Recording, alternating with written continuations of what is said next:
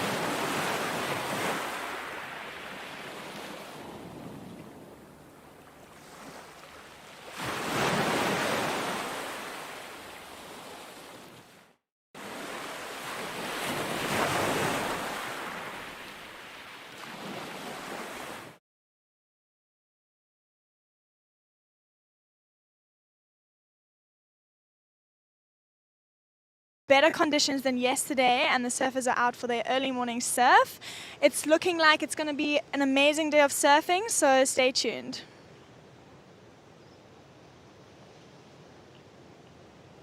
Is that chilled? See, I told you it was going to be...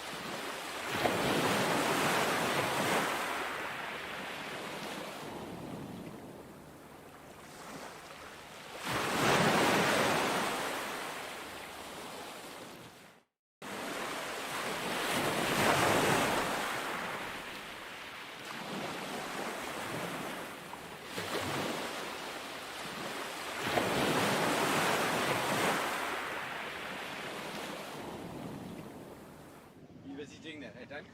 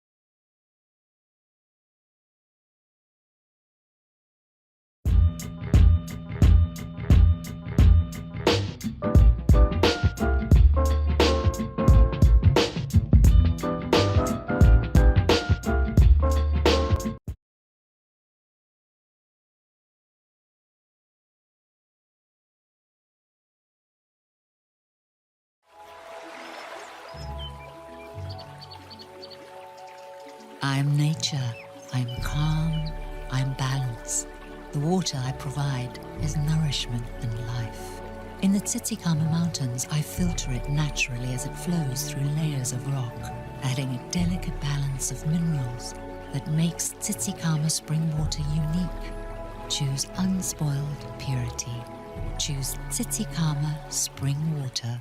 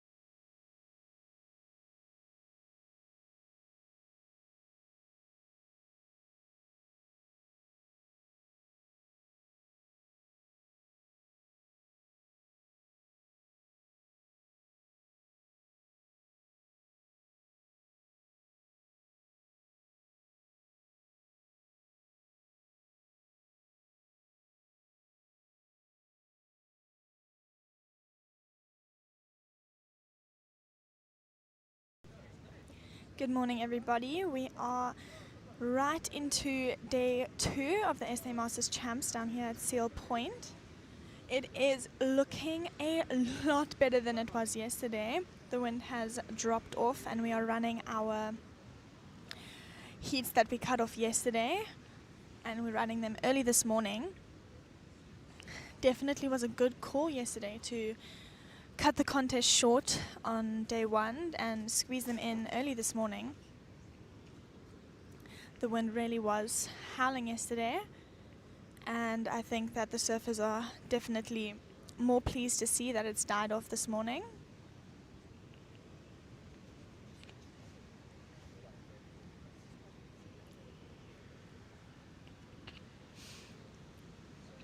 We've just seen some of our surfers on waves here really finding opportunity out here.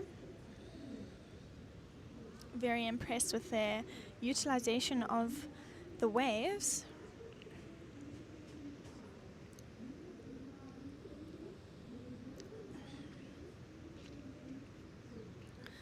Surfing them all the way onto the inside. We are just over halfway through our first heat of day 2, and we have taken our surfers in the over 45 men and squeezed them in this morning due to some high onshore winds yesterday afternoon. In this heat we have in yellow Sean Holmes, and in red we have Greg Emsley. In blue we have Martin Hartsleaf, and in white we have JJ Skelbusk.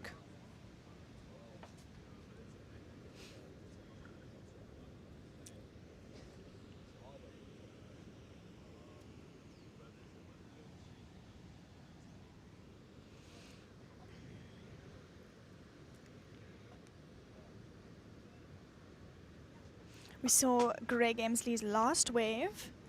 He really utilized everything that he could on that wave, riding it all the way here onto the inside. It's also super nice to see that the inside down here is providing a bit more opportunity for complete rides, and Greg Emsley definitely took advantage of that, putting a score down of a 7.67.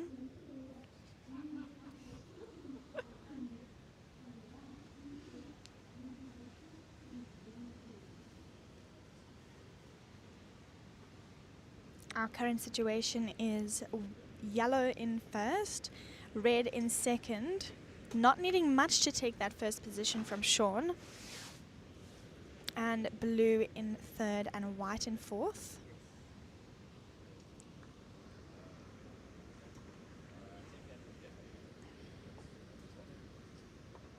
With just over 6 minutes remaining in this heat, anything can happen.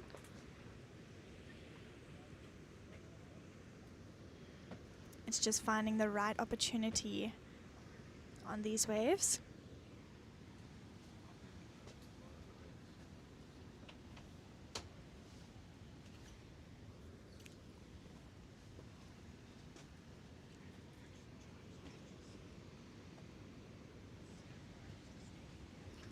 As we see some little ones rolling through.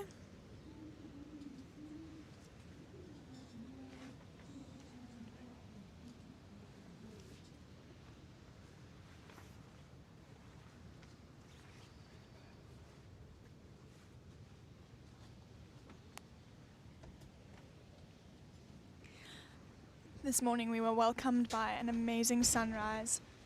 It was properly pink here at Seal Point. Definitely a warm welcome to today's contest.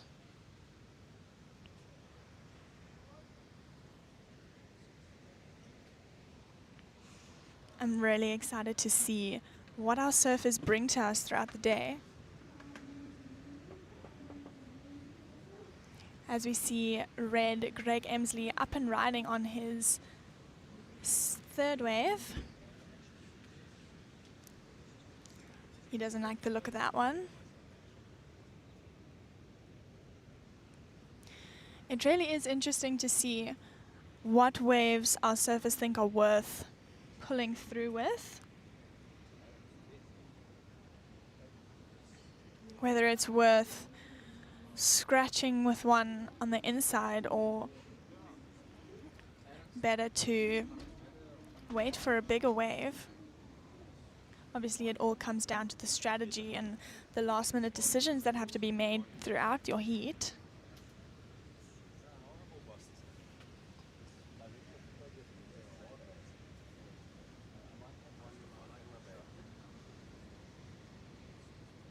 Sean Holmes sitting with a 5.67 and a 4.5. Greg not needing that big of a score to take first. And Blue also, he needs a 5.25. It looks like our surfers are making the decision to wait for a bigger wave to approach. With our surfer in first, sitting with first priority. So it's looking like a good position for Sean Holmes, for him to defend his first place, securing his spot in the next heat.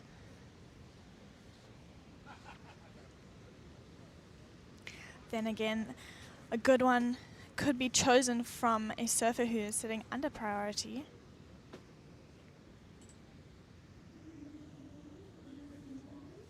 As we see White up and riding. And he'll unfortunately go down on that one. Our surfer in White is sitting in fourth position,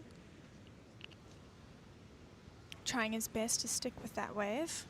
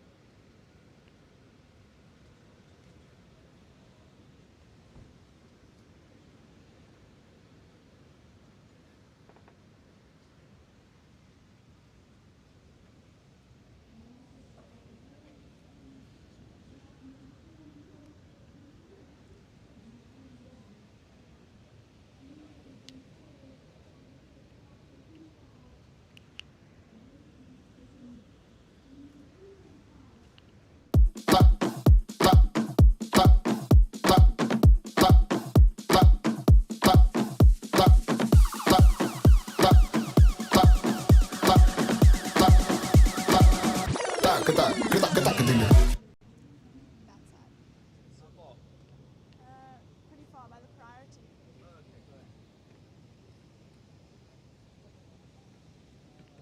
By the judges. By the judges.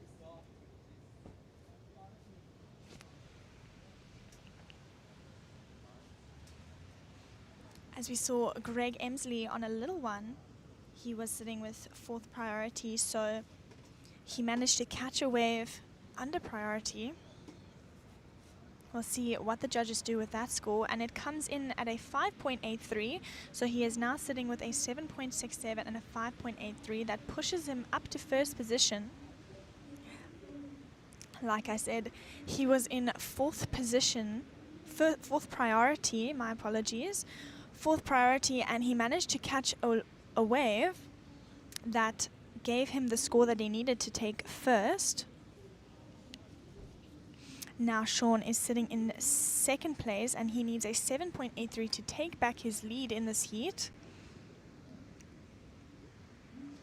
Our surfer in Blue is looking for a 6.84 just to take the second place, helping him improve into the next round.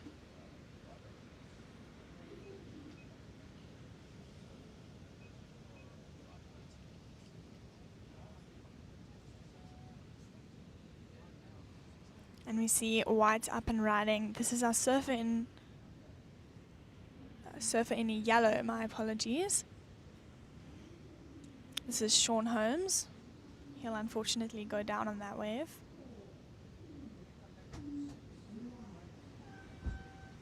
And we see Blue, and he'll get caught behind the foam.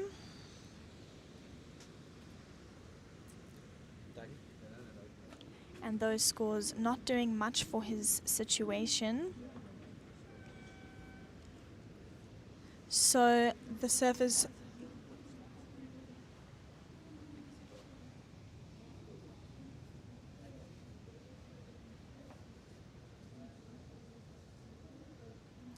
improving into the next round is Greg Emsley and Sean Holmes from that previous heat.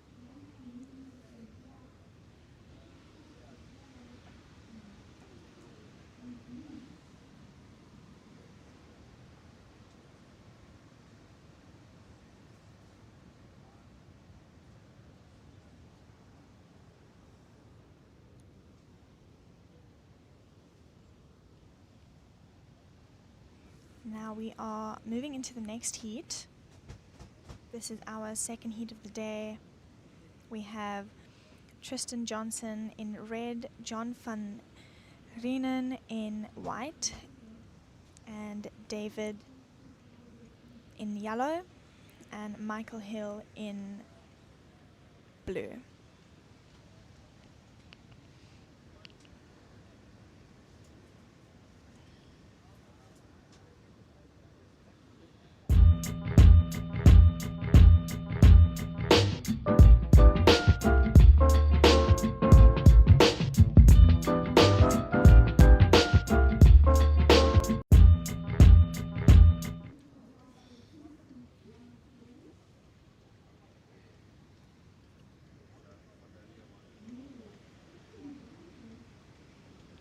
As we see our surfer in red up and riding, really utilizing his opportunity on this wave. Really trying to get as much as he can out of it, and he'll get the completion.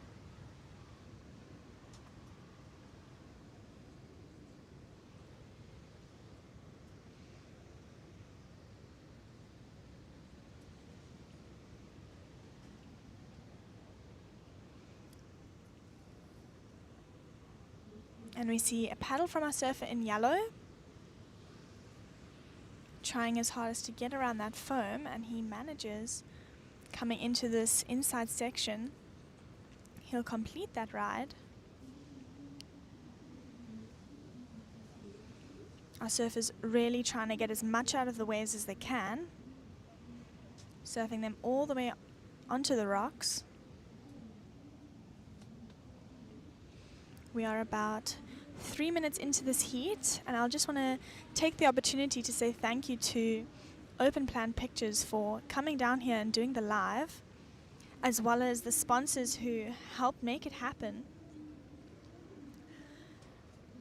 We have a few people on board with us, helping us run it smoothly. We have, as we saw on the gazebo earlier, we have First Choice High Protein on our team, as well as Sothebys St. Francis Bay, and we have Cape St. Francis Resort accommodating all our staff members throughout this time. As we see our surfer in blue, just milking a little inside wave. He'll get the completion. We also have Shaper X on our team, as well as St. Francis Breweries for feeding our crew.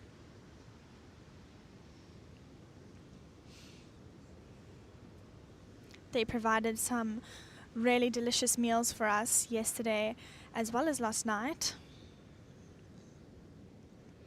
We also have True Technologies supplying us with some reliable high-speed internet,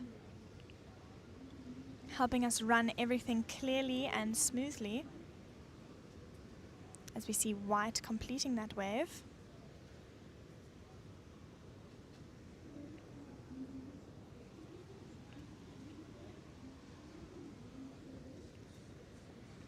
Also a big thanks to Sevos Architecture, Eezi Move, Night Beer and Outdoor Photo for also being a part of this.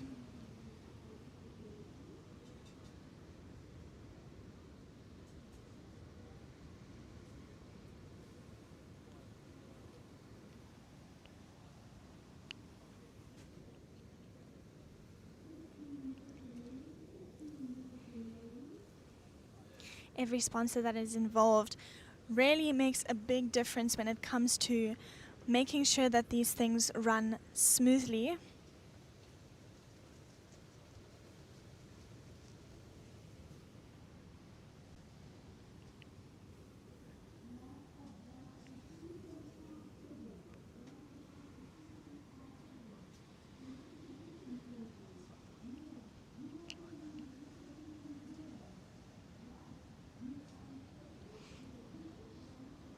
Whether it comes to making sure that we have good, reliable setup, or making sure that we keep our staff happy, help them enjoy their experience down here as much as they can.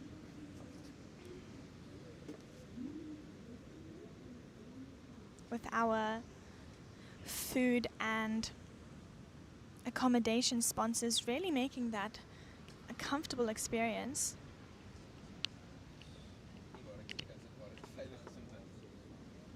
As we see Red paddling for a wave. Nice closeout turn from Red. This is Tristan Johnson. Him locking in a 7-point ride for his first riding wave. As we see Yellow having a quick look at that wave.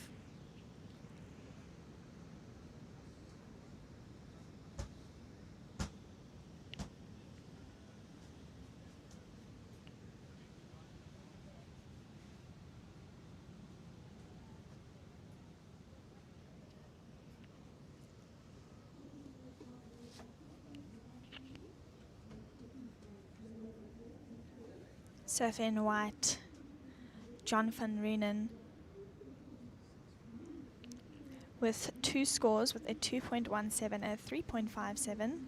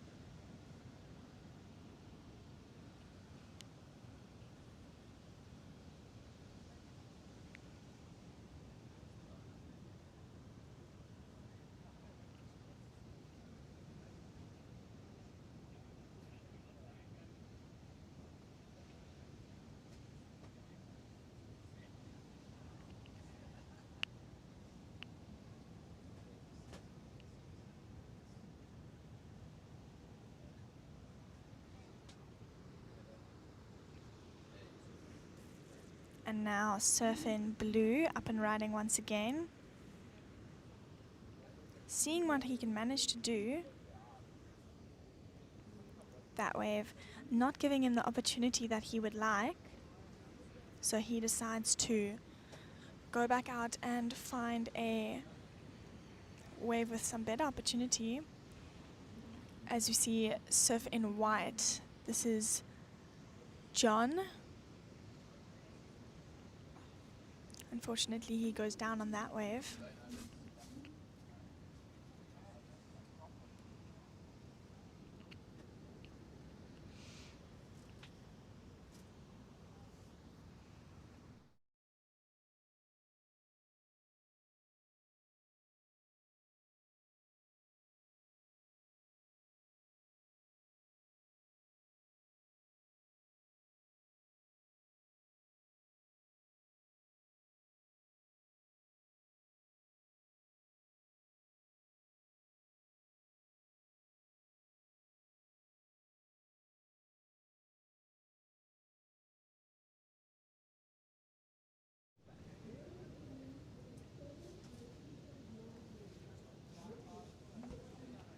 It looks like we have a set approaching for our surfers.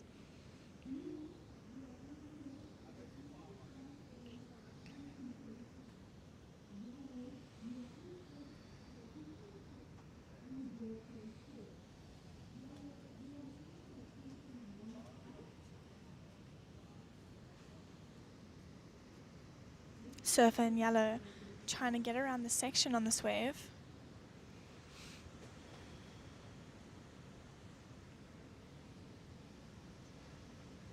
Nice turn off the top from him. And he'll complete that ride.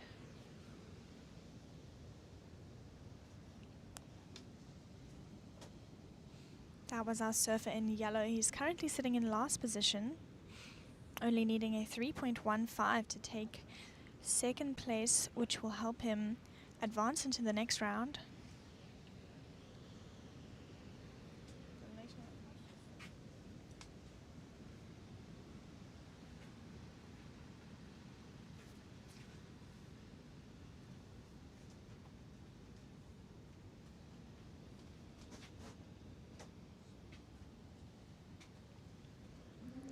Our surfer in yellow coming in at a 3-point ride, so that puts him into third position, helping him get a little bit closer.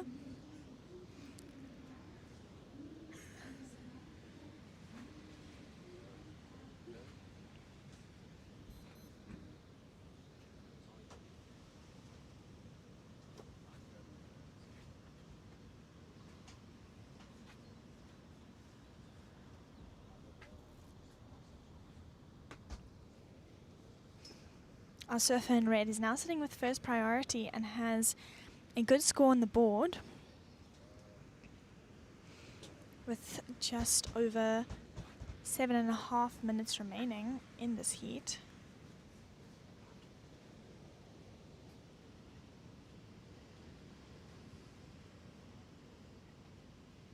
As we see a paddle from our surfer in blue.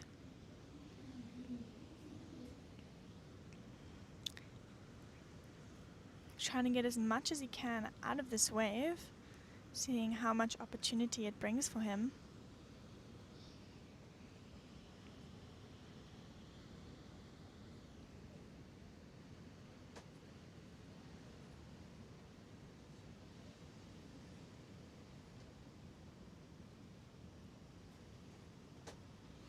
It looks like our surfer in blue is coming in on the rocks.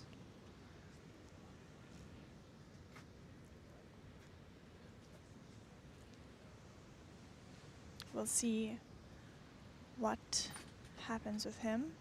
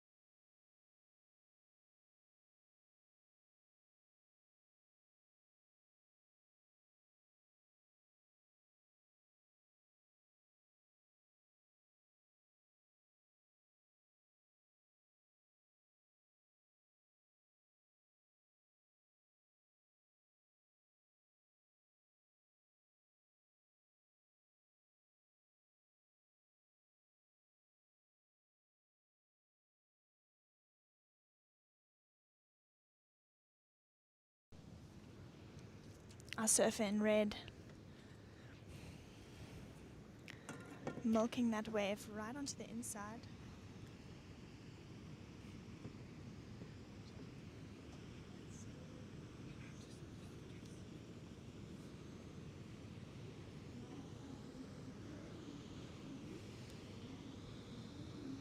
Our surfer in red currently sitting in first position with a 7-point ride and a 4.67.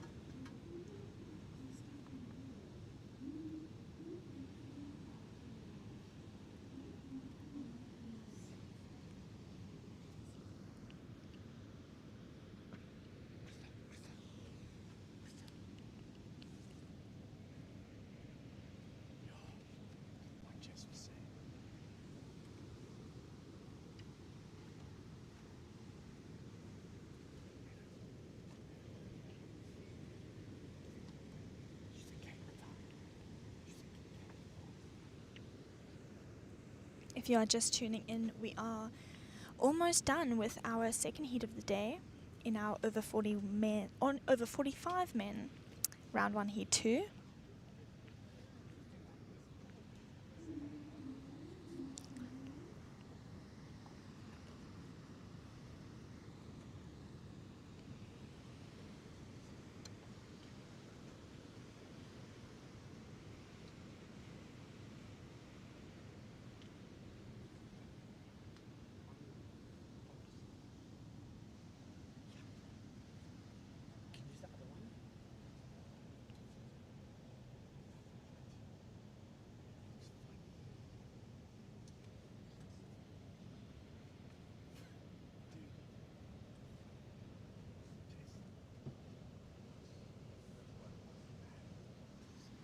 One minute and 18 seconds remaining in this heat, with the situation still the same.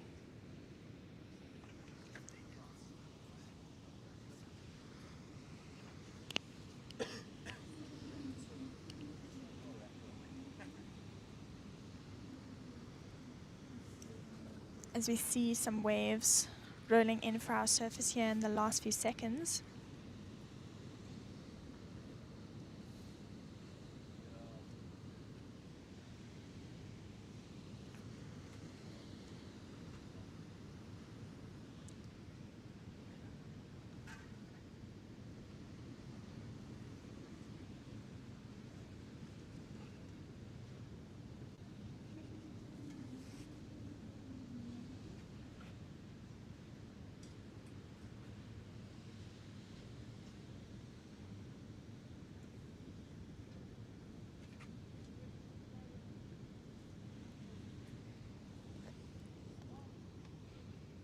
A paddle from our surfer in the yellow.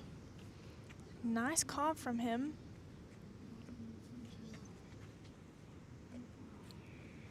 And he'll complete that ride. David only needing a 2.75 to take second from our surfer in the white.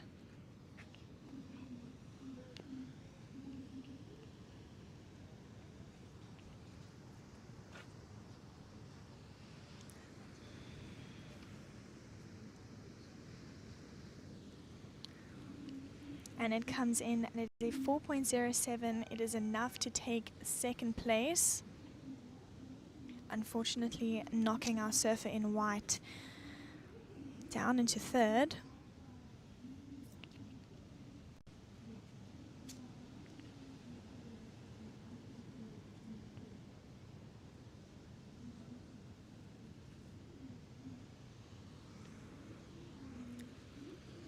Surfer in white, John van Reenen, also known as John Fever, a well-known surfer from the South Coast, now living up in Cape Town area.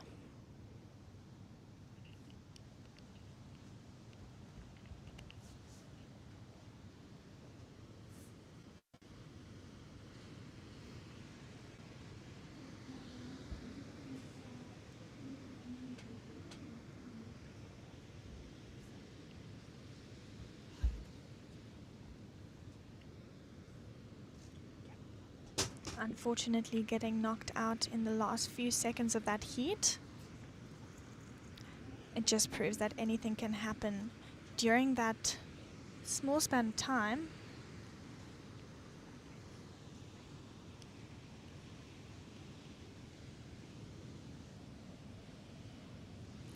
But a congratulations to our surfers in red and yellow for improving into the next round. And now we are into the next heat with our surfers.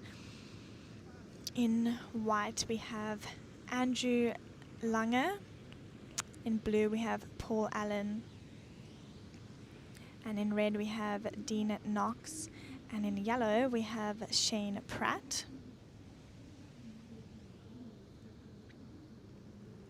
Our surfers are already getting a few waves in quickly through this heat.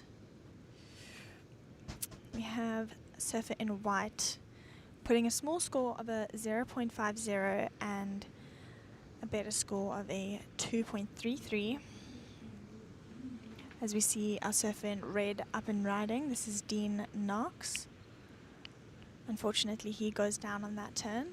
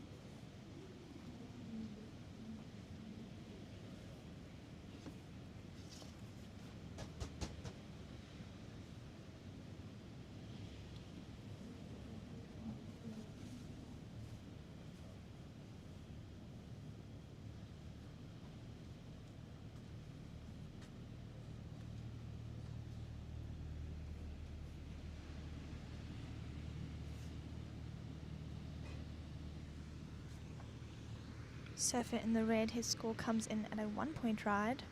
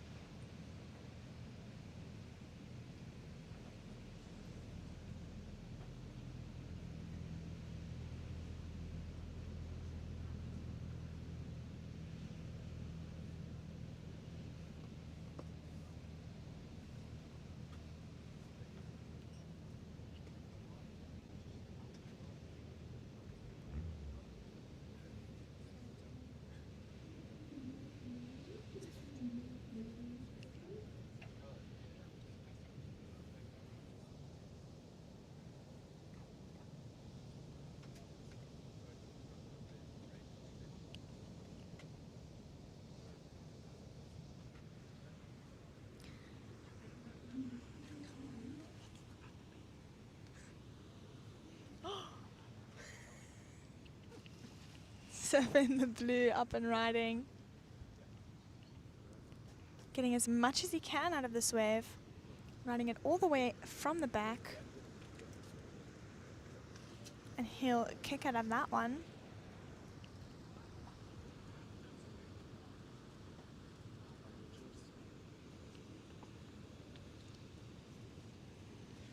We'll see what the judges think of Paul's wave.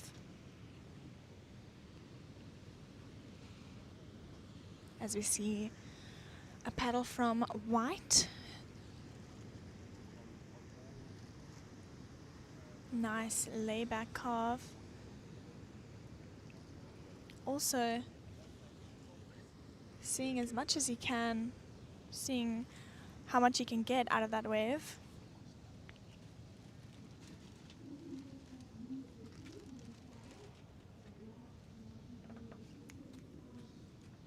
The last wave of blue coming in at a 4.5, so that pushes him up to first position.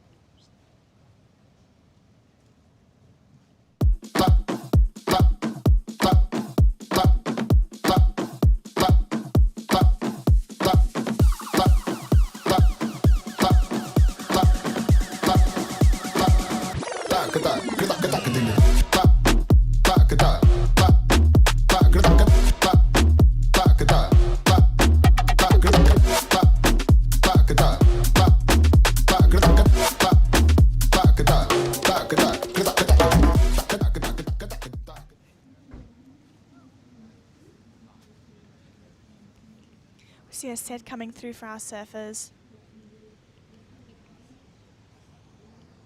Red taking the opportunity on the first wave here.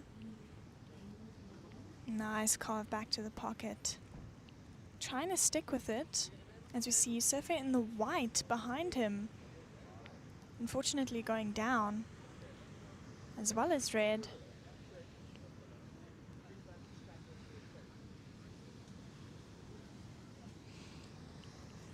And we see blue up and riding.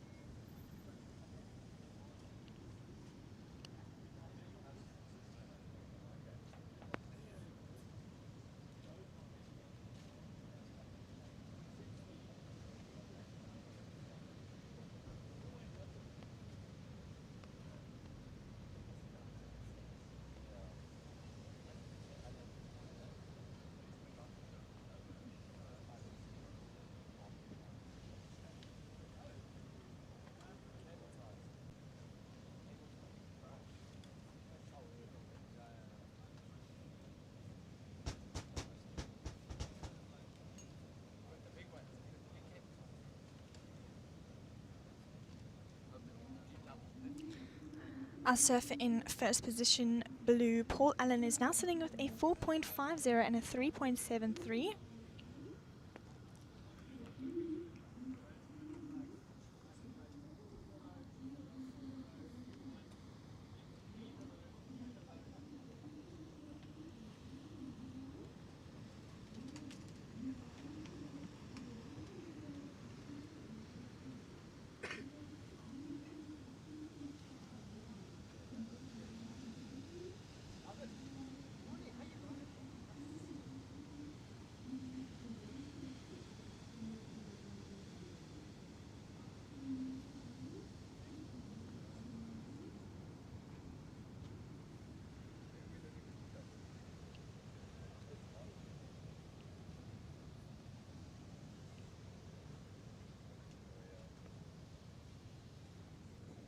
Just under 10 minutes remaining in this heat. This is our third heat of the day.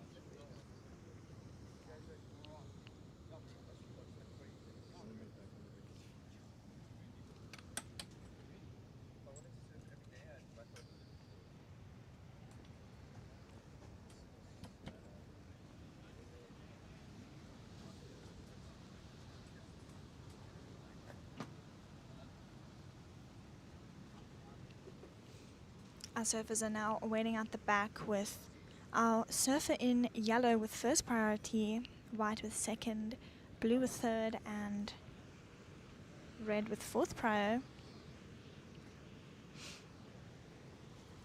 Priority can be a really helpful thing, especially coming down to the last few minutes of the heat.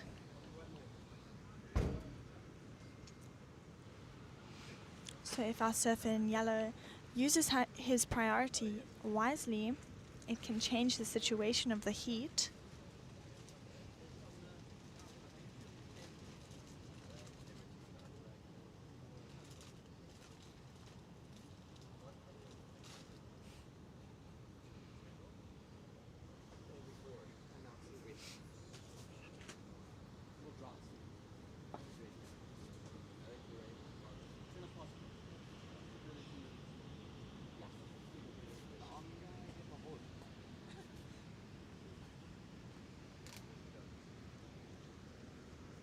You see some waves rolling through here for our surfers, with Shane Pratt with first priority, meaning he has first choice of whatever wave he prefers that comes through. Whether that scoring potential wave comes through or not is the biggest factor for him in this heat, as we see the surfers paddling wide for this wave.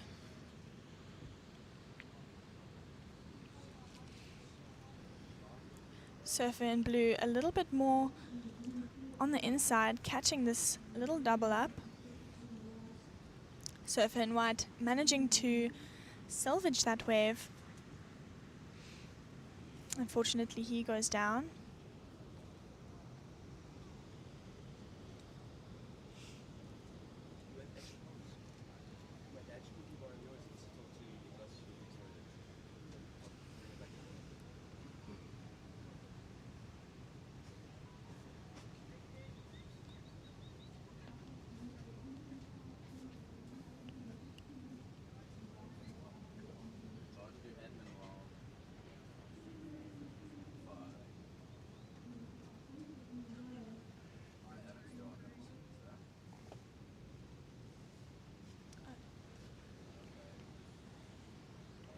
Surfer in yellow completing that ride.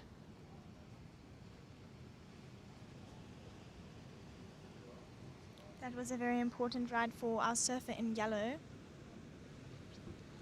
We'll see what the judges do with that score.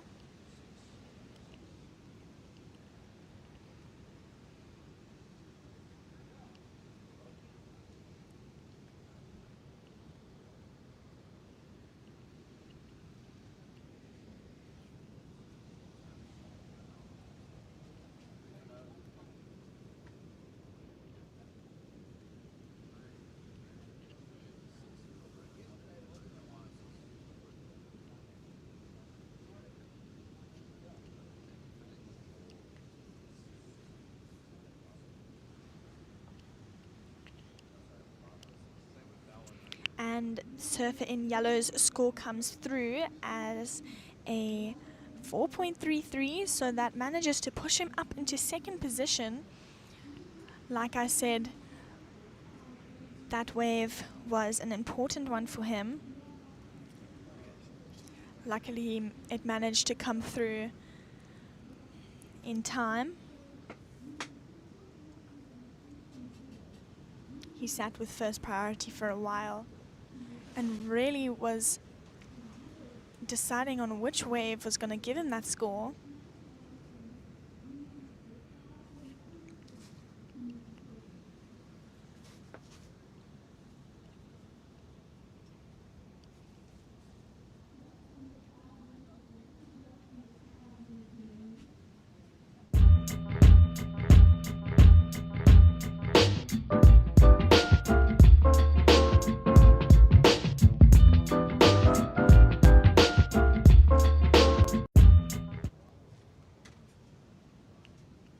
Surfer in white not liking the look of that wave.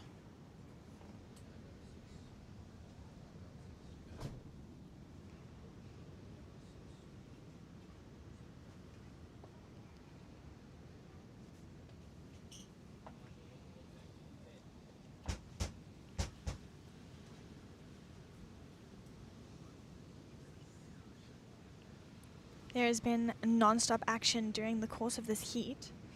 Situations have changed multiple times throughout the heat, with Shane managing to get that wave that pushed him up into second place.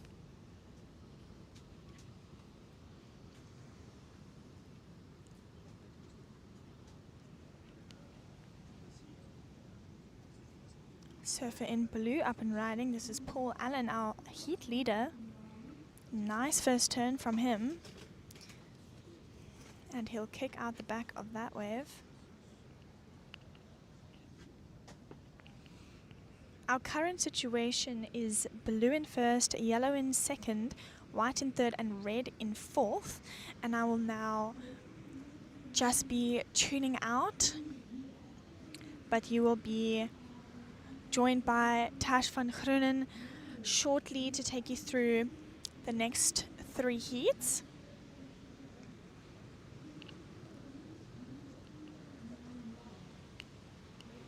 So enjoy the next 3 heats, and I will be back after her.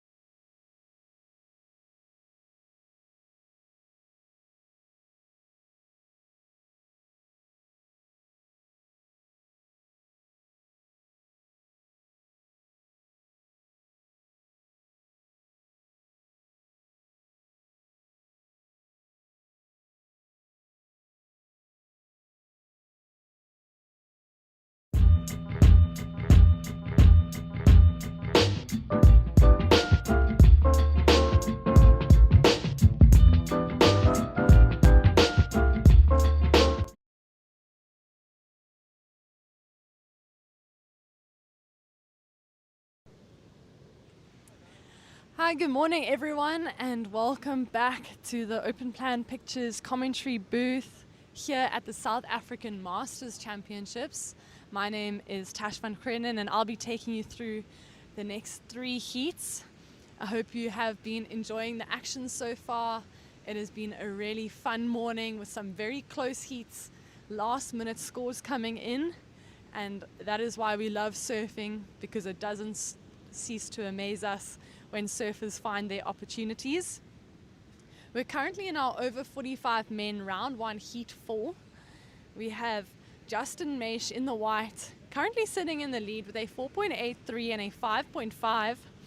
We have Renier Grobler in second in the blue with a 4 and a 2.93. Bruce Taplin is in second. He is currently in the yellow rash vest. He's got a 0.67 and a 1.93. So 2 small scores that he'll be looking to replace.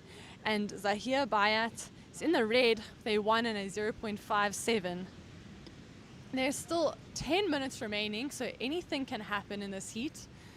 Looked like our surfer in red with a big paddle there, hoping to get onto those waves. I've heard a few of the surfers saying that although conditions are cleaner today, they are still a bit challenging to get into the waves, as it tends to have a little bit of a section in front of it. But this is Zahir in red. He goes for that closeout maneuver, unfortunately just going a little bit over the front foot there. He would have been looking for a better closeout maneuver to improve on his situation. He's now looking for a 5.93 to move into second. And you'll see he got a 1.73 there for his incompleted closeout turn. Does move him up into third, but a lot of these surfers will be looking for that first and second place positions to go through to round 3. Third and fourth do get another opportunity though in round 2, which is the nice thing about this event, is that all surfers get to surf at least twice, and they get to come back if they've had a bit of a troublesome first heat. You will see later in the day we'll have our over 35 men and over 35 women round 2 to end off our day, and those heats will get a little bit more intense, as we know that it is an elimination heat.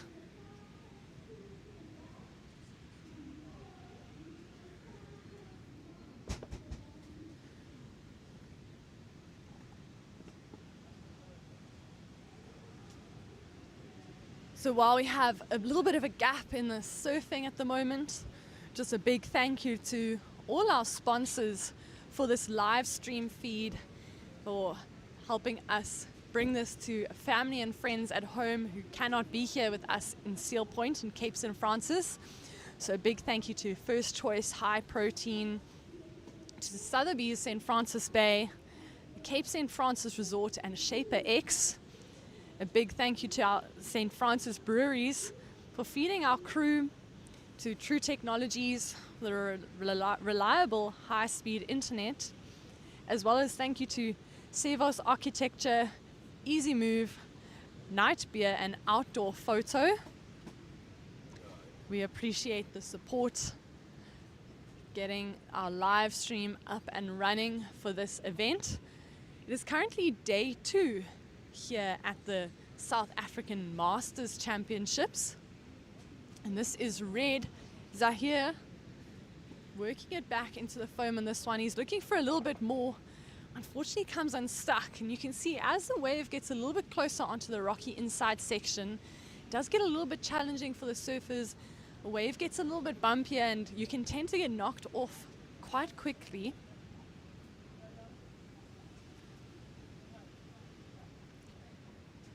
And this is our surfer in the yellow, Bruce Taplin. Great rail work from him. Gets that speed float, trying to get around to get a little bit more. Unfortunately, that wave just shutting down on him. And one of the things I've noticed, some of the waves that are a little bit more inside do run a bit quicker.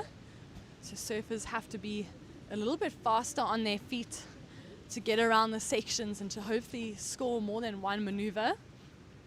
You can see the surfers who are having those longer drawn out rides with carving maneuvers and an end section are getting the higher scores. some surfers that I can remember from the last few heats. Saw Greg Eezi with some great wrapping carves on his forehand, getting a 7.67 in that first heat of the men's. We also saw Tristan Johnson, a fellow Buffalo City rider, also getting a 7-point ride on his backhand. Some great surfing from Tristan. And our last few heats have been a little bit close. Surfers like David Pfaff getting the score in the last few minutes, or actually last 30 seconds to progress through the round.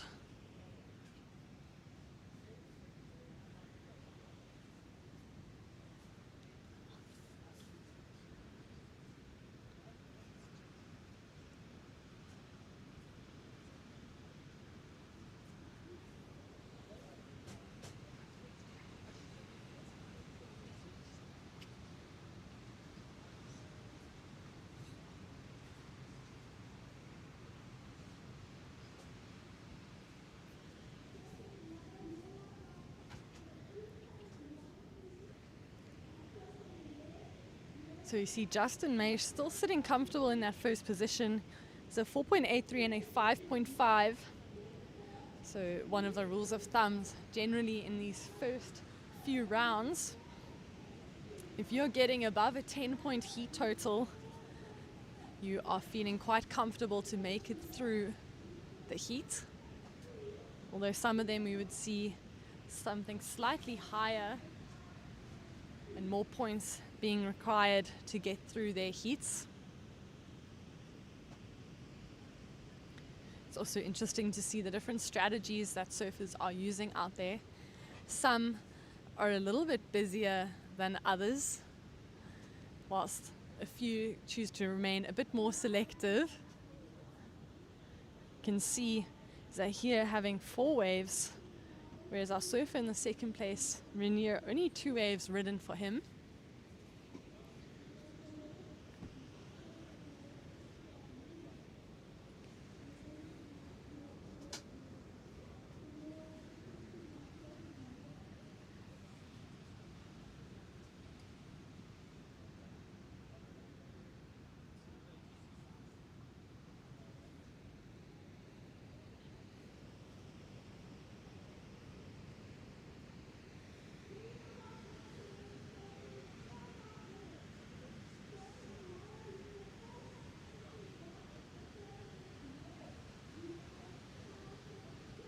Just over 3 minutes remaining in this heat. Here we see our surfer in the red. This is Zahir. Coming around that foamy section, gets a quick snap there. He's looking for a little bit more. Unfortunately, a little bit slow through that section. Unfortunately, can't get the end maneuver. He needs a 5.2, so he's looking for a little bit more than just one turn. Or he would be looking for one very explosive maneuver.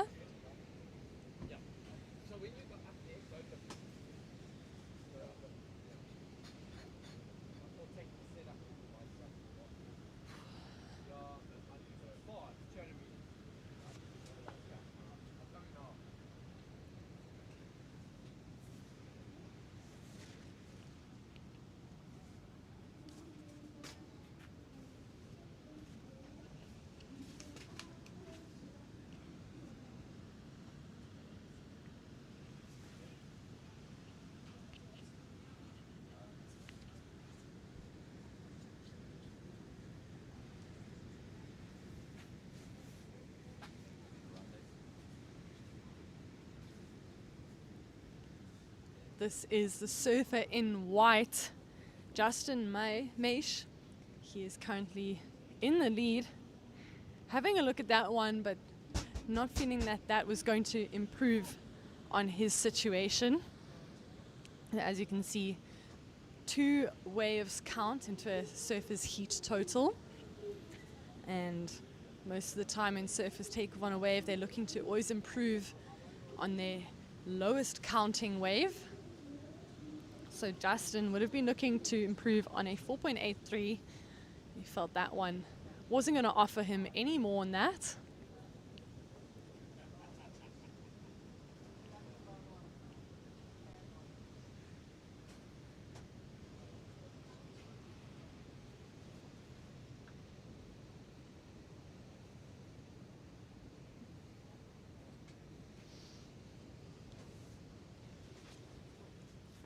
1 minute remaining in this heat. And whether you're joining us on YouTube or live heats, thanks for tuning in and supporting our South African Masters Championships. We hope you have been enjoying all the action down here. Today is a much calmer day than we had yesterday. A lot of onshore and east wind yesterday with a little bit more current, so you would have seen our surfers paddling a lot more. Today, a little bit less wind, cleaner lines for our surfers too, making it a little bit easier to select the right waves. And they have 20 seconds remaining. Will Bruce and Zahir get an opportunity here? Unfortunately, Zahir is sitting in 4th priority, so he would have to give way to all the 3 surfers ahead of him.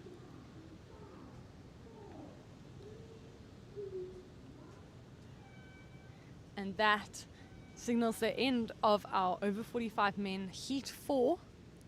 Congratulations to Justin Maish taking the win from Renier Grobler in 2nd, Bruce Taplin in 3rd, and Zahir Bayat in 4th. Now moving into Heat 5 of our over 45 men. In the red, you'll see Jack Truscott. In the white, Hannes Stemmet. In yellow, Ryan Ribbink. And in the blue, Darren Knutson. You see our heats are 20 minutes long. So depending on who you ask, some may say it feels quite long in the water, whilst others feel it is a little bit short. But there are lots of opportunities out there for all surfers to get their scoring rides.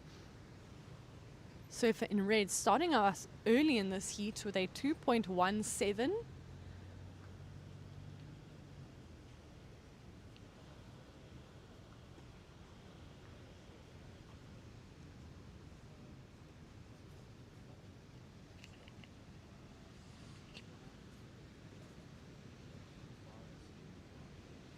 And this is yellow, Ryan Ribbink. Nice carve back to the pocket. Trying to hold it in there, but unfortunately coming unstuck. Notice quite a few surfers, if they go a little bit too deep into that white water, it's a bit challenging. This is blue, Darren Knutson on his backhand. First 2 turns, nice snaps, goes for that foam climb. Unfortunately comes unstuck there.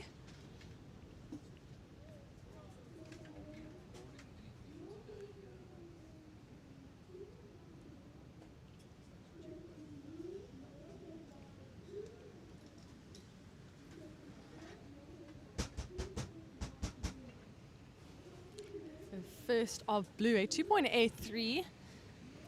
First of yellow, a 2.1. We wait for our surfer in the white to get his first ride and help us determine the situation in the water.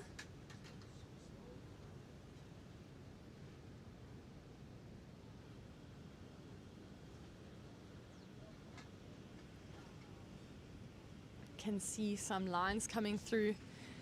Looks like our surfer in the red, Jack Truscott, taking the opportunity, carves it back. Hoping to get a little bit more. The ball seems to be standing up for him. 2 nice forehand snaps for him. Really holding it through this section.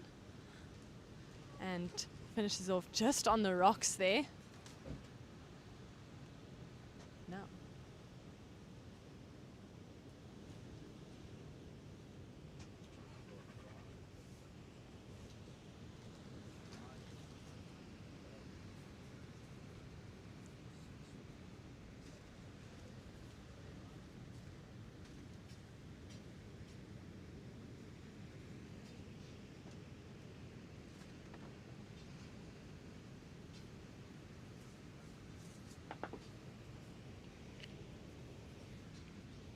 Last of red, a 4.67. So Jack taking an early lead in this heat.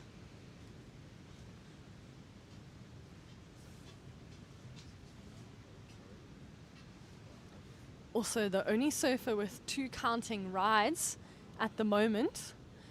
There's plenty of time, 16 minutes remaining on the clock. And here we see yellow. Ryan Ribbink holds it through to the foam, hoping that this wave will stand up, but you can see as it fades away, decides to kick out of that one.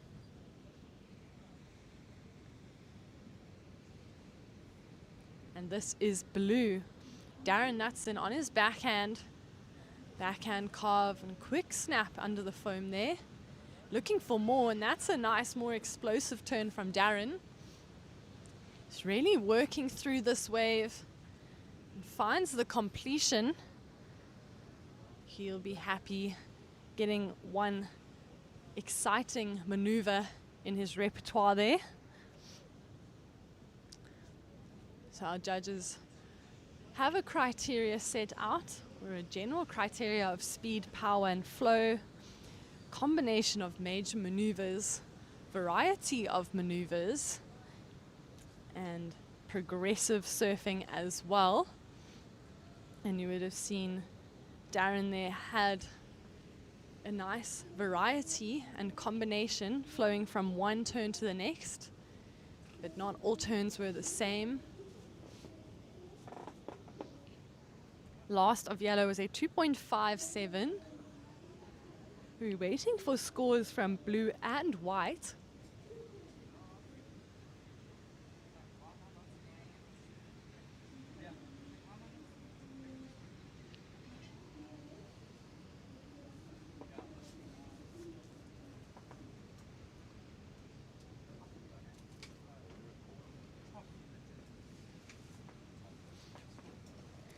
So there's a really cool feature, but just before I get into that, last of blue, a 5.23, so that's the highest scoring wave of the heat.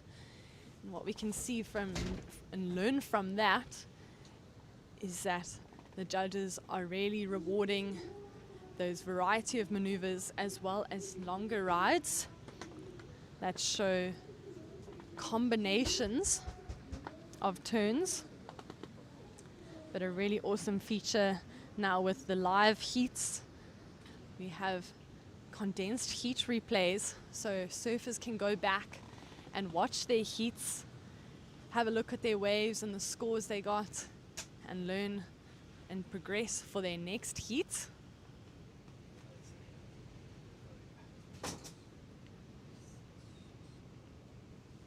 So our current situation, blue, Darren Knutson in the lead with that 2.83 and a 5.23. Jack Truscott in the red in second, with a 2.17 and a 4.67.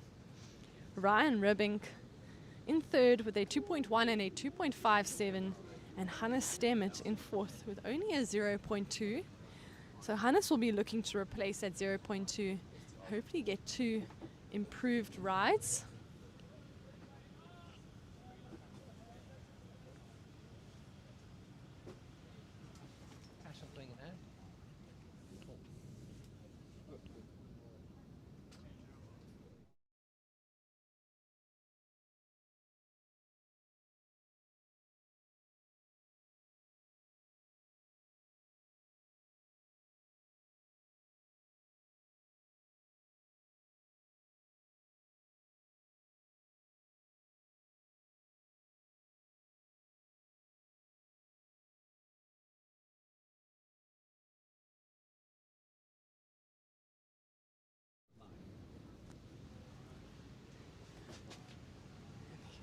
White giving a big paddle there. Unfortunately, just can't quite get into that one. If you look quite closely on that wave, you could see there was a bit of a bump in front of him as he was trying to get into that wave. But unfortunately for Hannes, he loses his second priority. And what it means is that he goes to the back of the priority queue. He has to give way to all other surfers if they choose to go on a wave. Surfers sometimes think that being in fourth priority is better. It means they can paddle for more waves without losing that position. And we have seen surfers with fourth priority find opportunities whilst those with first and second tend to wait out the back for something slightly better. The advantage of having that first priority is that you get to choose the next best wave that comes through.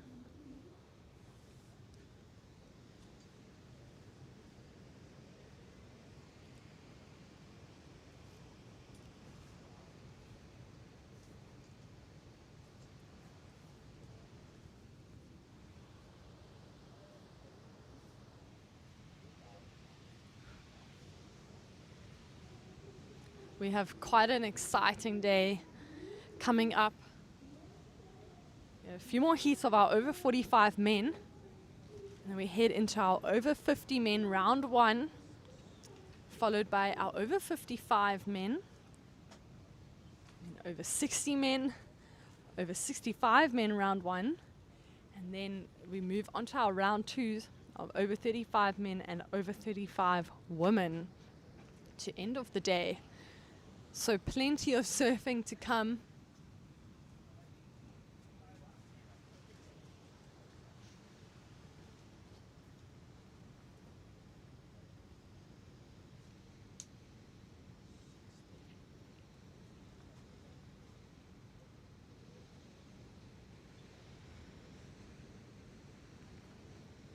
This is white, Hannes Stemmet. See, Hannes was in that 4th priority, but has managed to find a really nice looking bowl underneath that priority. Getting a few backhand turns on that.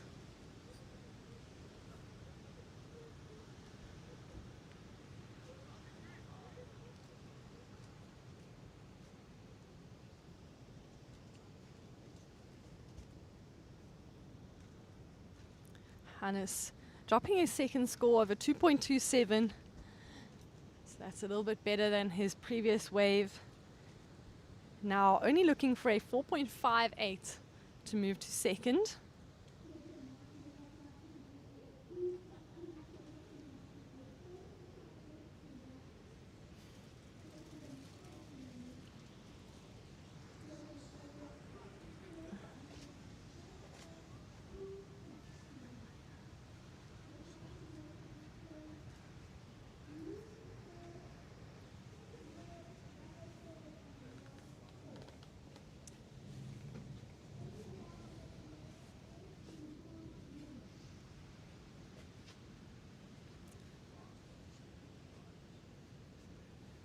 Can see our surfers paddling. That's our surfer in red, currently sitting in second, Jack Truscott. Working through this wave. It's running a bit fast on that inside bank. Trying to get around it. Behind him is surfer in yellow, Ryan Ribbink. Ryan goes for a nice foam climb there. Carving it through.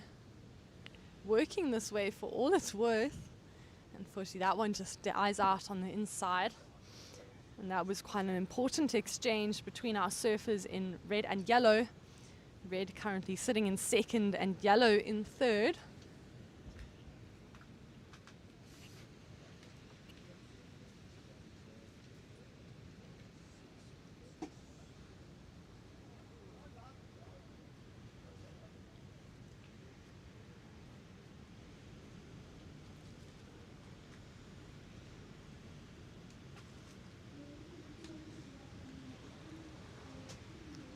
Looks like a few waves coming through here.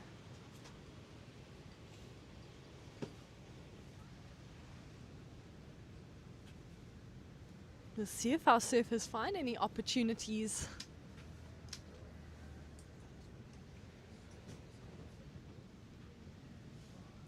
Here goes Blue on his backhand, our current heat leader, Darren Knutson. Got some great flow on this board. This wave looks like it's going to double up and offer him an inside closeout section, and he completes his ride. So one of the things our judges are looking for is a completion of the ride. What that means is they need to see your board in front of the white water, so in front of that foamy white water when you're coming out of the turn. If they do not see that, or if you are falling off the back of the wave. It is called an incomplete maneuver. And unfortunately, your scores will not be as high as if you had completed it. Last of Blue A 4.4. So Darren just increasing his lead with just under 6 minutes remaining. This is white. Hannes Stemmet goes for that float. Unfortunately, trying to get another carve in, but that wave just fades out on him. As you can see, some of the waves seem to slowly dissipate as they reach the shoreline. However, there are the gems that offer that closeout section. And sometimes the closeout section can be a lot more explosive than the rest of the wave. And surfers are rewarded for that explosive surfing.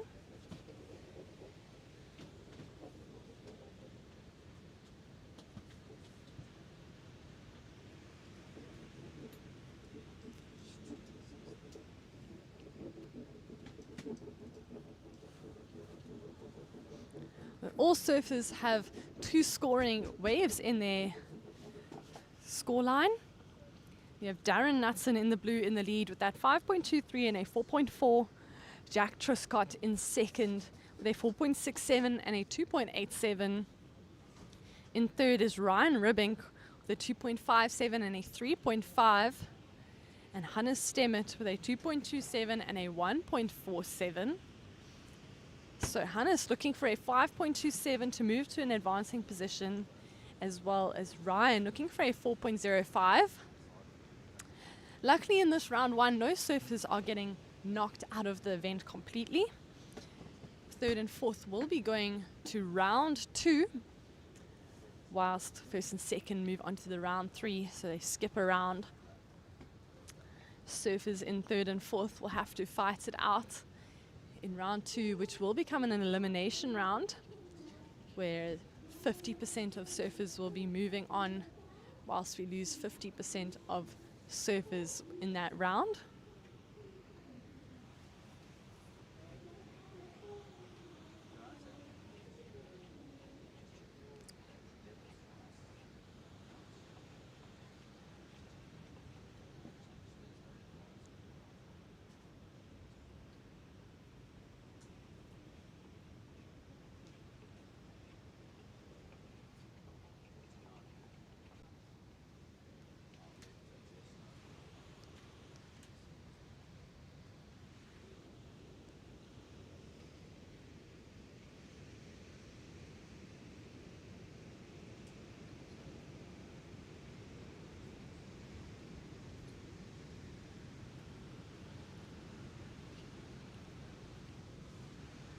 Three minutes remaining, and our surfers are waiting for some more opportunities to come through. You have noticed there are a few lull periods during each heat, but still plenty of waves for our surfers to catch. All surfers in this heat having ridden 3 waves each.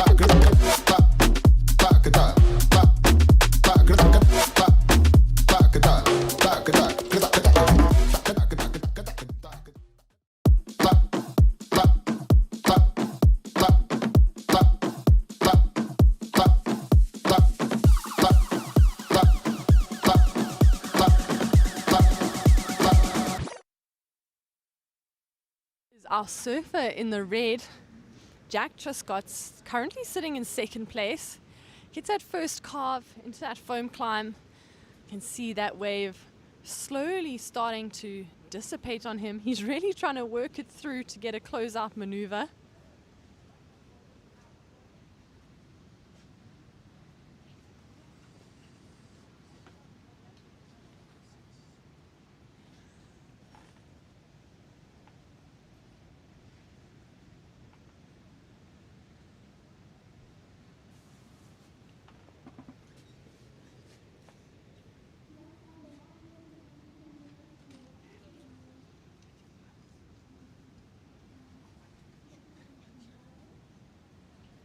And this is surfer in the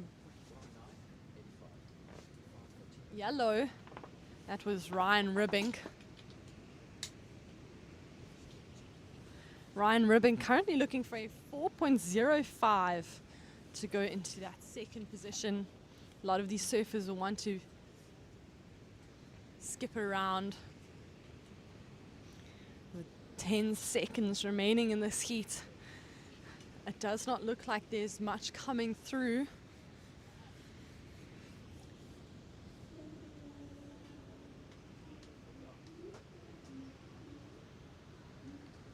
And that is the end of our over 45 men round 1, heat 5.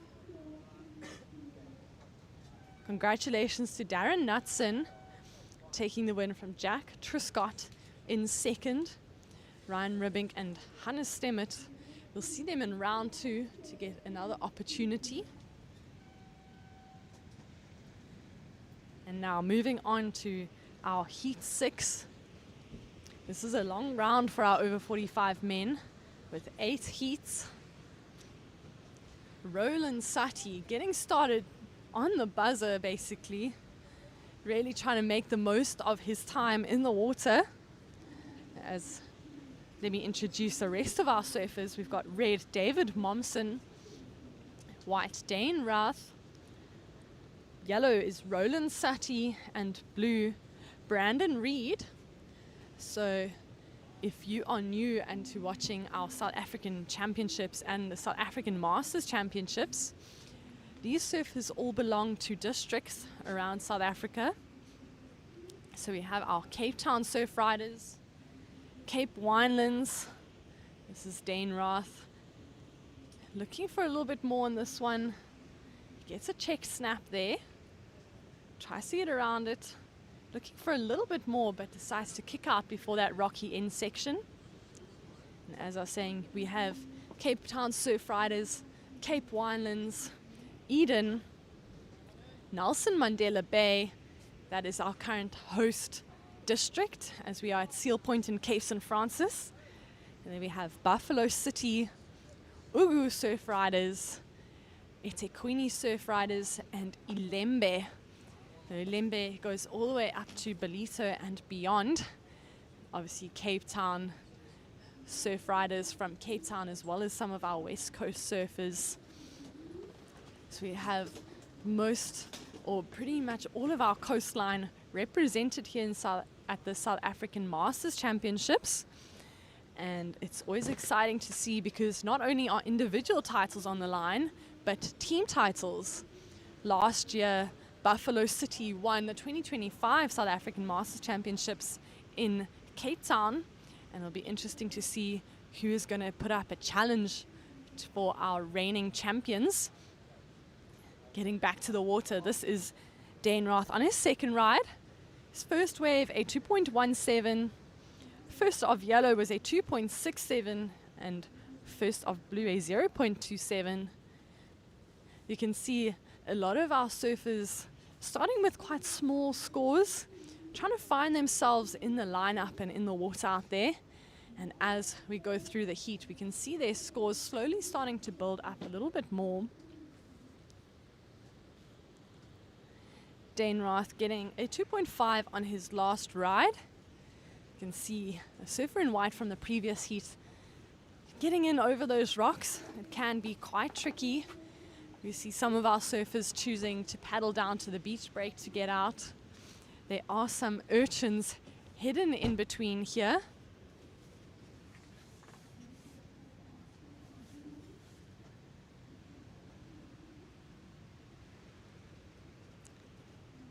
this is blue. Brandon Reed. Nice snap for him there. He chooses to kick out before that rocky end section.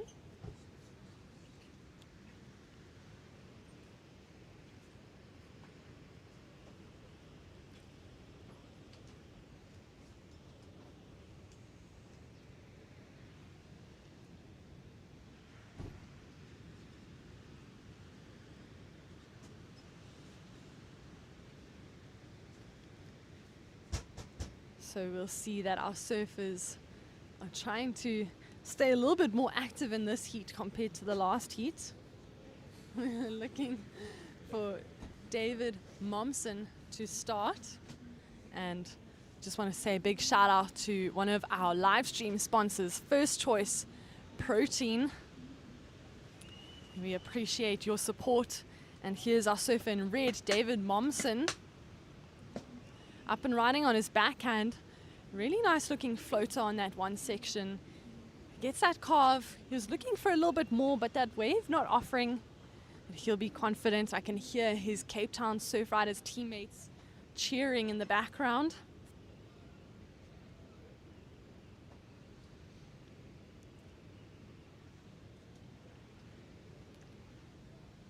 We're waiting for the last of red. There we can see our current situation.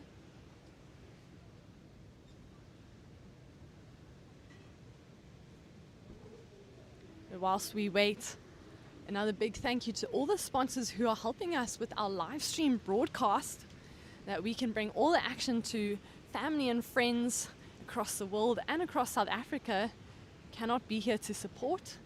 So thank you to First Choice High Protein, Sothebys St. Francis Bay, to the Cape St. Francis Resort, Shaper X, St. Francis Breweries for feeding our crew, to True Technologies for their high reliable internet link. And that's how we're able to showcase our surfers, such as our surfer in white here, unfortunately just coming unstuck on that end section. And then another thank you to Sevos Architecture, Eezi Move, Night Beer and Outdoor Photo.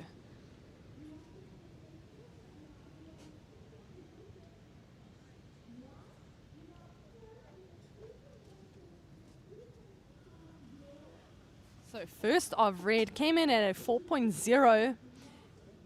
Second, or last of white, a 2.63. The white is currently sitting in the lead. Dane Roth in the lead with second, David Momsen. Third is Brandon Reed. And fourth is Roland Sutty. We're yet to see surfer in red and surfer in yellow get their second scoring wave. And that can change our situation out in the lineup.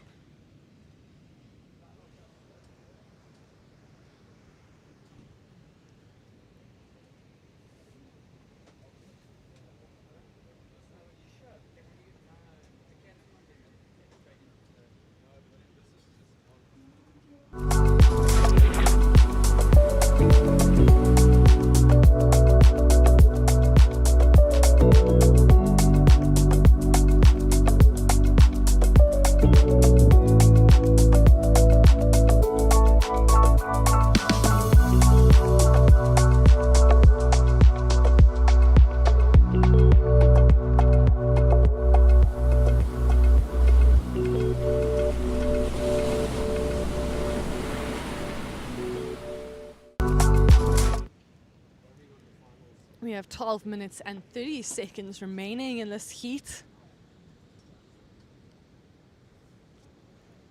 See, surfer in yellow currently sitting with that priority. That means he's got unconditional right of way out there. It'll be interesting to see how Roland chooses to use his priority in the lineup. You can see he's sitting on the inside line there. You can see as our surfers bop over the waves.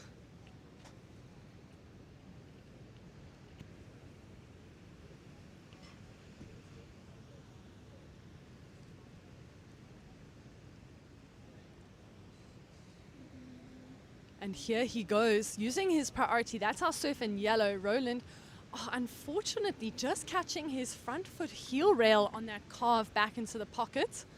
You can see that wave continues running through to the inside. He will be a little bit disappointed with that incompletion. This is Brandon Reed, goes for a quick float maneuver, and that is all that wave had to offer him.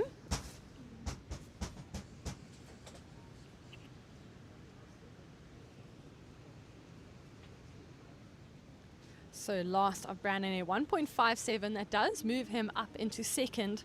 However, David Momsen with that 4.0 has the highest wave of the heat, and he has only one scoring wave to his name at the moment. We'll see a change in that situation once he gets another wave.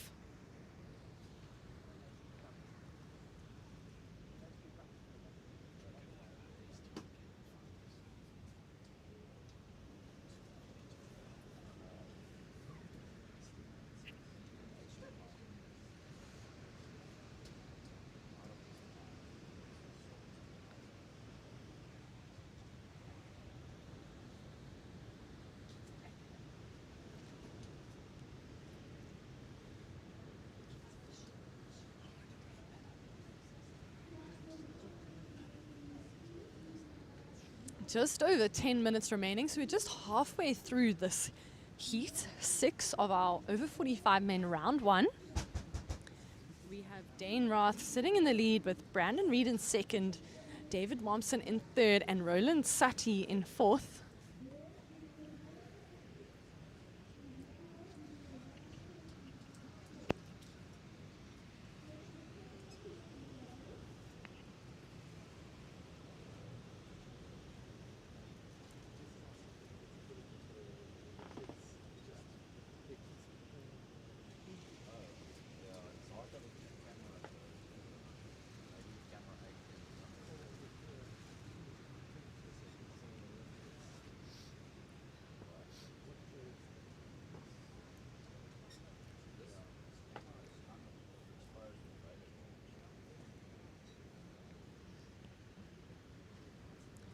As we wait for our surfers to catch some waves, maybe for those at home, there's a great feature on live heats where you can go and watch our condensed heats at the end of the day. And that is quite exciting for even our surfers competing, as they like to go back and watch their surfing, see where they can make some improvements for tomorrow or the next few days. This is only day 2. And here goes our surfer in the white. Current heat leader, Dane Roth, up and riding. Doing a few check turns there. He has to kick out of that one. I am going to be leaving you now as I go back to the beach commentary. And thank you for joining me on this live stream. But stay tuned, there's more action to come. And Jess will be back in the booth with you shortly.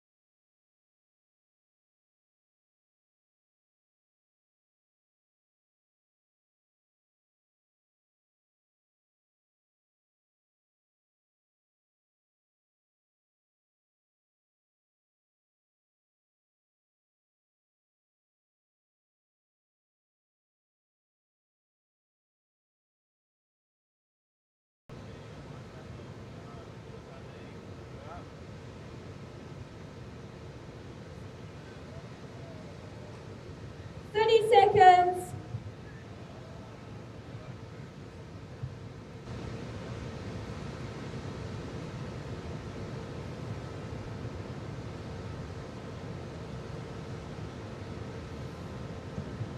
Seconds remaining.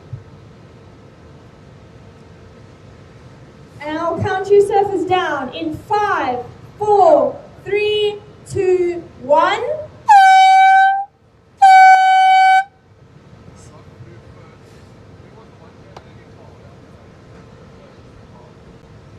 At this point, just keep watching them.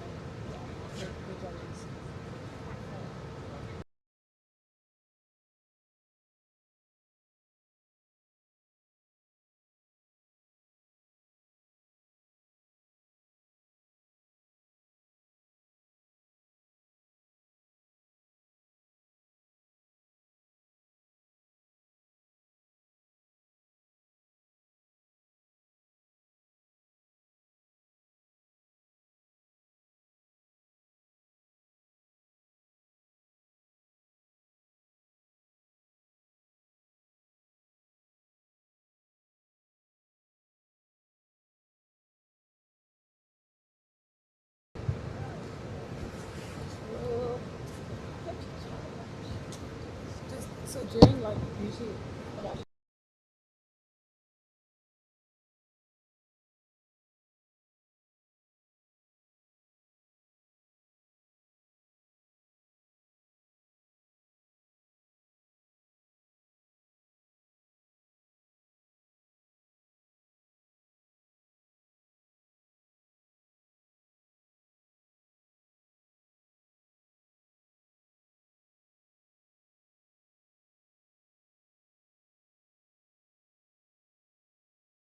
Over 45 men, seat 7 in white, Mark Jardine in the red, Patrick Gardner in yellow, Calvin Herbst in the blue, Ryan Balfour, first of white, a 2.33.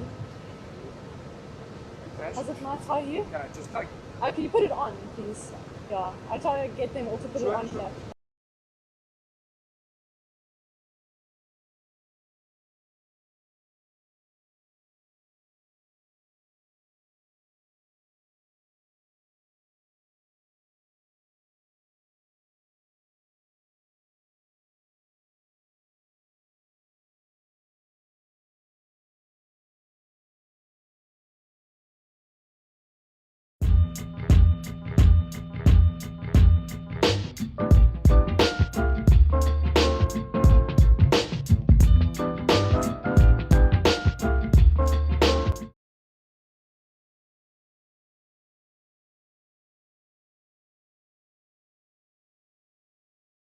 18 minutes on the clock.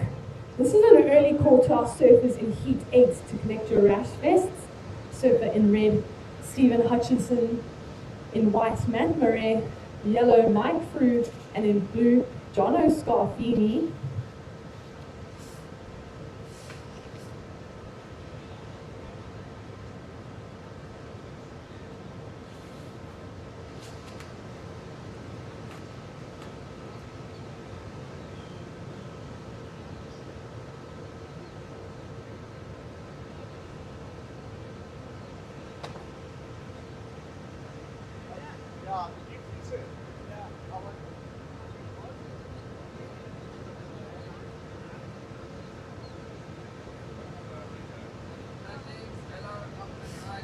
Yellow, Calvin Herbst. Sorry, excuse me, can you come this way towards me?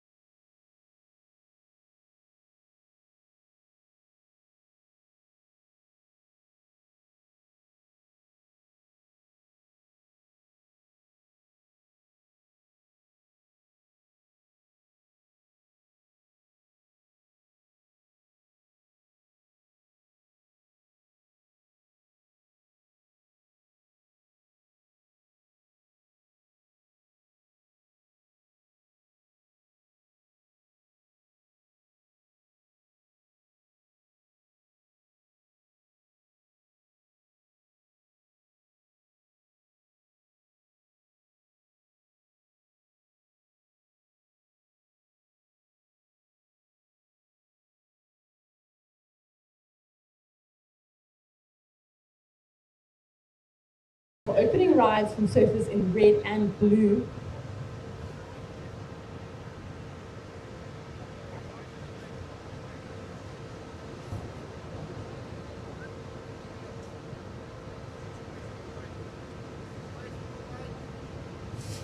White, your first wave a 2.33 and your second ride a 0.5. You are in the lead. And this is blue, Ryan Balfour up and riding. This is his opening ride.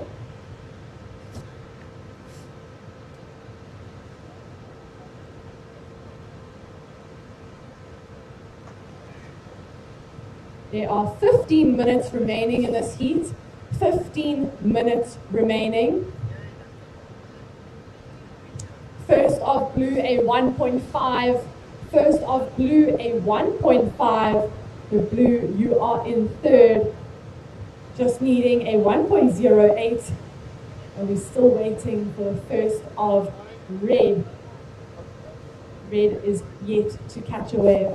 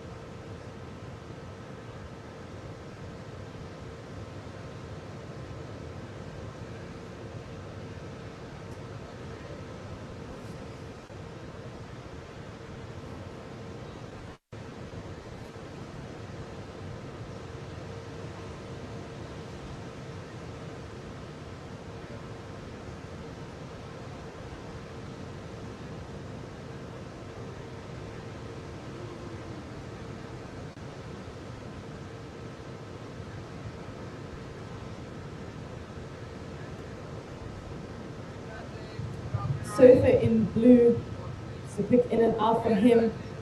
Red. Having a look at that one, unfortunately, red does not go.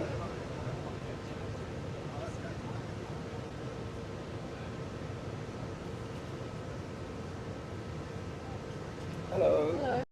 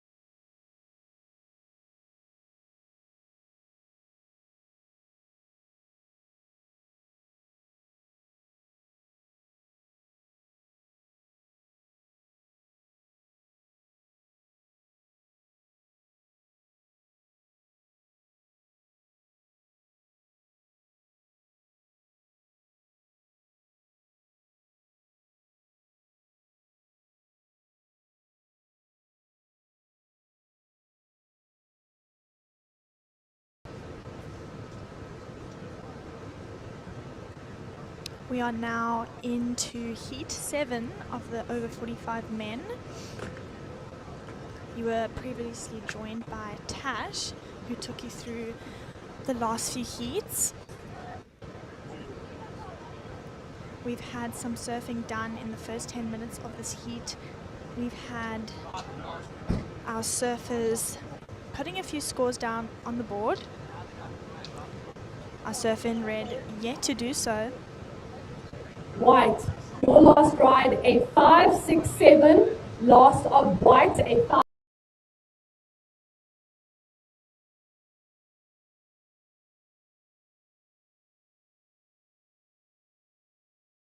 6-7.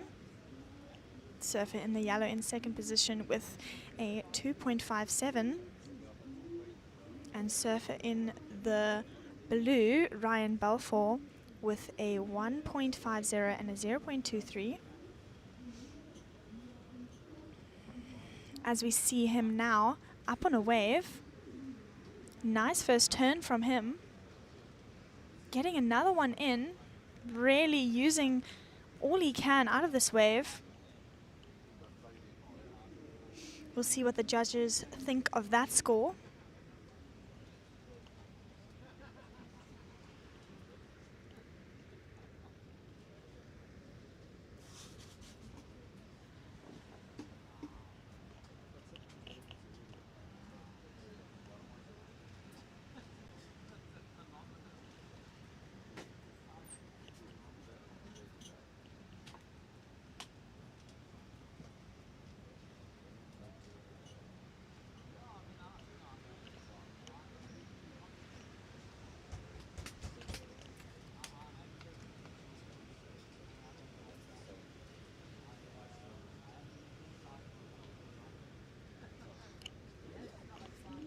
And the score is in.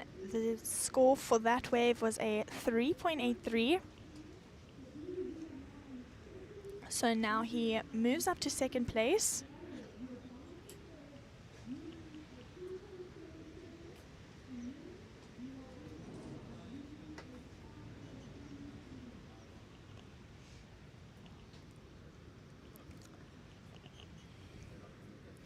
Yeah, conditions have been looking very promising today.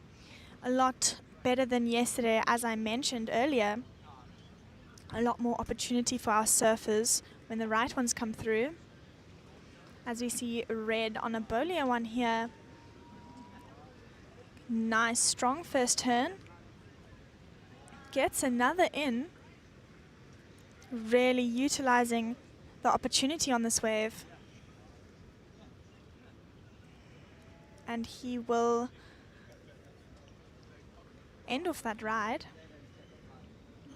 That was our surfer in red, his first wave ridden in this heat.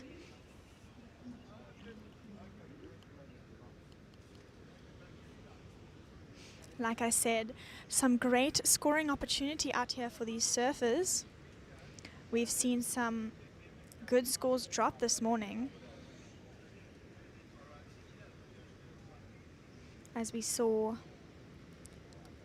in the previous heats, our surfers are managing to here we have yellow up and riding.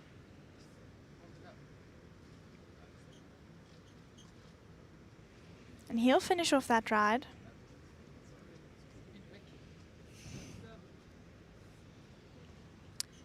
The judges still deciding on Patrick Gardner's wave. He caught that one from right at the back, completing it here on the inside. So the judges taking their time to ensure that he gets the right score for that wave.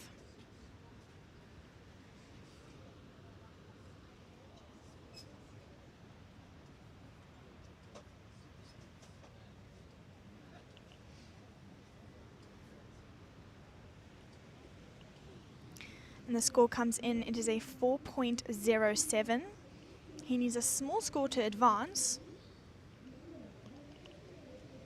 That is the second highest scoring ride that we've had so far.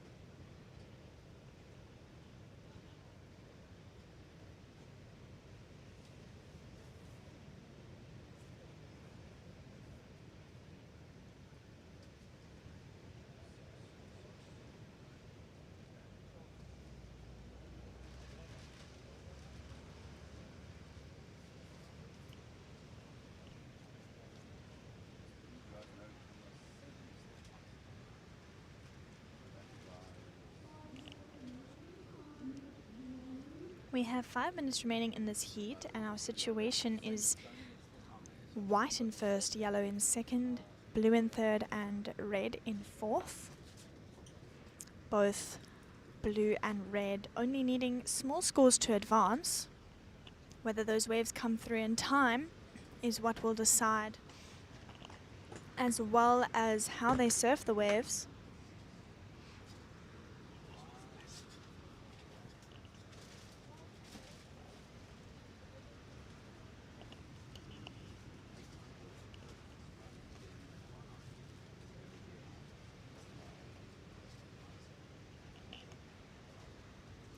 If you weren't tuned in yesterday, we had to just cut the contest short and run our over 45 men heats this morning due to the onshore winds being a little too strong for our surfers.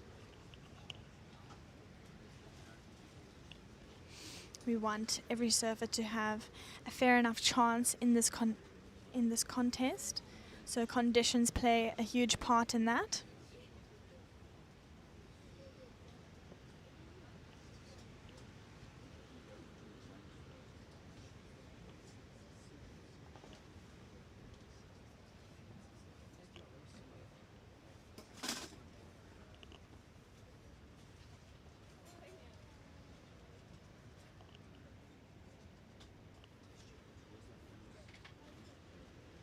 As we see blue up and riding, this is Ryan Balfour.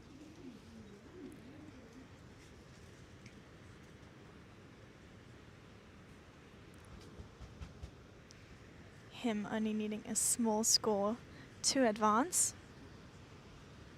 We'll see what the judges do with that wave.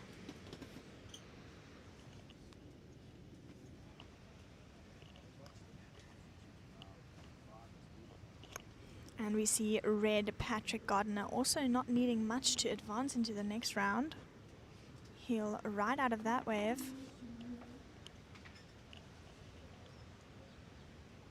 Coming down to the last few minutes, these last rides for our surfers in third and fourth are really important and critical to make it into the next round. However, there are repo rounds that happen that give our surfers a second chance if they get knocked in the first round. Our surfer in yellow is trying to find a double up section.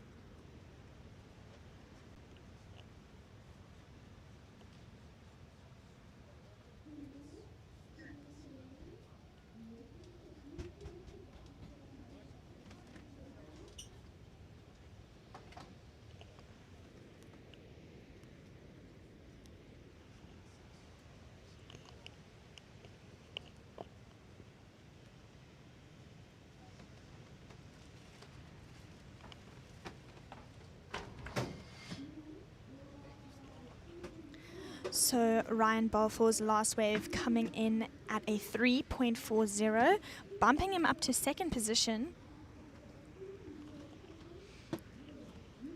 Patrick also coming in with a 2.07. He is now in second and needs a 3.16 to take that advancing position from our surfer in the blue. With 1 minute and 10 seconds remaining on the clock.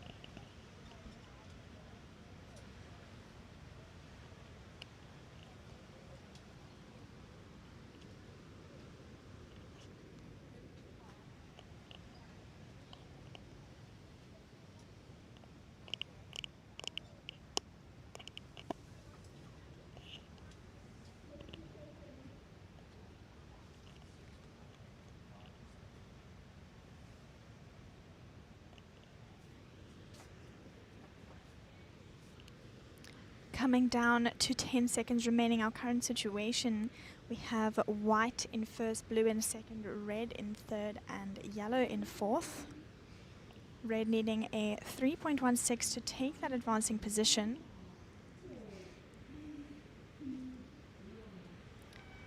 but that signals the end of that heat. And advancing through, we have white and blue.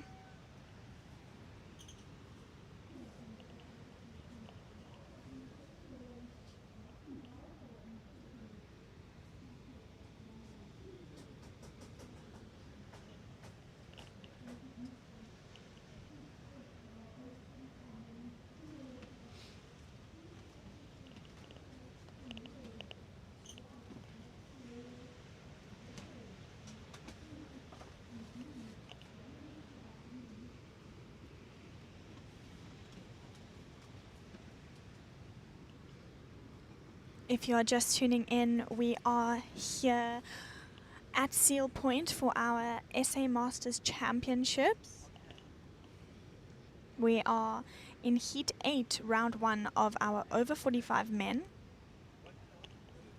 Conditions are looking much better than they were yesterday, giving our surfers some more opportunity this morning.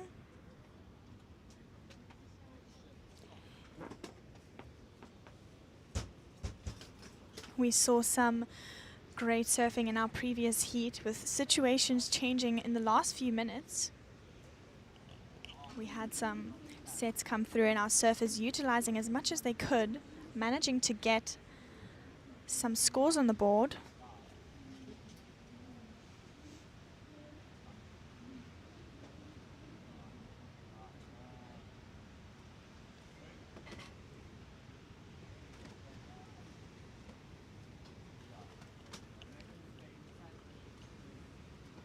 As we see a red up and riding.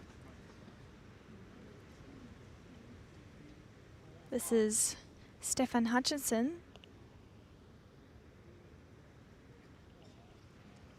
Riding it all the way onto the inside.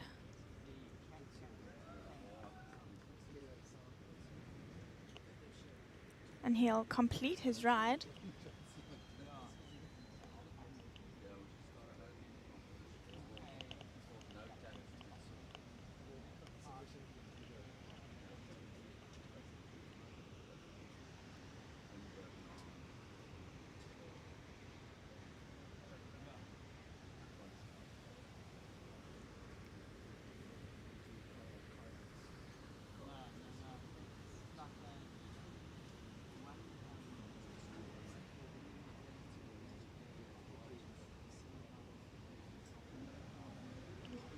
Now we are looking at a paddle from blue. Unfortunately, he goes down on that takeoff.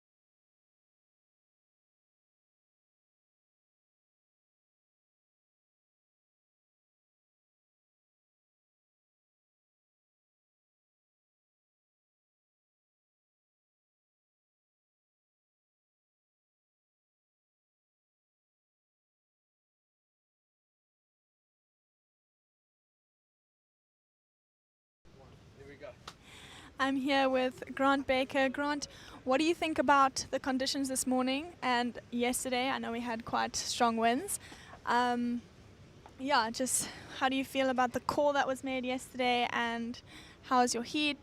Just general stuff about the conditions and contest, and yeah. I think we can see it's pretty obvious that the conditions aren't very good at the moment, but that's competition, and you're always going to get 1 or 2 days that aren't great. There's definitely contestable waves out there. I just saw Mike Frew have a great wave, but it is difficult. The tide's going out, which is probably going to make it more difficult. I got a heat in about an hour, but that's the way it is. And I think from tomorrow and especially Saturday and Sunday, there should be really fun waves. So it's all about just getting through today and hopefully not surfing in the second or third round tomorrow, and then surfing from the quarterfinals on Saturday.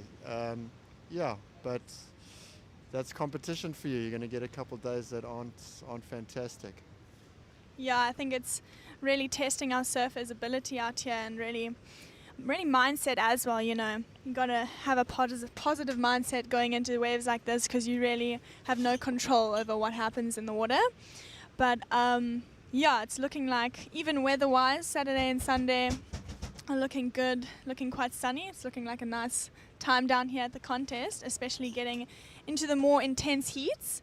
Tell us about, I heard you had a great wave at East London. Tell us about that session. Yeah, Slummies came good. We had a fantastic surf there a couple weeks ago at the East London Harbour mouth, and just big old barrels. And it's been a wave that we've been watching for a few years. I think the East London guys have been watching it for a long time, and I was lucky enough to get the call up from Stuart Fowles and Pierre, and they let me in that the waves are going to be good, that the swell was looking good, that the tides are good, the winds were good, and I went to check it out, and it was fantastic experience. Proper big waves there in East London. Yeah, the winter has sort of just started introducing itself, and I have heard that even surfers on the south coast are getting some waves. It's just the start, and hopefully we get some nice big waves throughout winter. I know all the surfers are very, very excited for it. But thanks so much for joining us, and good luck for your heat. Pleasure. Thanks for having me. Well done. Thanks. I also had to. No, it's so.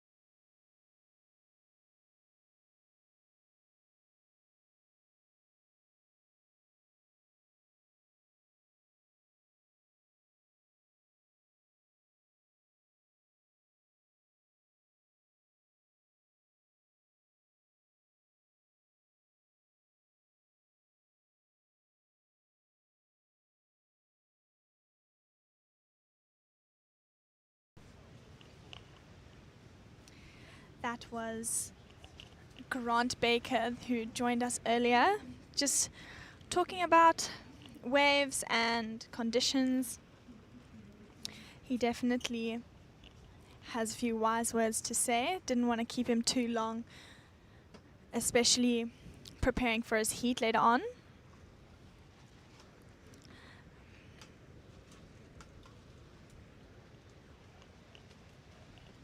But we are just over the halfway mark in this heat, and scores have come in. We've had Mike Frew, which Grant mentioned, we saw this wave, a 7.07 and a small backup of a 1.60. And then we have Surfer in the red with a 4-point ride and a 3-point ride. Surfer in white with a 1-point ride and a 2-point ride. And then Surf in the blue, yet to find opportunity out here with two small scores of 0.27. As we see him up and riding now on a little one on the inside, trying to find as much opportunity as he can.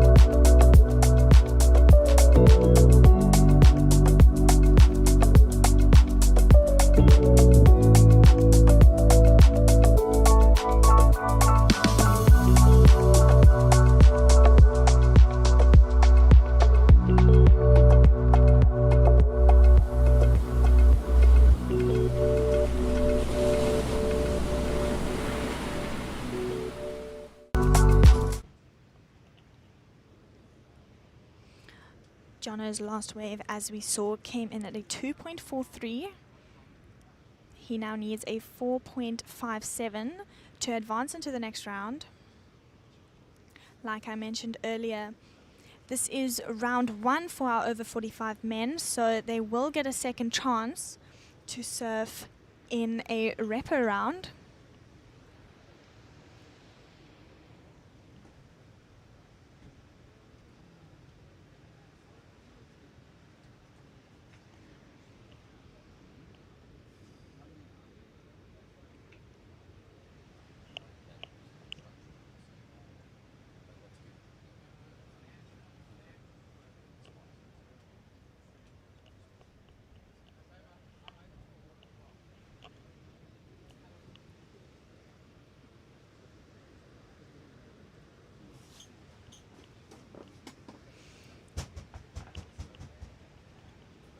As we see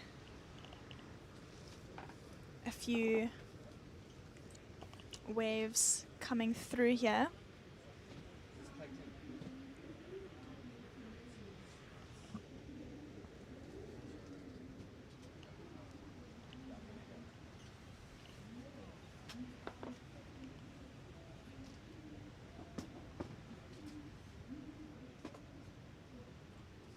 And we see a paddle from Jono Scarfini. That wave just closing out on him, unfortunately. With just under 5 minutes remaining in this heat.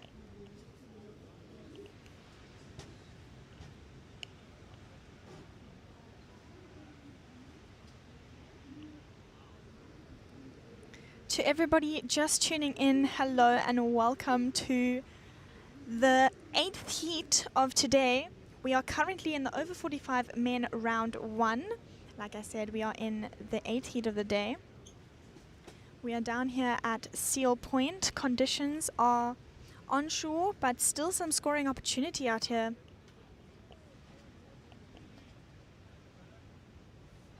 We currently have a few surfers in the water and only a few minutes left in this heat.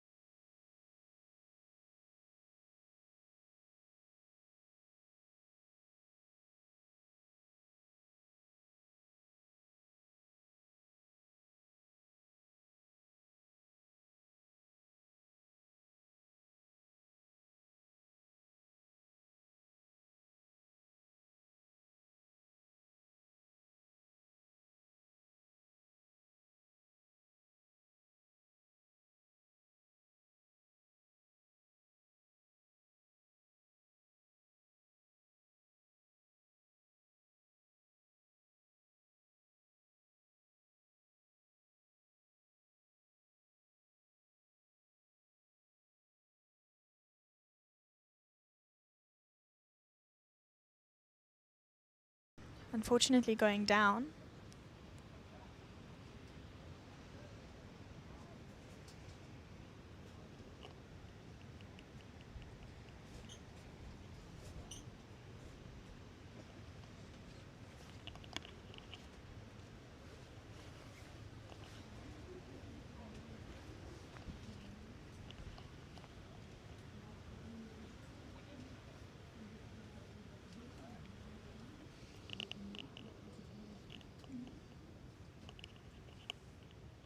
We'll see what the judges think of Stefan's wave.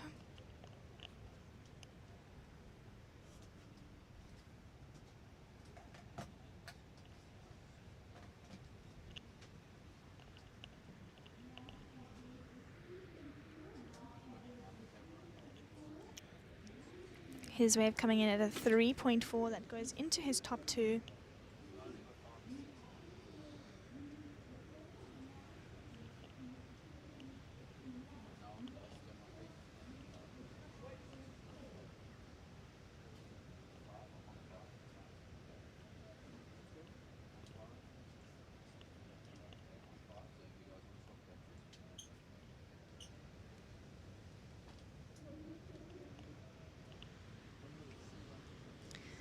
Now we are into the last 20 seconds of this heat, with yellow in first, red in second, blue in third, and white in fourth.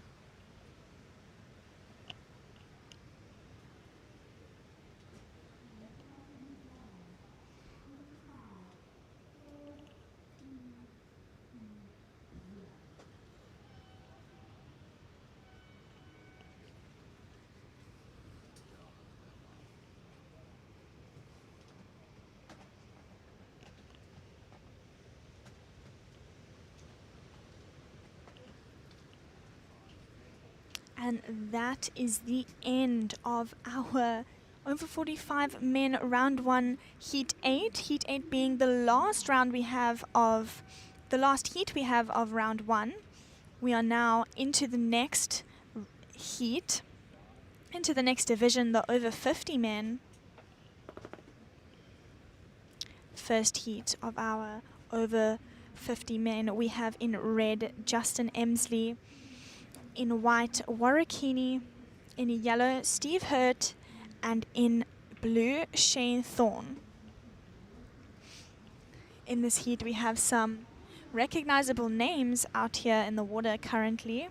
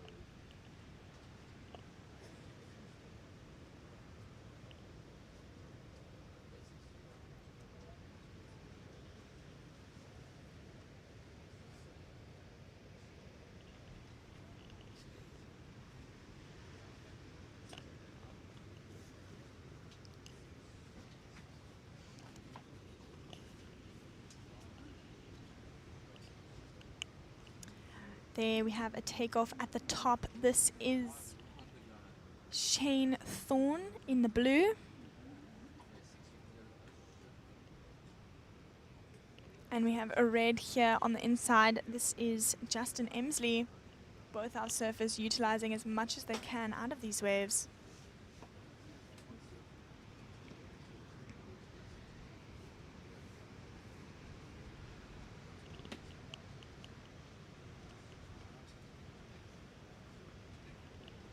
I know that Shane Thorne coaches a lot of the junior surfers up in Belito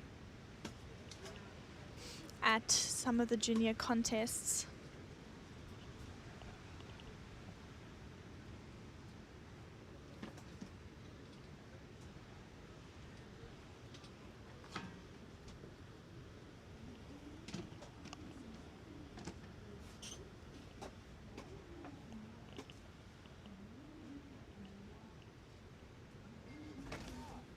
We'll see what the judges think of those two surfers' waves.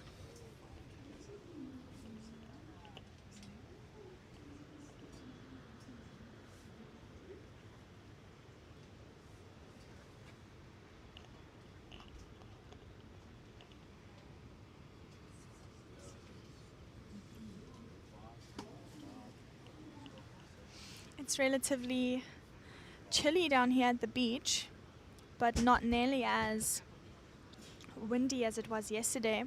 Definitely much more pleasant to be down here. But still, whether you're watching on YouTube or on live heats, it's definitely quite a nice experience to be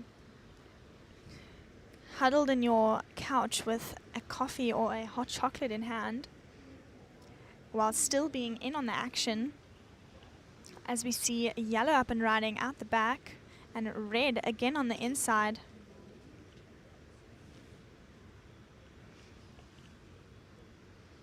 Yellow getting rid of that one.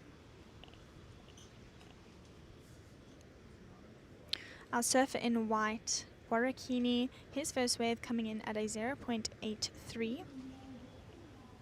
Our surfer in yellow's first wave coming in at a 3-point ride. And yet, scores yet to drop for Justin and Shane. As we see our surfer in white up and riding, this is Warrakini from Port Alfred. I know that he has two very athletic surfers. Very athletic junior surfers that surf up there in Port Alfred.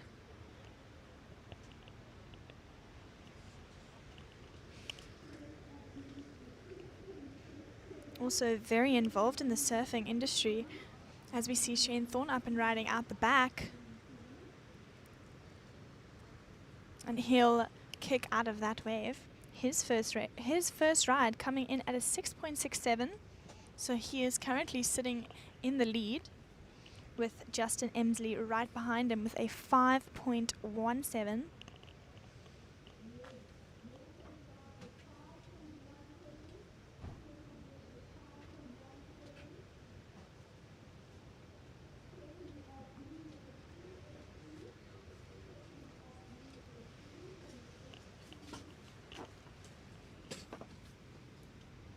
Like I was saying, Warrakini's kids are also very good surfers up there in Port Alfred.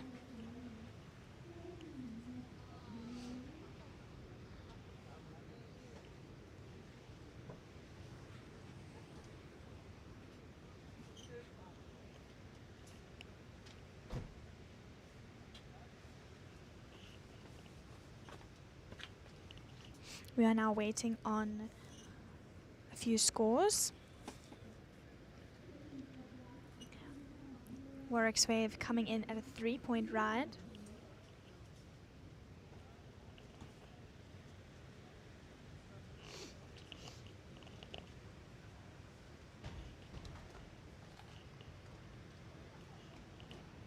As we see another paddle from Shane here on the inside. This wave not giving him what he would like. And Warwick up and riding. Nice closeout turn from him.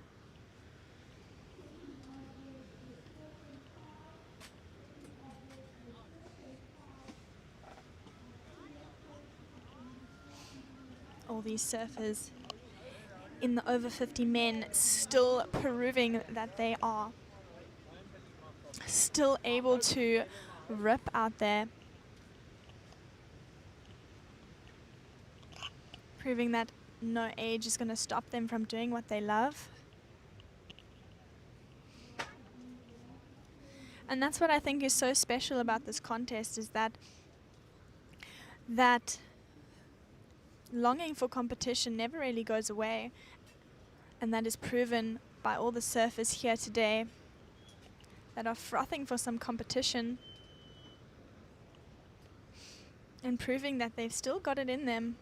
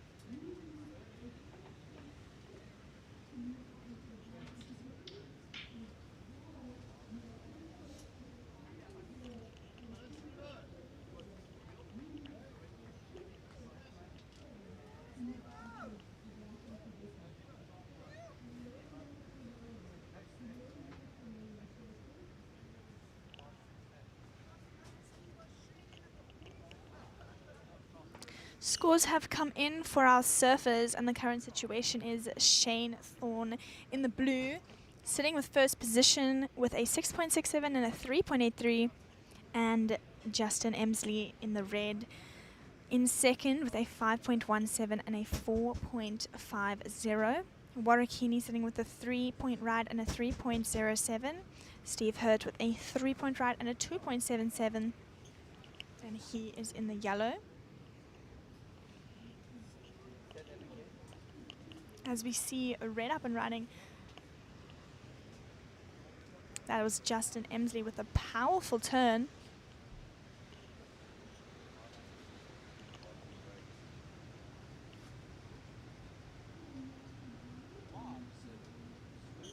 As we see a replay of his turn. Really powerful there from Justin.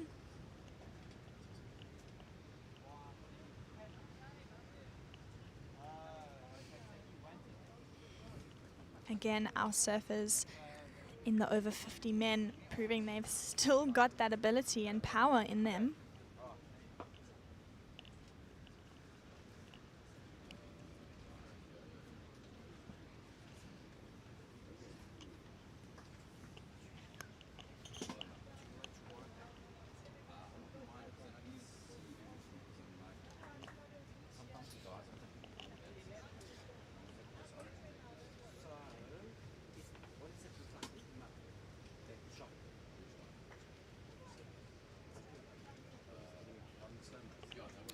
We are now halfway through this heat, and some new scores, or one score that needs to come in for Justin Emsley for that one turn that he did. Very interested to see where the judges go with that.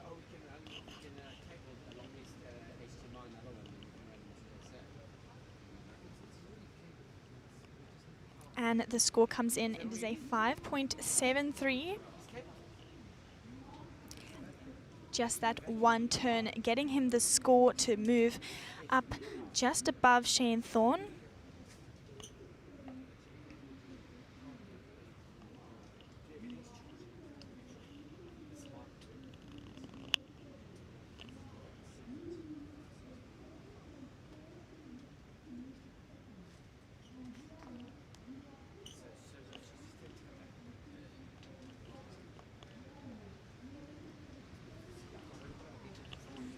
And now we see another paddle from Shane. Nice first turn from him. Shane wanting this wave to build up for him. Unfortunately, it doesn't.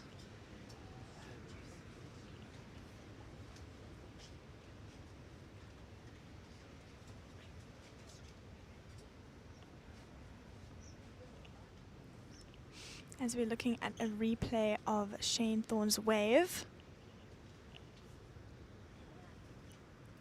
And you can definitely see why he is the coach for these junior surfers.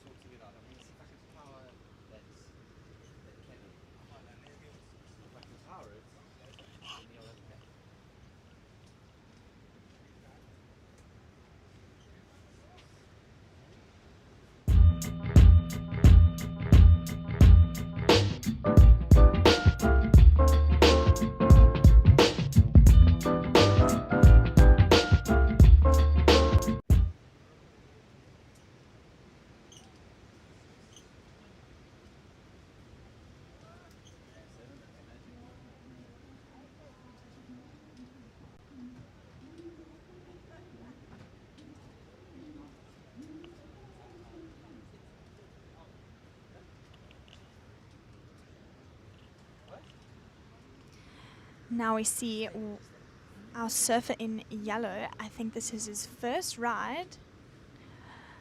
My apologies, his third ride in this heat.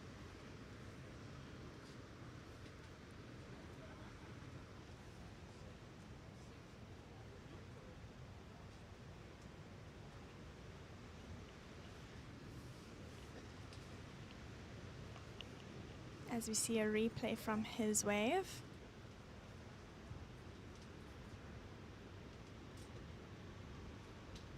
Right onto the inside section here on the rocks.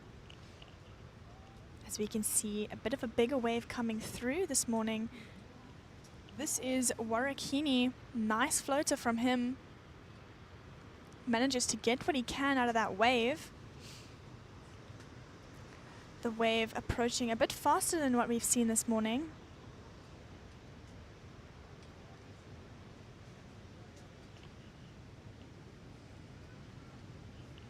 As we look at his replay,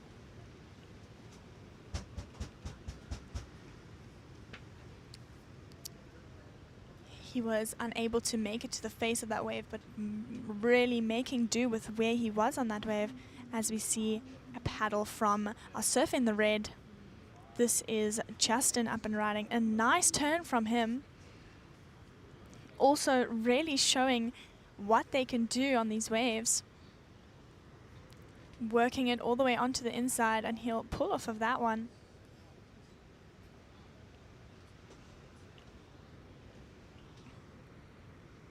And while we wait for those scores to drop in, I just want to say a big thanks to some of our sponsors.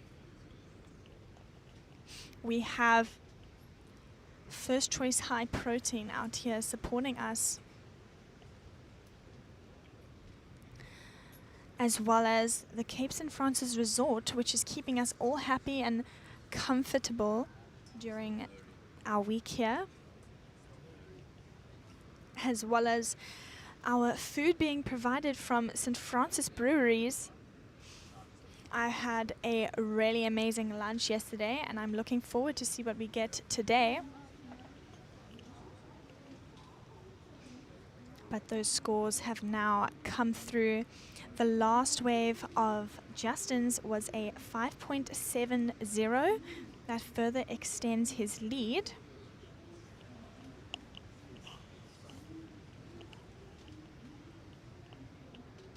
Warrakini needs a 6.58 to take that advancing position.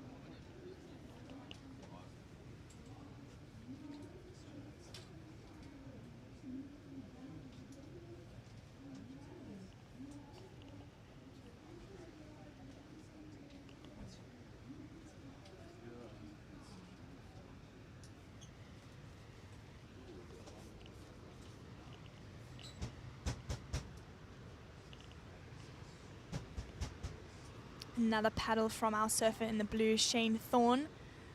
Nice wrap back to the pocket. Going for another. Unfortunately, he goes down on that turn.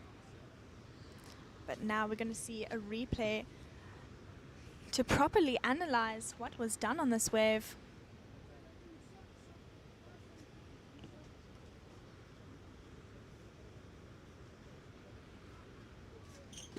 Shane Thorne, a very technical surfer, as well as a combination of some great style.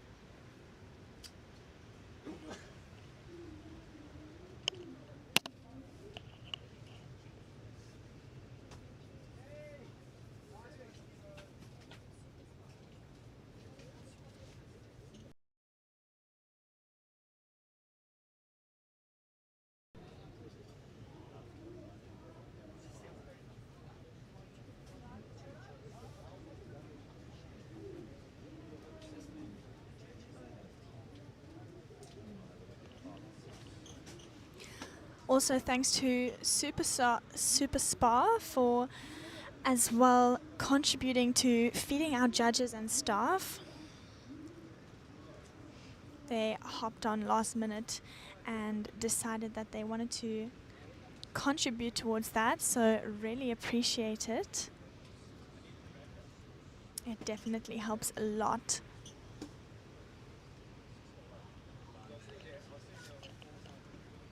We see a paddle from our surfer in the yellow. Nice first carve from him, and he'll make it around that foam here on the section. Unfortunately going down. with 45 seconds remaining.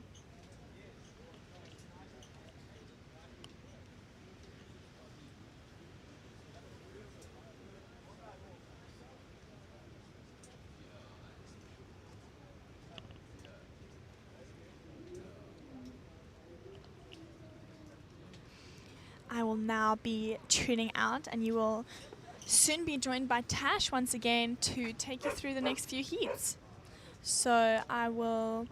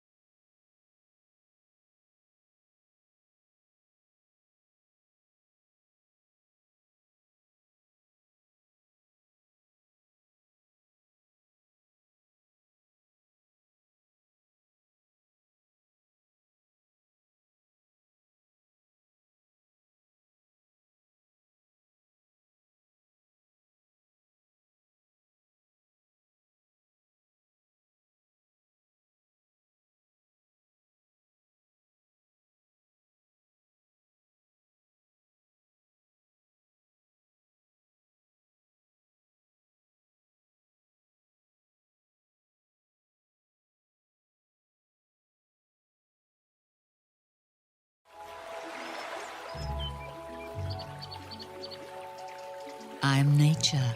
I am calm. I am balance. The water I provide is nourishment and life. In the Tsitsikamma Mountains, I filter it naturally as it flows through layers of rock, adding a delicate balance of minerals that makes Tsitsikamma spring water unique. Choose unspoiled purity. Choose Tsitsikamma spring water.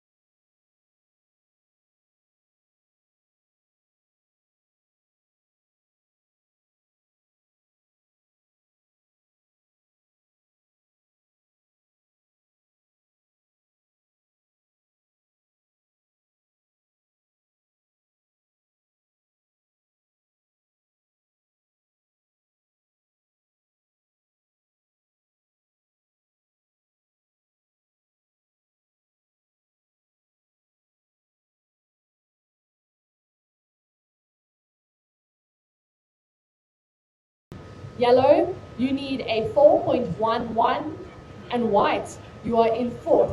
You need a 5.7. White, you need a 5.7. 4 minutes remaining. Yeah, I think it would work out. Okay.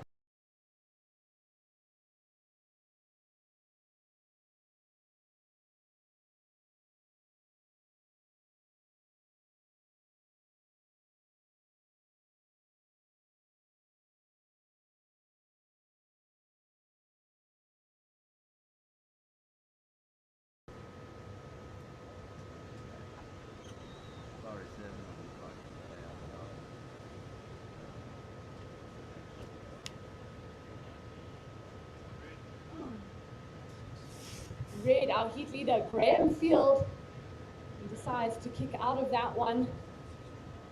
Yellow, your last ride, a 1.3. And this is white. Nolan Hooper.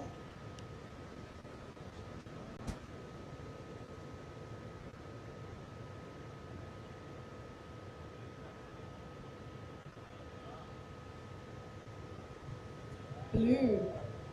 Philip Malherbe up and riding.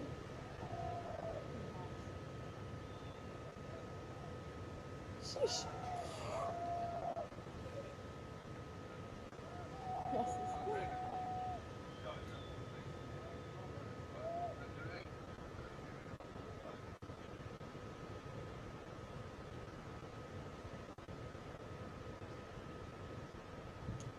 Last of red, a 0.5. That doesn't go into his top two.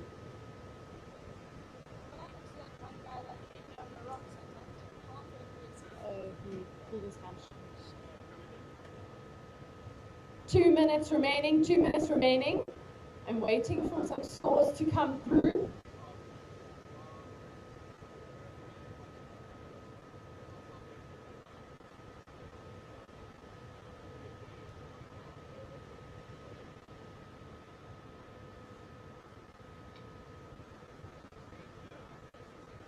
Blue, your last ride, a 4.33. Last of blue, a 4.33. So blue, you are now in the lead. Red is down to second. Yellow, you are in third. Yellow, you're looking for a 6.5. And white, you are in fourth. You need a 7.5.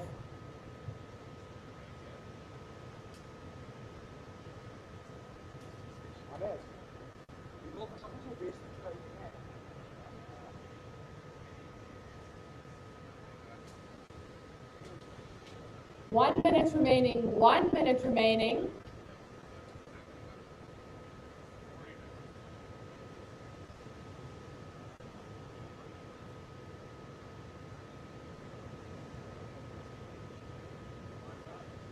Here goes our surfer in the white, Nolan Hooper.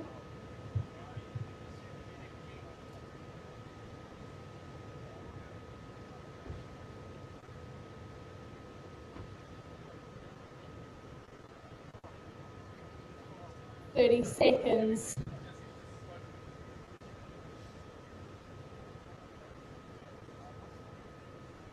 Last of white, a 1.47. White, you still need a 7.5. 15 seconds.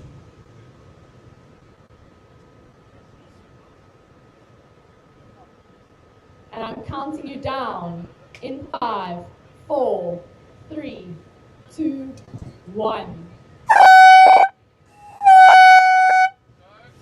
Counting the next heat in 3, 2, 1. Congratulations to the winner of the last heat, Philip Malherbe, Graham Field in second, Juan Chorna in third, and Nolan Hooper in fourth. And I'll be handing over the mic to Jess to take you through the next 3 heats.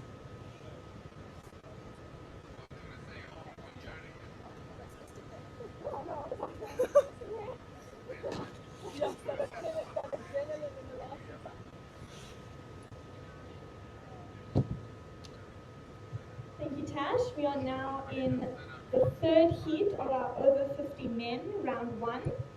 In this heat, we have in red, Greg Harris, in white, Gary van Bergen, and in yellow, Charlie Reeds. In blue, we have Mark Jackson. Well done to all the surfers who surfed in the previous heat. Coming in first was Philip Mulherby in the blue. In second was Graham Field in the red.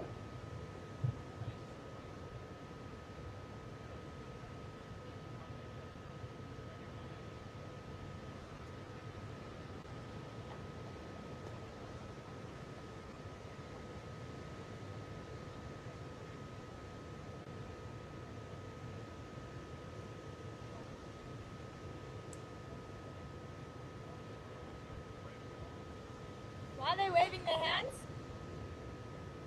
Why are they waving their hands?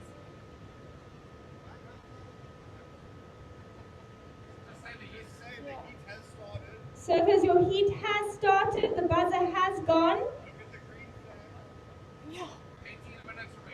18 minutes remaining.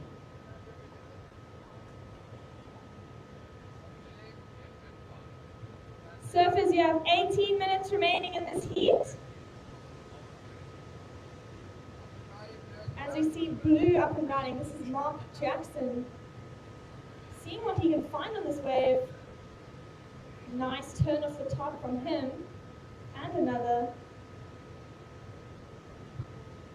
He'll come around that section and complete his ride.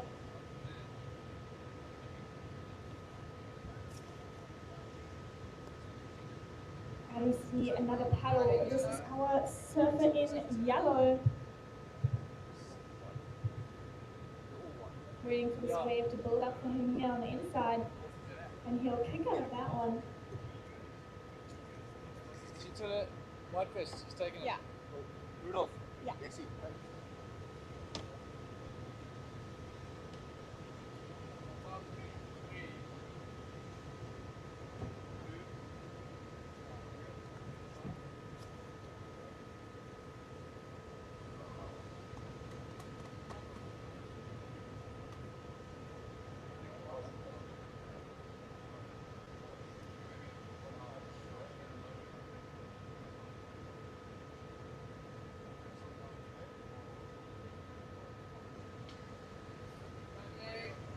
I see a paddle from the surfer in white. This is Gary van Bergen up and riding.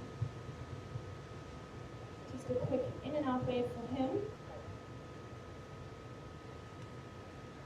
Scores have come in for our surfers. Surfer in blue, your first ride, a 5.50. And surfer in yellow, your first ride, a 2.67.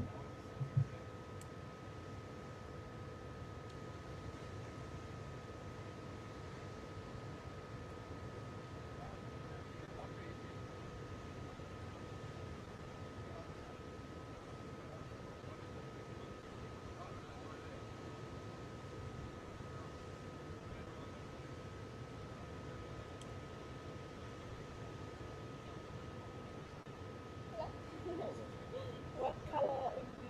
No color.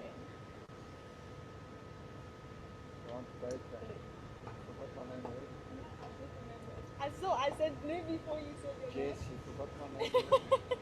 I didn't, but I know he has twiggy elements. Are you friends with Rooster in there? Yeah, of course. No, but that's where I know you from. Everyone's like, yeah, you live in Cape Town now and everything. But you don't live in Cape No, I Town. live in Benito. Exactly. Where do you live? I live in Cape Town. Yeah. So, but I'm hearing everyone saying like, yeah, he lives in Durban, but he's moved to Cape Town. No, I spend a lot of time in Cape Town. Yeah? Yeah, whenever the waves are big, I'll down there. Yeah. But no, I have a house in Benito. Cool. And then you obviously, when the swell's big on the south coast, you go. I'm down there, Yeah. I hang with Rooster. Yeah. East London, Gaybo, wherever the waves are good. I'm Yeah. there. Yeah, cool. Yeah, because I thought like there's only one twiggy. And I don't There's know only one. There's only one. What's your nickname? I don't have one. Don't you? No. You have to think of one. I'm gonna have to think of I'm gonna let other people decide that. Don't yeah. do that. That's how I ended up with 20. Yeah, but I'm dating Clay. I don't know if you know. Huh? I'm dating Clay. Oh, Clay. Yeah. The red. Yeah. Yeah, we like that. Yeah. Oh, I mean, terrible ways, you rip off. What the hell's that? Just under 14 minutes remaining in this heat surface. Just under 14 minutes.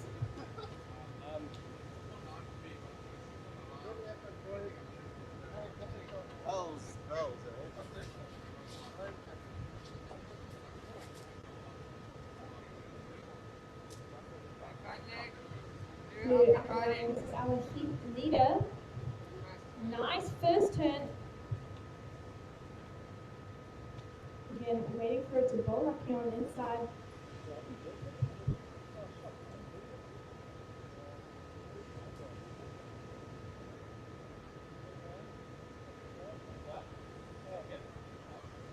Current situation, surfers. In first, we have white. Gary, you are sitting with a 2.27 and a 5.50.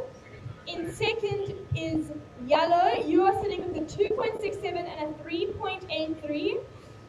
Mark, we are waiting on your next score, but you are in third with a 5.50. And Greg, you are in fourth.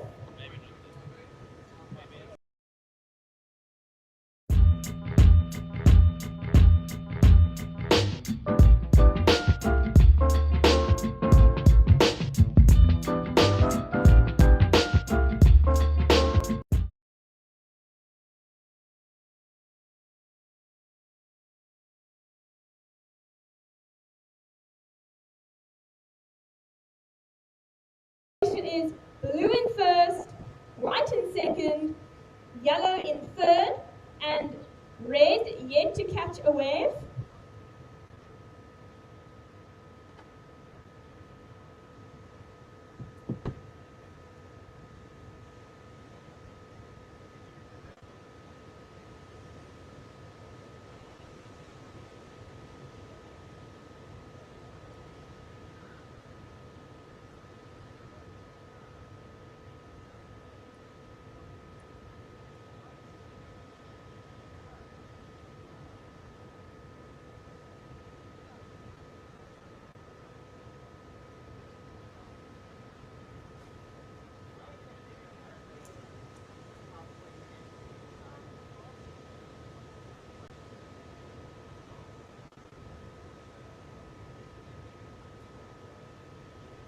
Just over 11 minutes remaining in this heat surface. Just over 11 minutes remaining.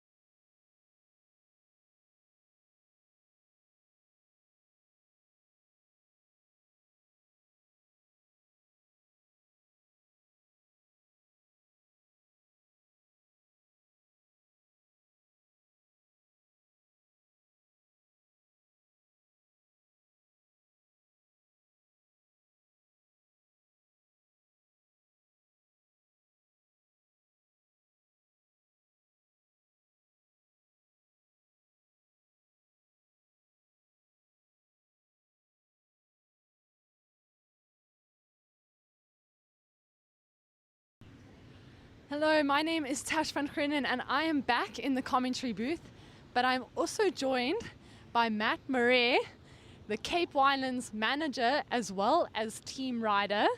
So Matt, you've just had a heat out there. Can you give us an idea of what the conditions are like out here today at Seal Point?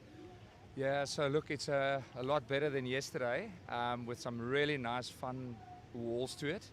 I did surf my heat this morning. It was a bit tough. Caught one or two, but not really. I was out of position a few times, and also the priority systems worked really well. But I dropped the ball a few times, losing priority.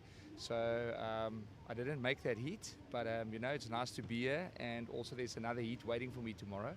And the conditions is just going to be cleaning up as we're going along. So I think tomorrow is going to suit me better, you know.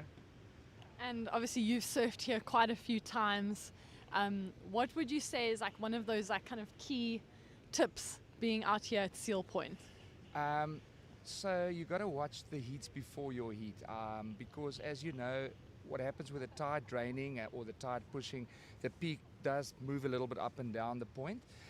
Like before my heat, they were like really the guys were winning heats down the bottom here, and then when I paddled out from my heat, I saw 2 or 3 really nice ones coming through at the top of the point, not all the way to the top, but sort of midway, just there by the full stop section, and then I was like, okay, I changed my mind. That's where I'm going to surf my heat. But you gotta have to adapt to the conditions the whole time, especially with the tide coming in or going out. You gotta be checking it out where you want to be, where you want to sit, and that's what makes it so nice about doing it as a team event. You know, you can support your team members, but you can also ask them for advice, like, what do you think? Where should I go? What should we do? And that's what makes it give it that camaraderie and makes it just a nice event to be at. SA Champs, yeah. Yeah, so Matt, you are with the Cape Winelands team. Can you describe what areas of South Africa do Cape Winelands cover?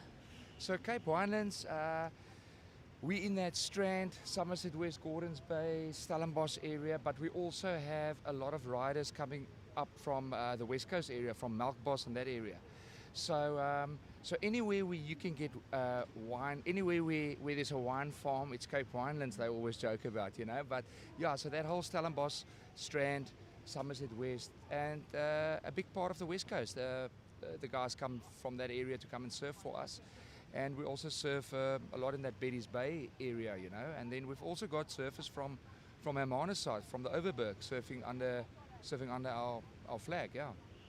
So it's quite a nice, diverse team that you guys have got, but you're also quite a close-knit team in that way. You guys were all rocking your yellow Cape Winelands hoodies the other day at the opening function, and I'm seeing you guys around at the event site a lot. Do you want to give us some insight into how cool it is to be here and to see all the teams wearing their different uniforms and what that might mean to everyone here? Look, I'm going to be honest with you, coming to SA Champs for many, many years and to all the national events, the nice thing is to come up here and to see all your friends from other provinces, to connect with them, to hang a bit with them, to surf with them obviously, and to compete with them. We are the masters, so it's still highly competitive. As you can see, there's a lot of great surfers surfing and dropping some good scores and surfing like youngsters out there. But it's good to come to compete, but the level of competition is right up there, but the vibe in the water is just a little bit more relaxed because it's guys that you've been surfing with for 20 years, 30 years, or whatever the case might be. But to come up here with your team and to see the other night at the opening function, to see all these guys sitting there, competing for the same thing, being together as a team, hanging out together, eating together, sleeping together, braaiing together, it's just a gees. You can't describe that. So that's amazing, and yeah, just to be here together with your team and to support each other through the good and the bad, that's what really makes it beautiful. And the opening function, you could definitely feel the energy of all the teams and the excitement between all the surfers. But Matt, I mean, I think you might have a little bit more insight into things because you're also a board shaper. So obviously you're riding your boards out here, and I'm sure you're having a look at what everyone else is riding. And what do you think has so far been the magic board, especially in like these really tough kind of onshore bumpy conditions? So no, 100%. So me and a few of my mates, that's also in the team, like Rudolph is one of my close mates. We worked especially on a board the last couple of months that's a little bit shorter, a little bit wider, a little bit more volume to paddle into the waves quicker, but a little bit of a lower rail so that the board is still highly sensitive, nice and thinned out tail, nice and thinned out nose, just so that we can you can still paddle in easy, but when you put the board on rail, it can fit in a few waves in a short space, you know. And then when the onshore picked up a couple of days ago, and we started testing out, because I think we came up with 10 boards or so, with different tails that we worked on, and different volume distribution and concaves and stuff. And then it was, for me, that is amazing, because then we can really sit and look at the boards and what works better here, what works better there, and also fins, you know. Fins plays a massive role, you know. What are you riding? Are you riding a more pivot, upright fin, or are you going to go for a more rake version on the open face, or 2+1? A lot of the guys are riding on the shorter, wider swallowtails, the 2+1s. And then, yes, obviously, we do sit here and we look at all the other guys' boards, and especially if a guy is surfing well on a board, that intrigued me, and it's a passion for me, so I always go and have a look at the board dimensions and volume and distribution of foam and all of that. And that makes it for us to go back to the drawing board and to go, okay, those are the boards that works in these kind of conditions. Where can we go on and better our own surfing and better our own performance on it? Yeah, really interesting to see all these different combinations of boards and fins here in the Masters. I see all the age divisions are quite highly contested.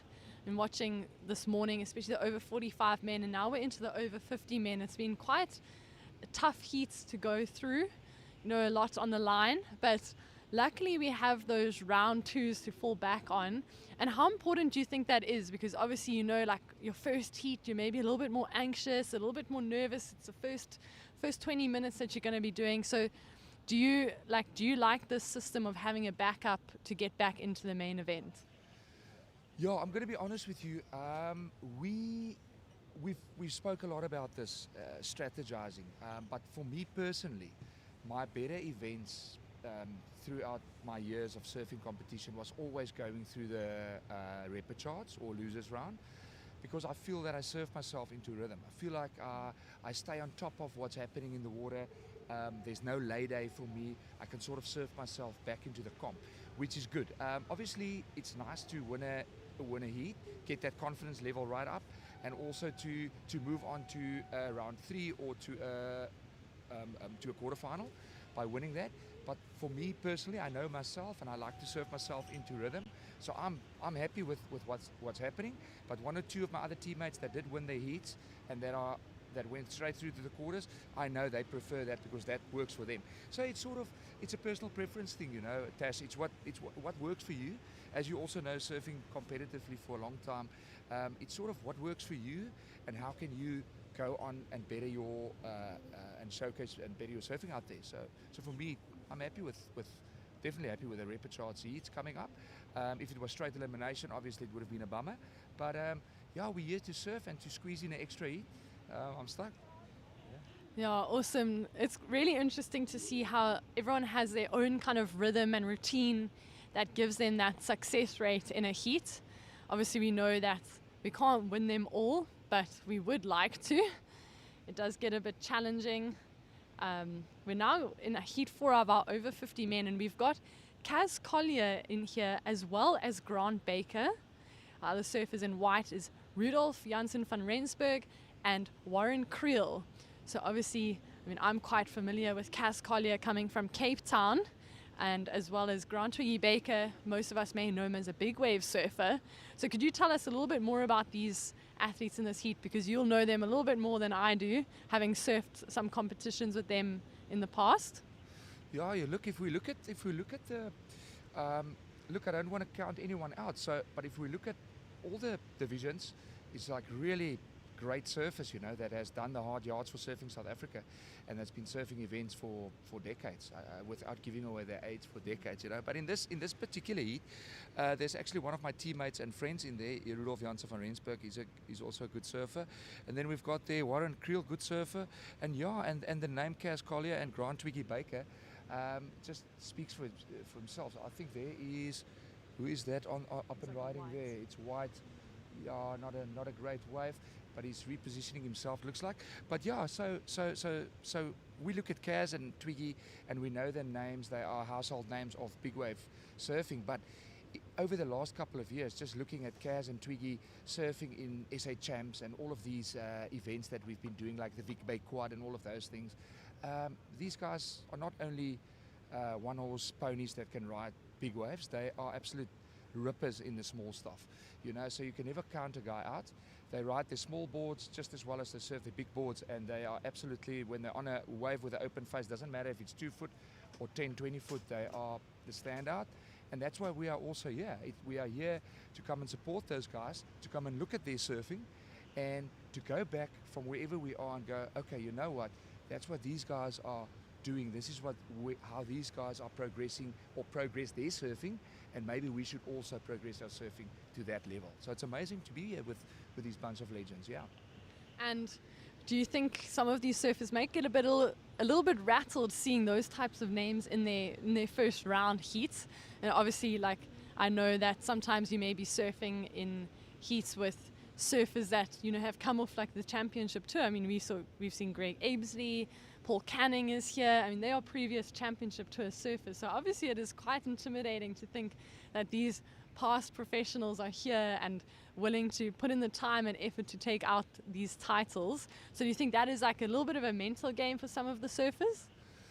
Yeah, look, if I'm honest, that is definitely, if you look at a heat draw and you see your name against some of those world champion surfers, or XWCT or QS Challenger Series surfers, or whatever the case might be, you know, I'm lying if I say you're not feeling a little bit like anxious.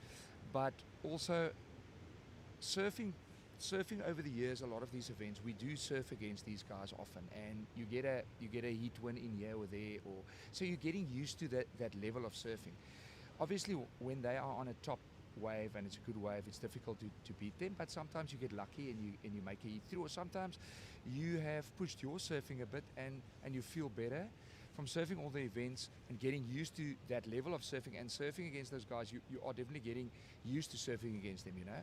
But if I think back now to years ago, I think I surfed the event here in 1999 or 2000 at Seal Point, and just like seeing your name against those guys' names, it was like, you know, you do get anxious, you get stiff, you can't take off properly. But and that's why we are coming to come and surf essays and these national events, because you get used to surfing against those guys, and surfing is a passion for all of us. So you want to push your surfing up, and you want to progress your surfing, and the only way that you can progress your surfing is by surfing against them, yeah, and then going back to your province or to your area, where you then feel that you have pushed your surfing to the next level. Yeah. Yeah, it is a very exciting event, and I must admit I really enjoy watching this contest. A lot of people that I look up to, and then especially you start looking at the women's division, we see Heather Clark as well as Roxy Davis, and a lot of women that have really brought forward female surfing in South Africa. And then another person I can think of is Penny Stemmett, and obviously Penny is on your team at Cape Winelands. And how are the Cape Winelands women feeling in this event? Yeah, so Penny has been a contest surfer for many years, and she's a good surfer. So it's always nice to have someone with a lot of contest experience in your team, because you can talk. You can go to them, you can talk and ask them questions, and ask them not only about the spots but about heat strategies and priority rules and all sorts of those things. So it's nice to have someone in your team that's an experienced contest surfer. But yeah, you were mentioning Heather Clark and Roxy and all of them, you know, it's amazing.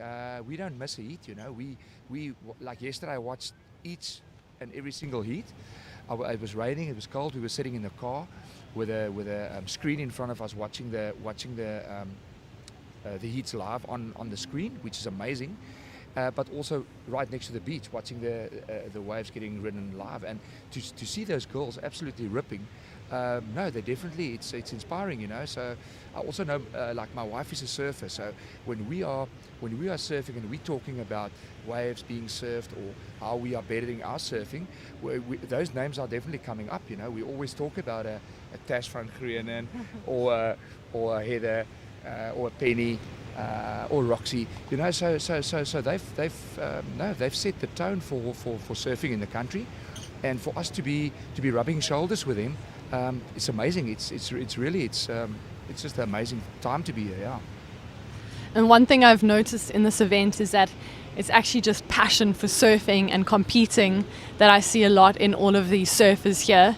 And 162 athletes competing this year, and quite an exciting number and progressive in surfing. Do you think that's also due to the type of wave we've come to surf? Obviously Seal Point being a really great right-hand point break. We haven't seen it at its best yet. It's been a little bit onshore, a little bit crazy. But what do you think we can expect for the next 3 days? Yeah, look, I got to be honest. So every year, and me being manager for Boland and director of seniors, you always get to see first where the event is going to be or the next SA Champ is going to be. So when I went back to my team and I said, listen guys, this coming it's going to be at Seals, everyone was in.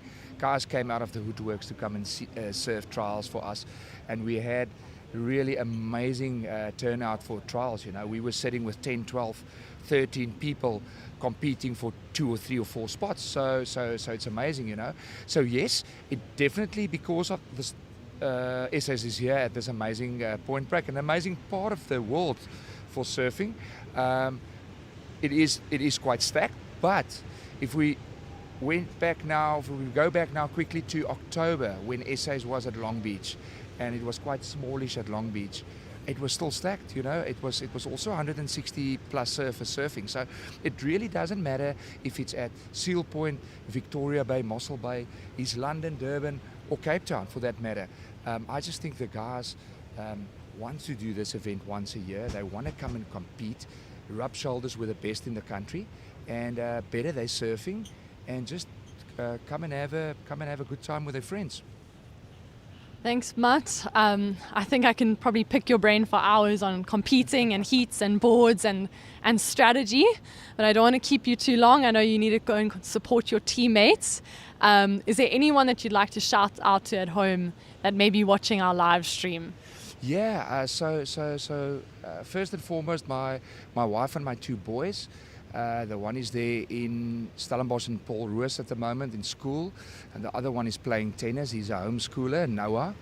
And my wife, obviously, for supporting always, and it's always nice to have that support from home.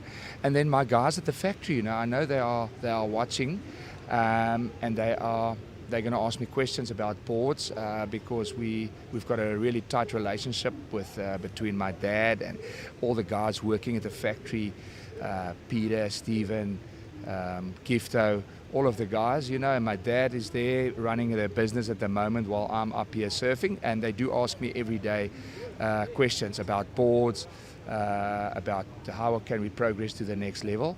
So for me to have that passion in my life, and guys and people in my life that's sharing that passion with me, it's quite amazing. And I really I thank my wife Jen and my dad and the boys, and boys, do your homework, and don't give your mom grey hair, and that's all I can say from here. Amazing. Thank you so much, Matt, for taking the time out to come and chat to me, and good luck to you and your teammates for the rest of the competition. Thanks, Emil. Have a lovely day. Ciao, ciao.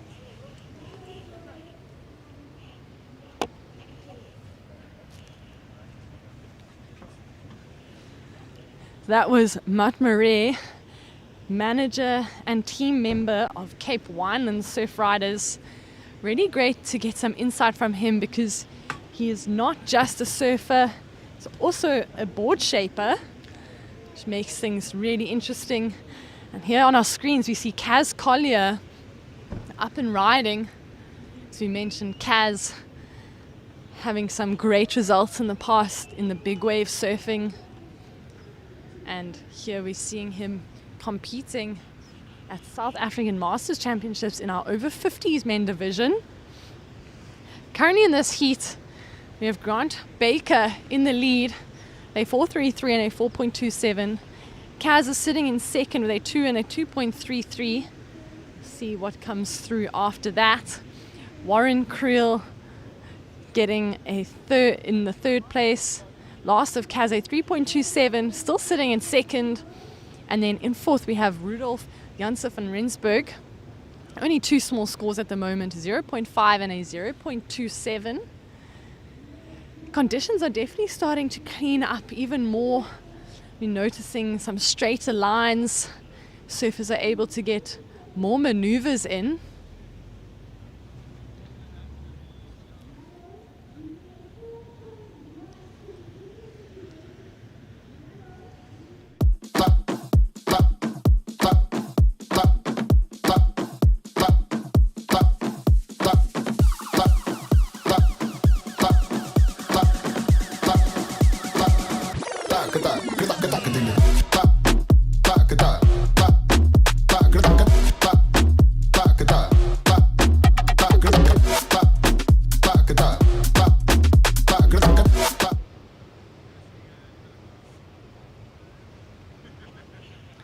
Here we see surfer in the white, that's Rudolf.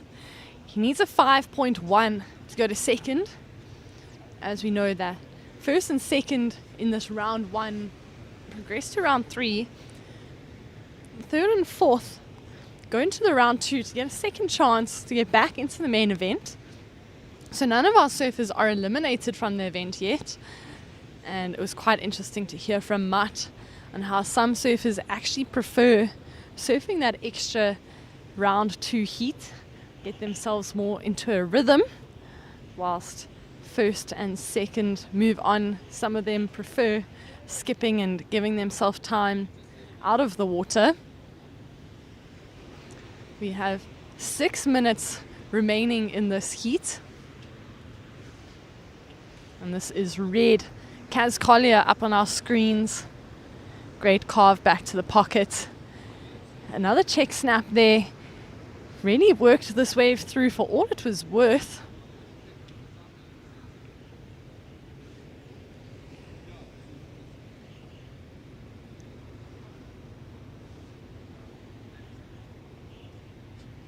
Some very fun waves out here at Seal Point. And there are lots of surfers down at the beach break enjoying their warm-up sessions.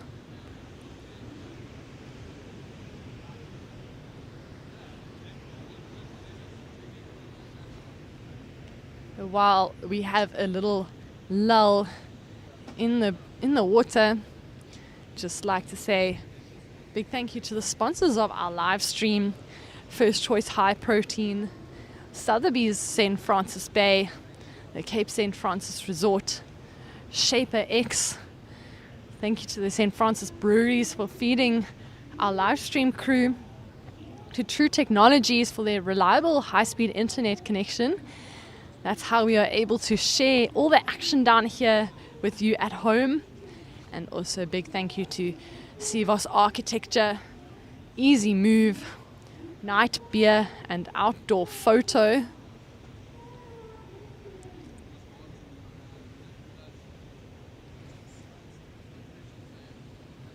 Really glad to have you at home joining us here to watch the live action at the South African Masters Championships 2026. Last of white, of red, a 3.0. Kaz still in second place, but slowly increasing that requirement for third and fourth. And here we see Grant Baker, surfer in blue. Nice carve back to the pocket. Really maneuvering this board on this wave. A great rebound on that cutback, and he decides to get off before landing on the rocks. You can see our slow-mo replay of Grant's cutback. This turn sailing up, waiting for the wave to improve.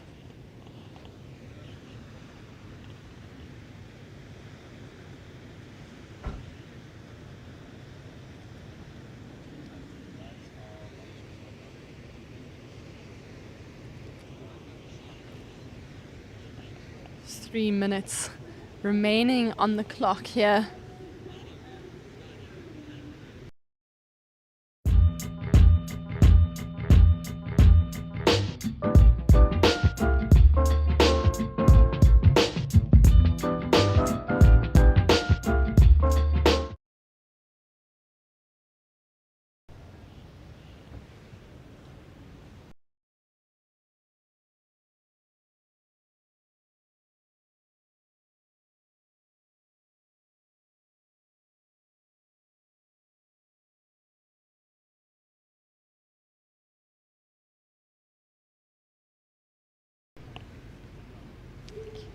Yellow, we can see on our screen.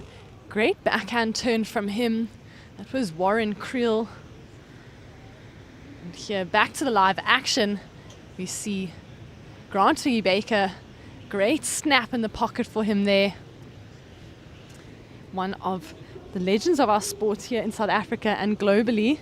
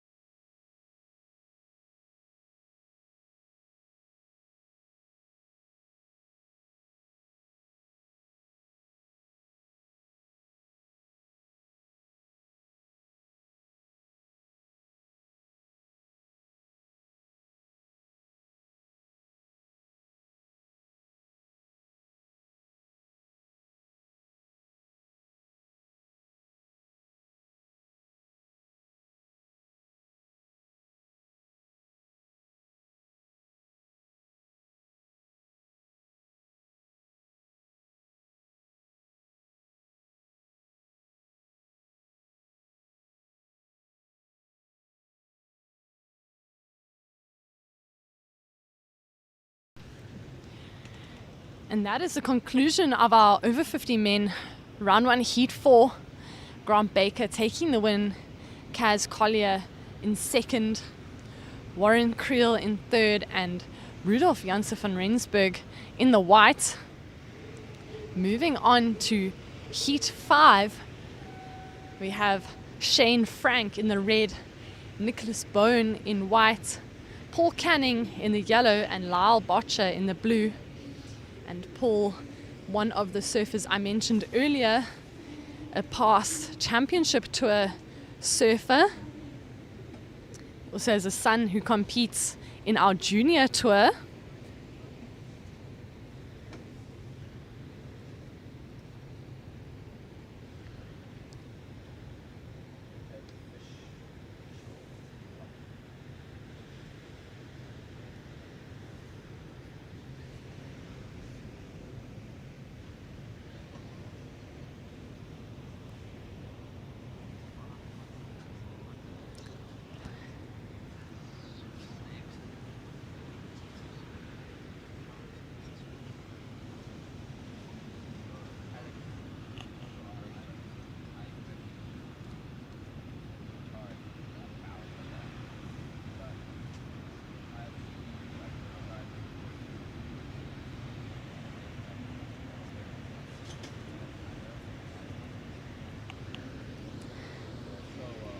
No waves ridden in this heat as of yet, but still early. 18 minutes and 30 seconds remaining.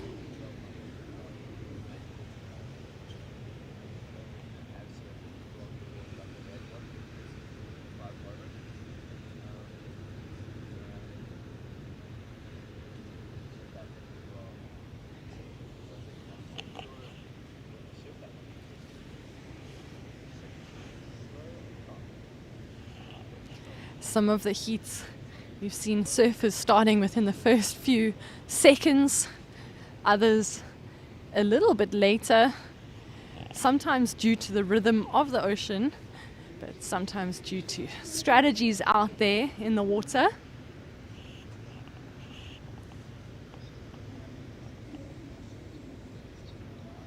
And here's our first ride. This is yellow Paul Canning on his backhand, unfortunately coming unstuck on that end section. And here is red Shane Frank, great looking forehand carve for him. Cuts it back to the foam. Trying to get around this. Goes for a little 360, unfortunately coming unstuck. Pretty close to the rocks there. So if you're on YouTube Live, you can also watch us on the live stream at Live Heats. And if you're a surfer and you want to go back and watch your replay, Live Heats has a new feature for that. And here goes white Nicholas Bone, trying to wait for this wave, hoping it will double up. You could see slowly starting to fade away on that end section.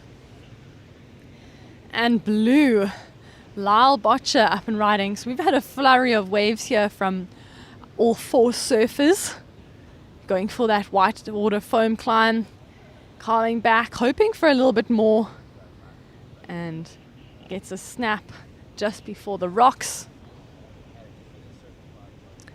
First of red, a 383, of white, a 2.07, and waiting for the first of yellow and blue. First of yellow, a 2.33, and first of blue, a 2.03. So very close scores between our surfers here. Shane Frank getting the better of that exchange with a 383.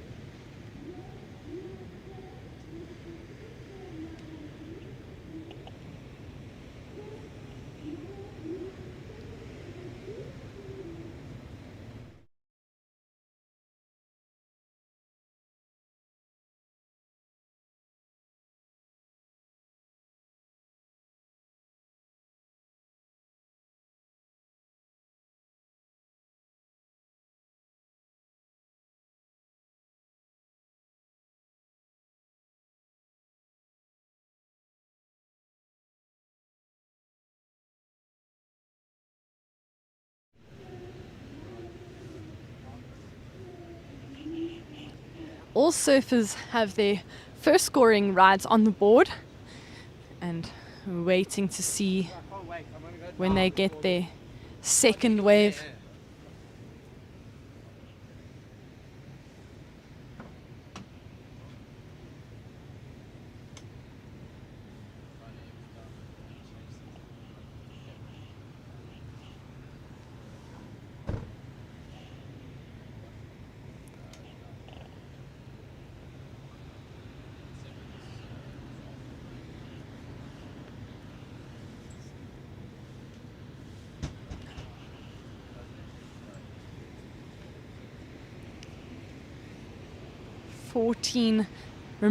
Minutes remaining in this heat. All surfers with one score on the board. Last two heats a little bit slower than our previous ones. Surfers maybe taking a little bit more extra time to select their waves.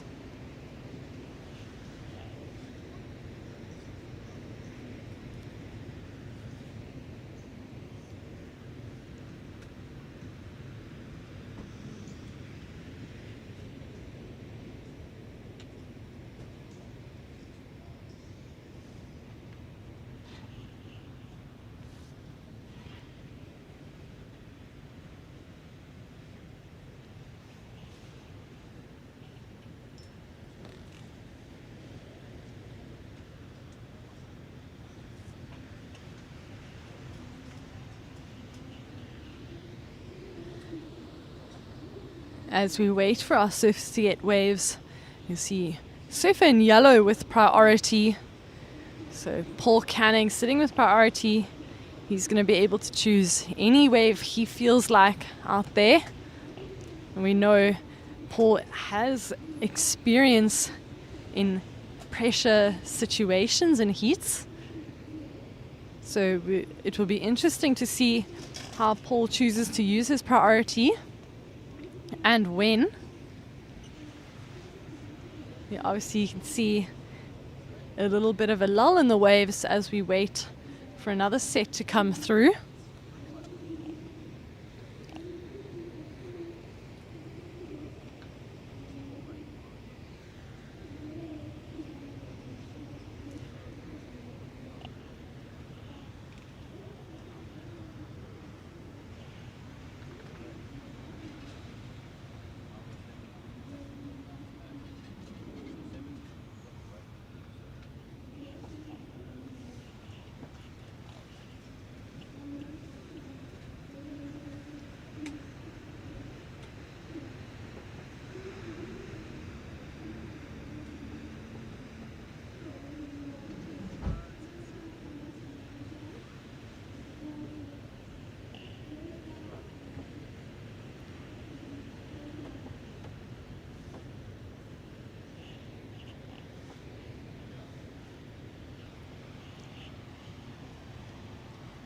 Surfers waiting patiently in the lineup.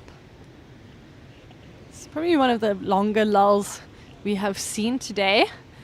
Waves have been very consistent and very active. You see conditions slowly changing. The onshore not as strong. Yesterday we had some very challenging onshore conditions, and it was not just challenging for the surfers, but it was challenging for the team on the beach. A very strong east wind, and of course our surfers having to face against the elements in the water. There's quite a bit of a current, but as you can see now, our surfers managing to hold their positions without having to paddle too much.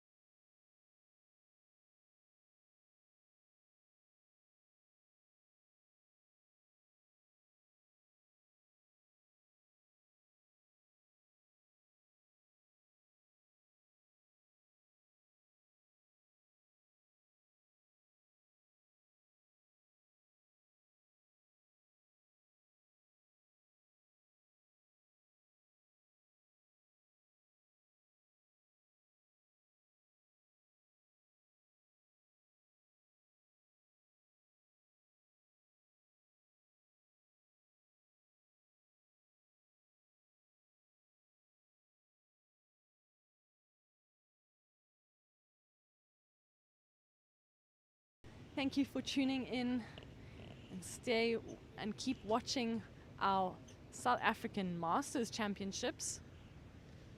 Hope you enjoy the action.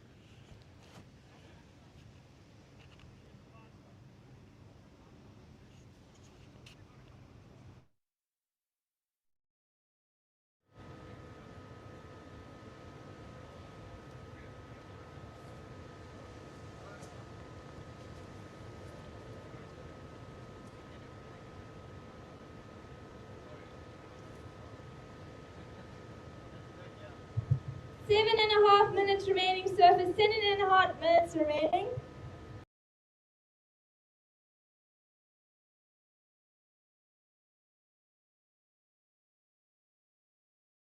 Coming in at a 5.17. You are now in the lead with a 2.03 and a 5.17. Surfer in red, you are in second with a 3.83 and a 3.20. Surfer in white, you are in third. You need a 4.96 to advance. And surfer in yellow, you are in fourth. You need a 4.7 to advance. Whoa.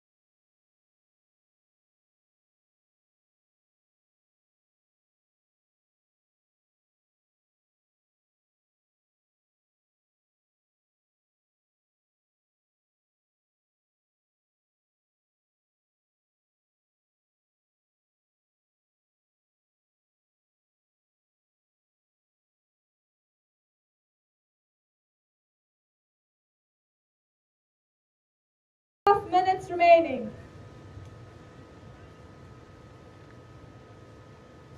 Priority is sitting with blue, second priority white, third priority yellow, and fourth priority is sitting with red.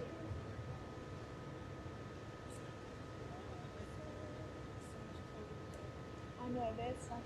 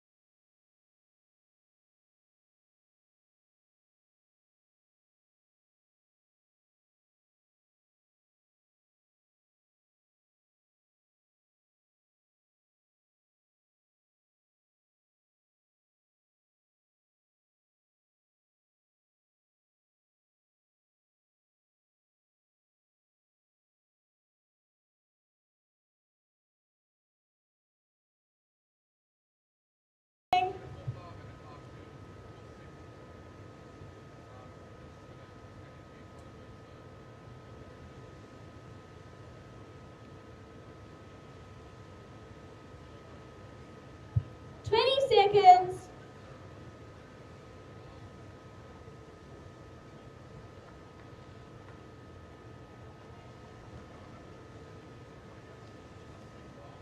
And counting you surfers down in 5, 4, 3, 2, 1.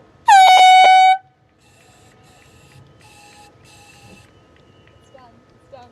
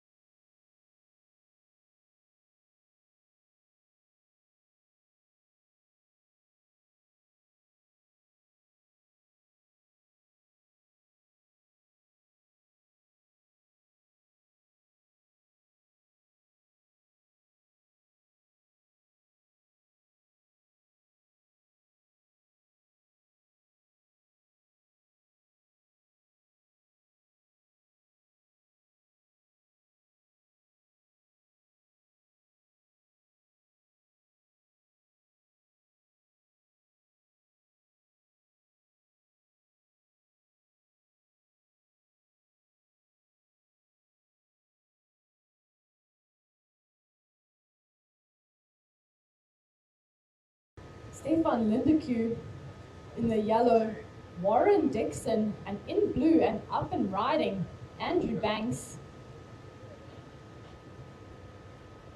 First of red was a 0.5. First of red was a 0.5. This is an early call to surfers in the next heat to collect your rash vests. That's Gareth Sepp in red, Niels Brummer in white, and Shane Kopp in yellow. Here we see Warren Dixon chooses to get out of that one.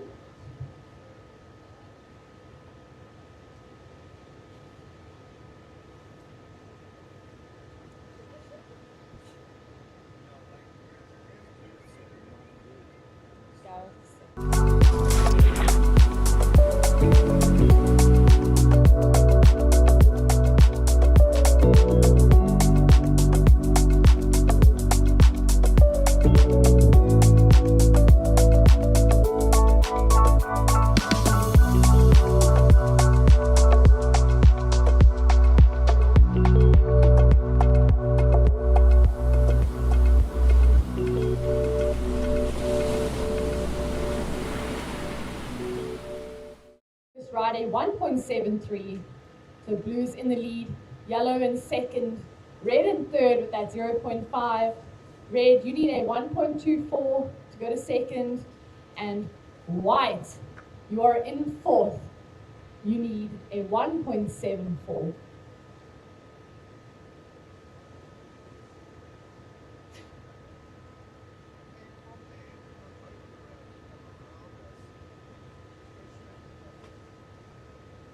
Why?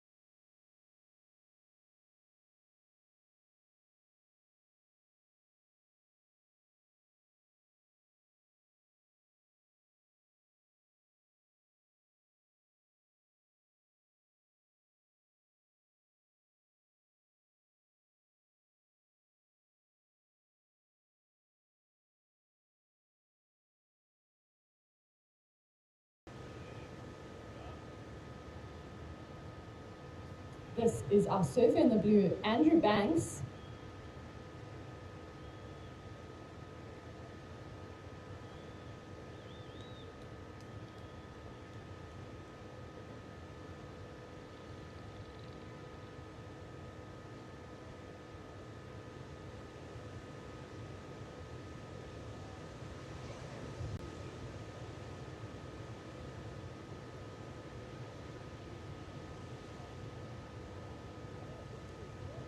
Second wave of blue, a 3.5. Last of blue, a 3.5. The blue, you are in the lead with a 2.33 and a 3.5. Yellow in second with a 1.73. Red in third with a 0.5. Red, you're looking for a 1.24 to move to second. And white, you need a 1.74. Just under 15 minutes remaining. Just under 15 minutes remaining.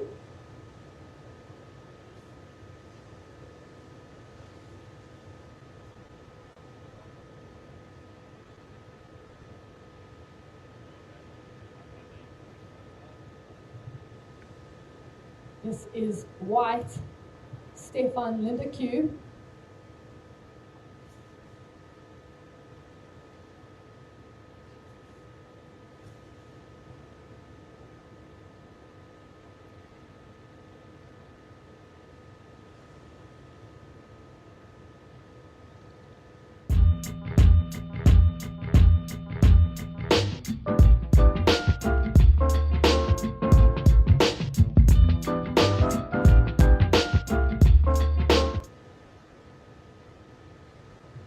White, your first ride, a 2.77.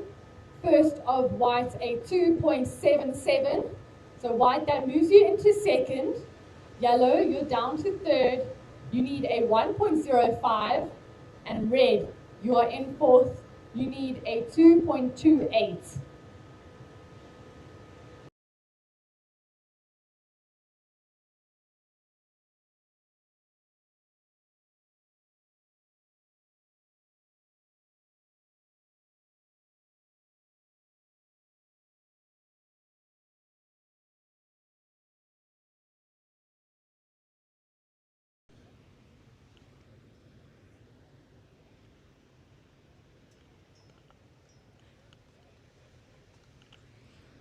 And we are back on the live. We have just seen some great surfing from our over 50 men. We are now almost halfway into the last heat, heat 6 of the first round. And then we will go into our over 55 men.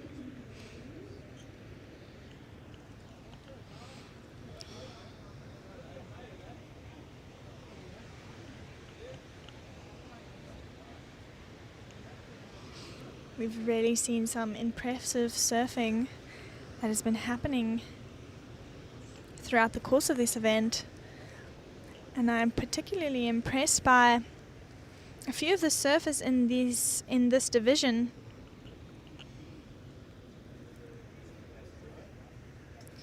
I know we had 2 heats back, we had Grant Baker take the win in his heat, who we had here in the booth. So a big well done to him. He is through to the next round. He managed to lock in 2 decent scores throughout the course of that heat, just getting a good wave in the beginning.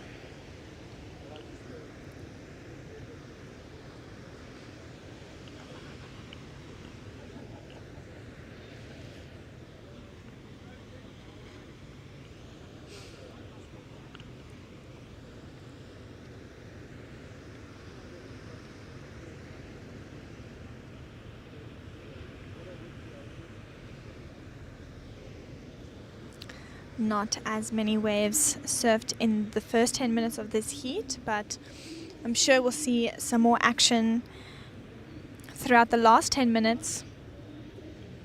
We have blue in first, white in second, yellow in third, and red in fourth. Now looking at blue up and riding. Also really trying to get as much as he can out of this wave. As you see, another paddle from our surfer in the yellow. Unfortunately, he just jumps off the back of that one.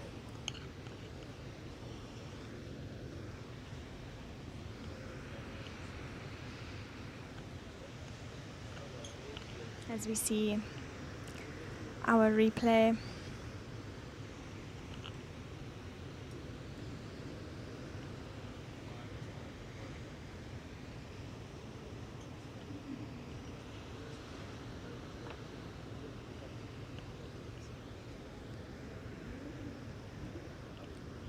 Some really incredible surfing from our surfers in the over 50 men, and I'm really interested to see what our over 55 men as well as our over 60 men, also including the over 65 men, to see what they can still bring to the table.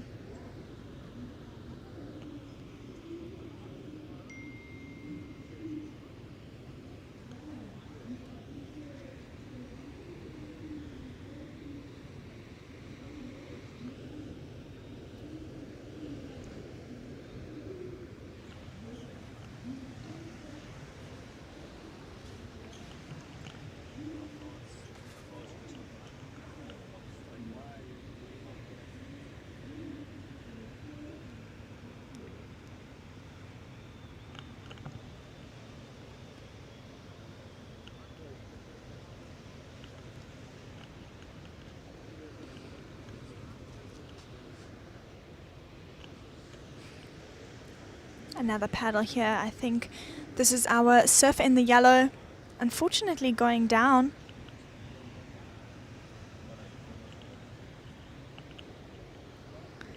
Like I mentioned when I was on the mic earlier, giving out the surfers their scores, we are definitely looking at some better conditions from tomorrow onwards. Definitely great to see the waves get better as the heats get more intense.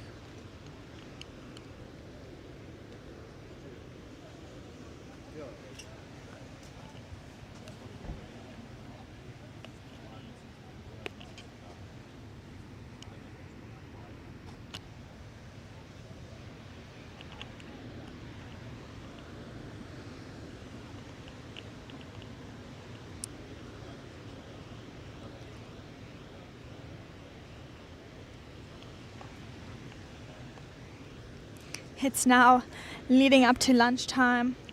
I'm really looking forward to receiving my meal from the St. Francis Brewery.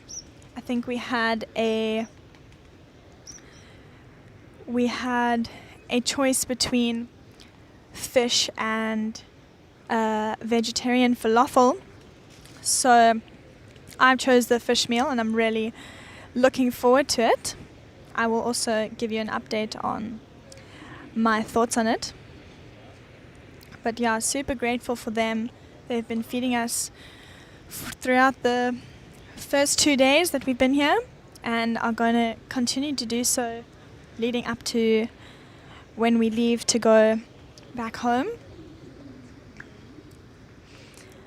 But super grateful to have such an amazing team supporting us down here at the beach. These long days can really make you hungry, and having some good food just makes it that much better to be down here.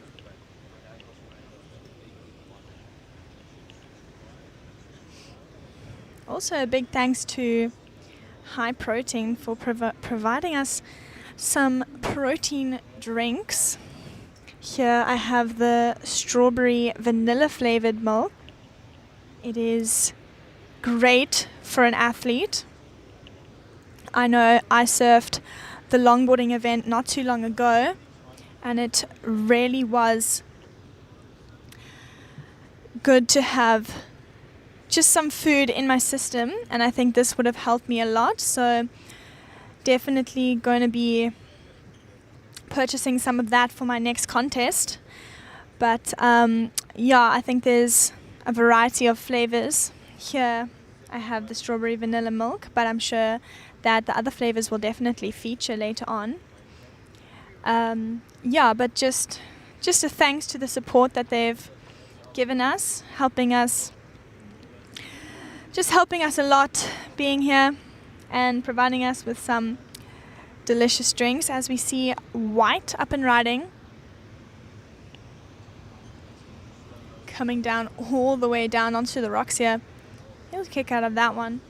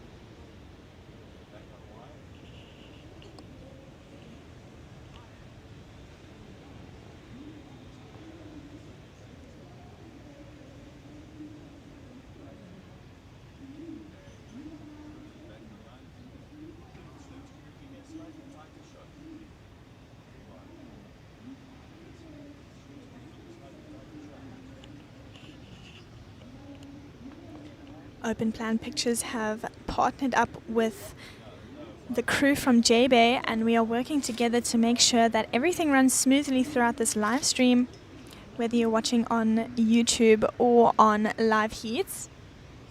It is obviously about personal preference, but personally I would be watching from live heats because you can see the scores come through as well as how the surfer got the score. I think that that's a really cool feature that has come onto live heats, because I know that it's a very used platform.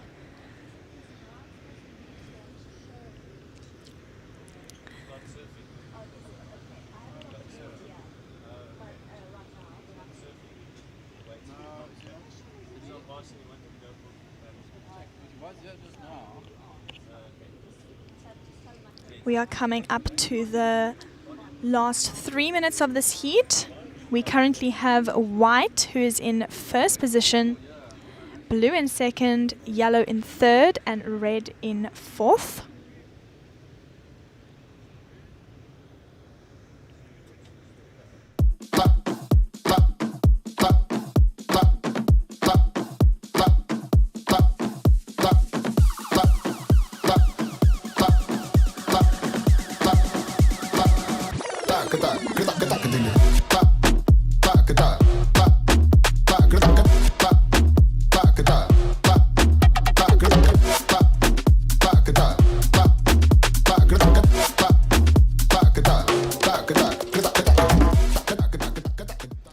I'm very looking forward to seeing these surfers surf and compete.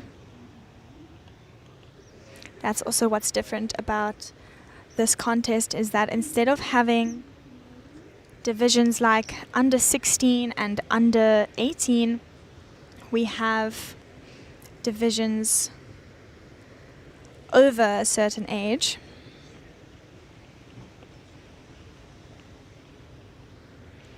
Just looking at a replay from surfer in the blue.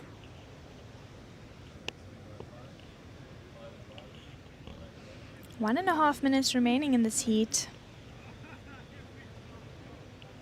As you see, a wave here from surfer in the yellow. That is Warren Dixon.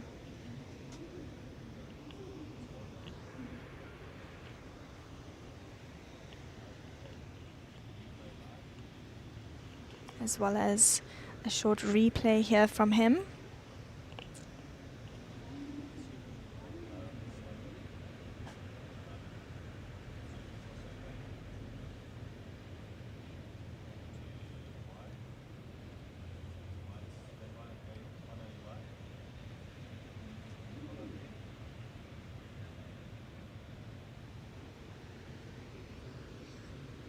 And between all thanking sponsors and thanking people involved, I also want to thank our viewers, because without you there would be no one to do this broadcast for.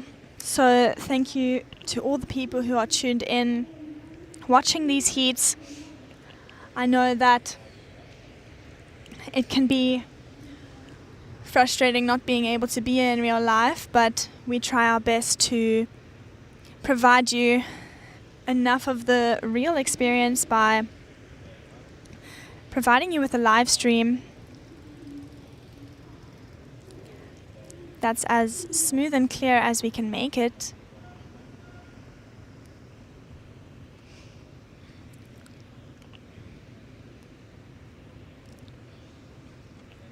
And helping us with that is True Technologies.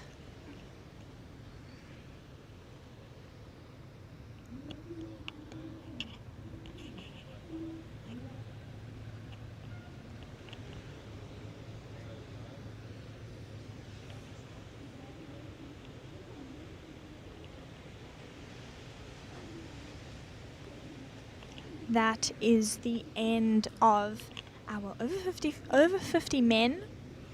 We are now going into our over 55 men, and the surfers improving into the next round is surfer in white and surfer in blue.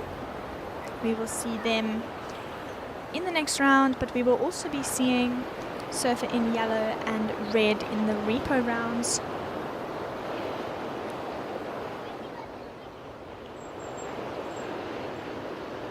We will also be seeing some of our women surfers at the end of the day.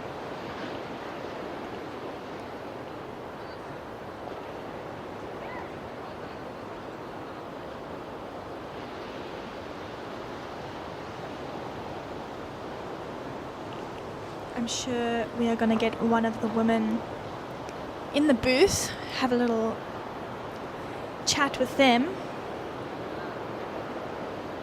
sometime today or throughout the contest.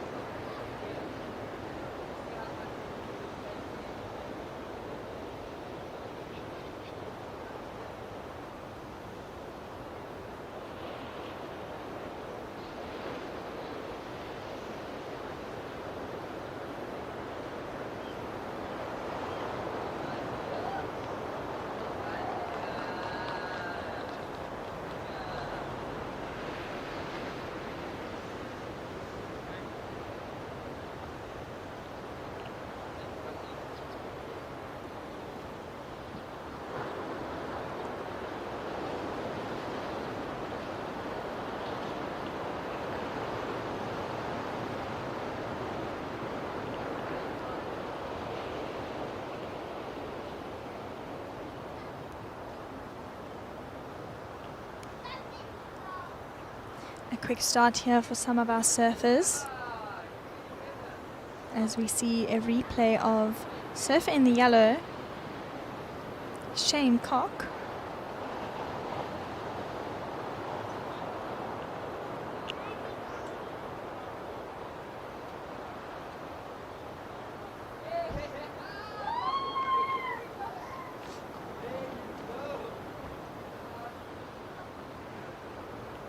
Unfortunately, he goes down on that wave.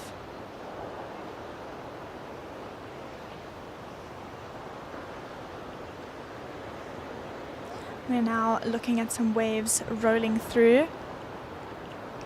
Let's see if some of our surfers are happy to choose those or would rather wait for better looking waves.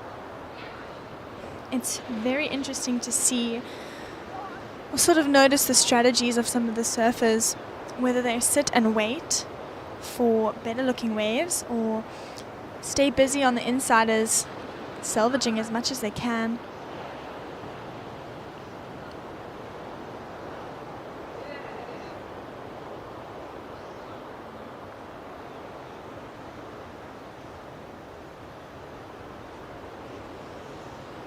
As we see surfer in the white making it around that section, kicking off.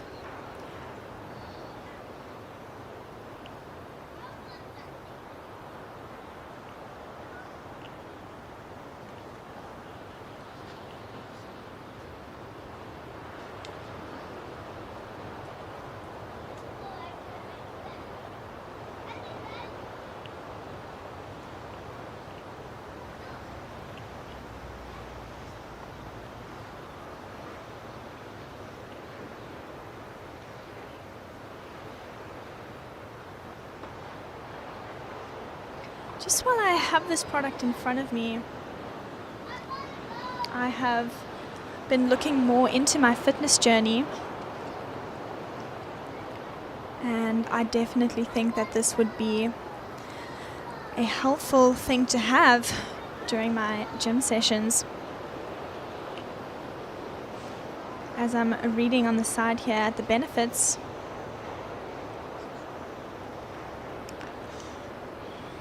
so yeah, definitely something that I'll have to look into during my gym sessions. But we have just under 15 minutes remaining in this heat, and we are still waiting for some scores to come through for our surfers. We have no scores that have been dropped yet, but some waves have been ridden, so we're going to see what the judges think of these surfers' waves. 14.5 minutes remaining.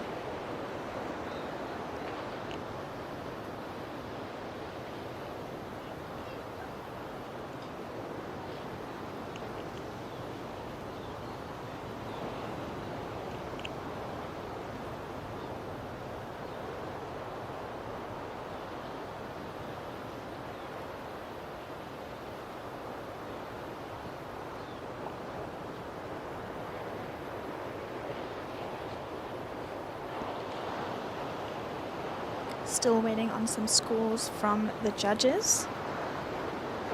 As we see a paddle from yellow, unfortunately not getting on it, as well as another surfer having a go.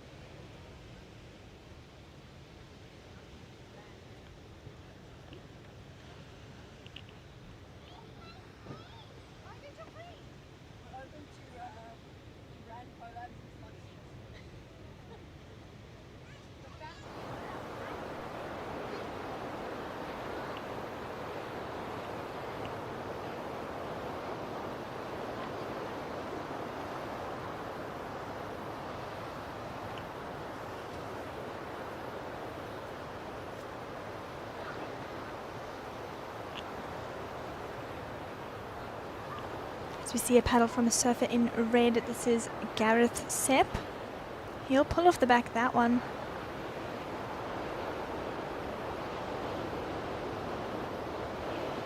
As we watch a replay. Gareth utilizing his priority.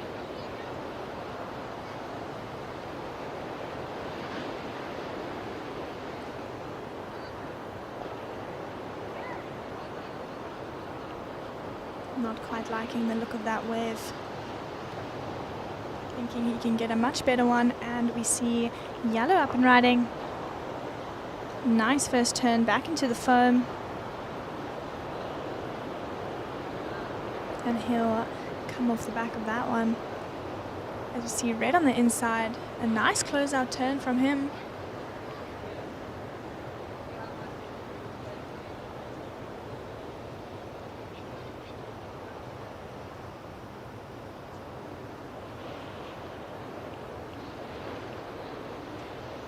I'm currently switching between watching these surfers in real life as well as on the cameras, as well as what you guys will be seeing.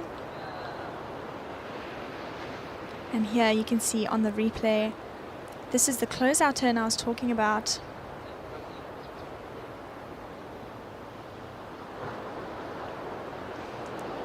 Now we see White up and riding.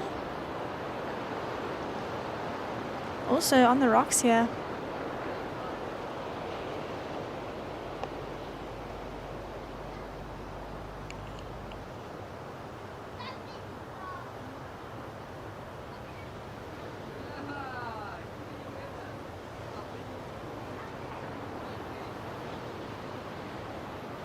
We now have scores that have dropped. I seem to have made a mistake. The surfers that have surfed in the previous heat I thought were surfers in this heat, so these surfers have now only caught waves and the scores have come through.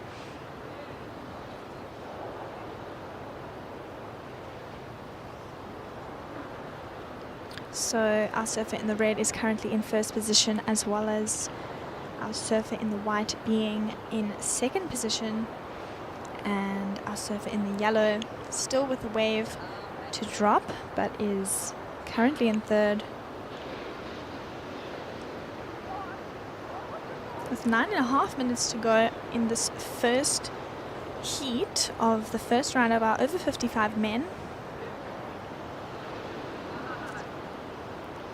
This is a 3-man heat, and Shane's wave comes in as a 3.1. That is enough to bring him up into second.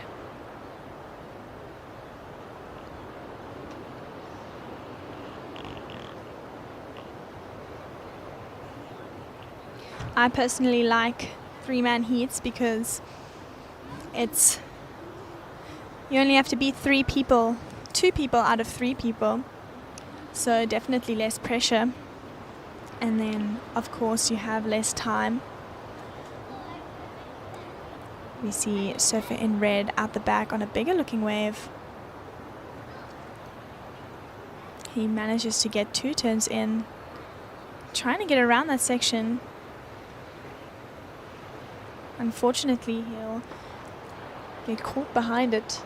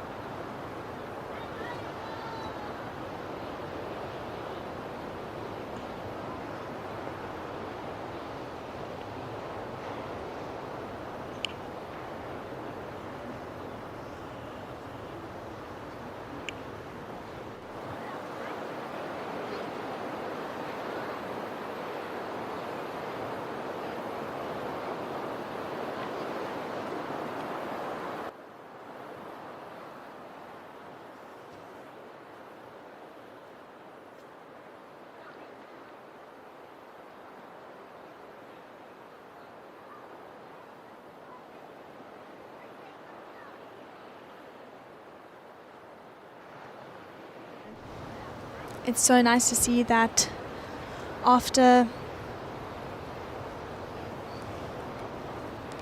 even after your junior years of surfing and after all the life experience, you still froth for waves and still surf just as if you were a junior surfer. It's really nice to see that that's still happening.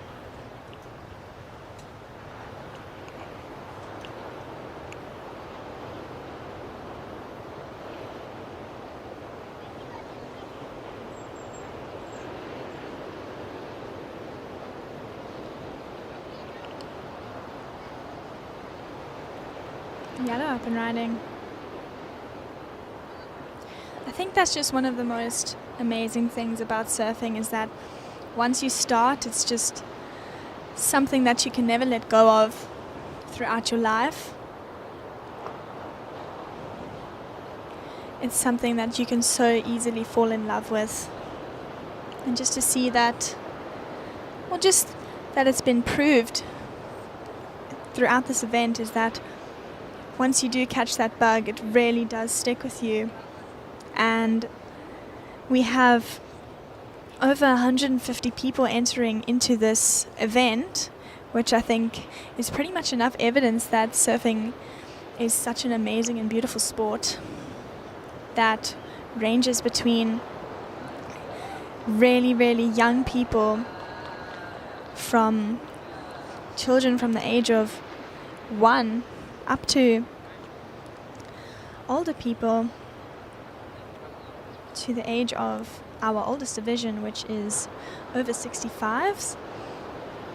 But I think even after that, you still froth for waves as much as you did when you were a junior. And we have a red up and riding. Getting around that section. And he'll pull off the back of that one.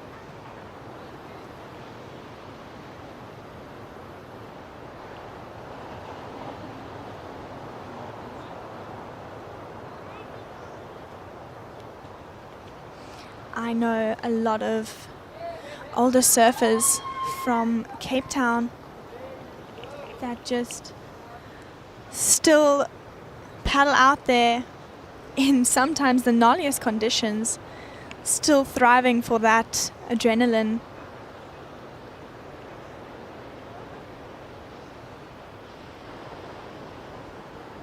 It really is a special thing to watch.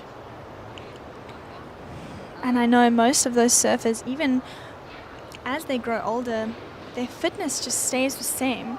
Because, I mean, I get really out of breath when I'm surfing, and I think it's also a different type of fitness. It's like a different type of energy, working different muscles.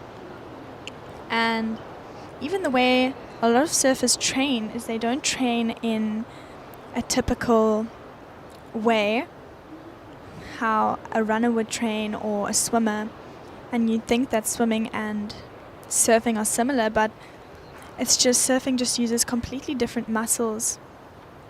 And that's why a lot of people struggle to learn to surf at a later stage, because they need to get used to getting paddle fit. And that's why it can be so discouraging when you're out there and you're just not managing to catch waves and things like that. But it actually, every time you go out, it makes so much of a difference just being out there. Even if you don't catch any waves, it's just the fitness that comes with paddling around. I think that's definitely the first step that you have to master before even standing up on a wave, is actually being able to be out there for long enough to get enough practice in. That's why I encourage people, even if they are starting to surf later, just encourage them to paddle out and not be discouraged by not being able to catch waves, because every time you go out, you learn so much from just being out there. And I think that surfing is something that everyone should experience. And I know that a lot of the locals get frustrated with people like that who are out in the water, who don't know proper etiquette. But that's what's also so important, is learning those things before you catch a wave or master catching waves. So yeah, just the talk around that topic, and surfers just knowing the technical side and the respect that comes with going to different breaks and things like that. Those should be implied before you can really start to catch waves.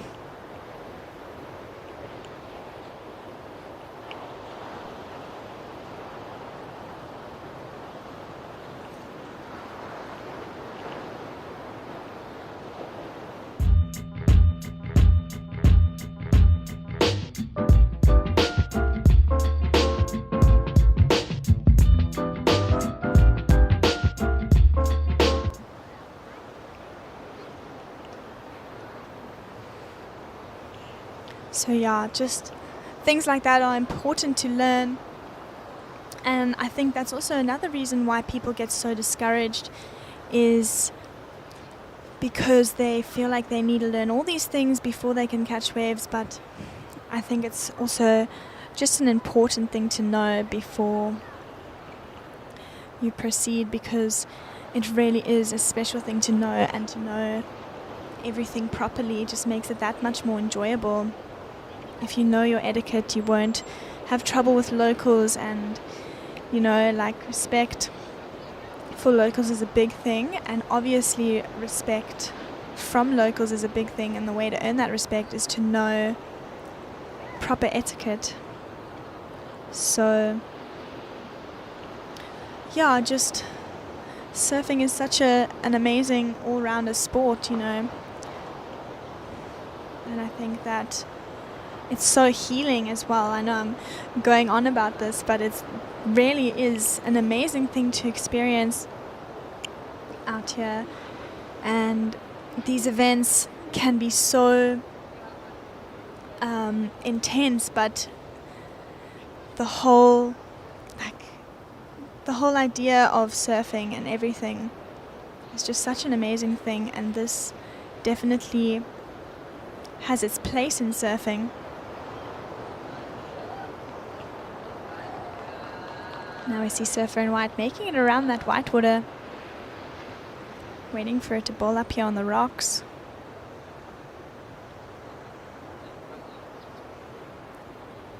This is our second heat of our over 55 men.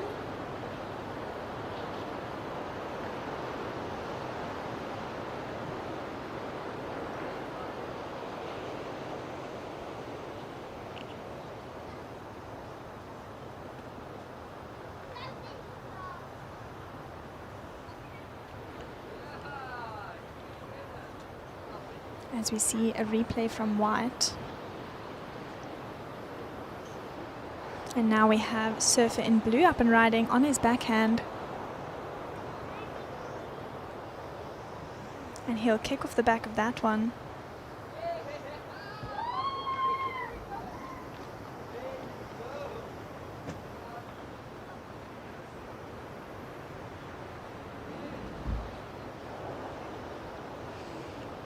As we look at the replay of Blue's wave.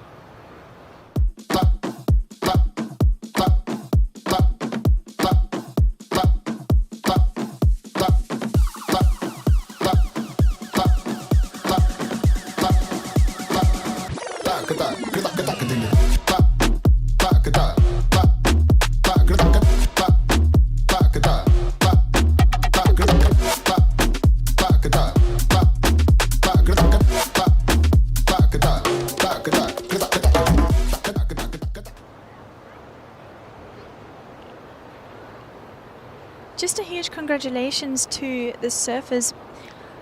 Improving into the next round is red and yellow.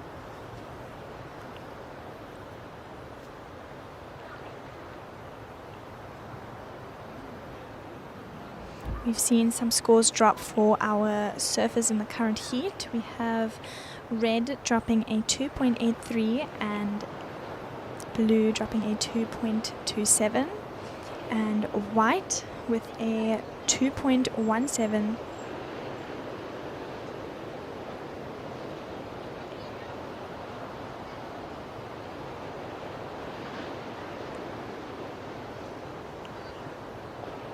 And now this wave that blue is currently on dropped in at a 1.50.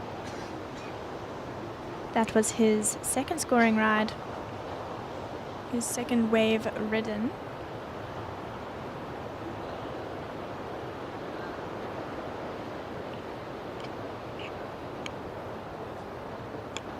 As you see a paddle here from our surfer in the white.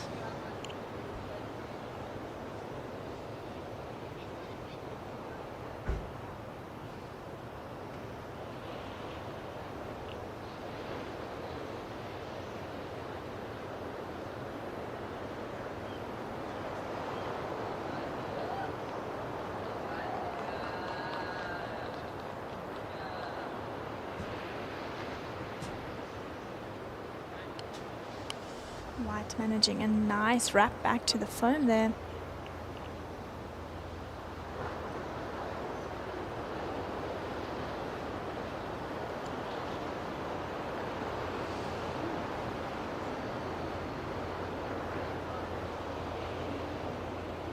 That was surfer in white Lance Rumbelow.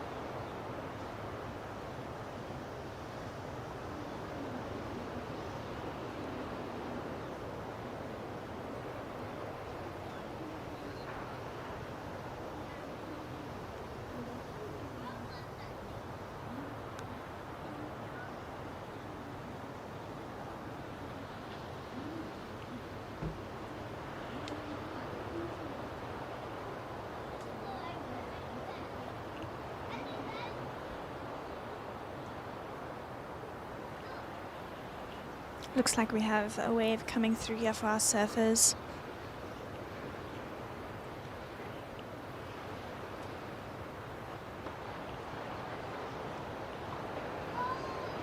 But they will decide to wait for a bigger set to come through. But now blue up and riding. Here on the rocks, unfortunately goes down.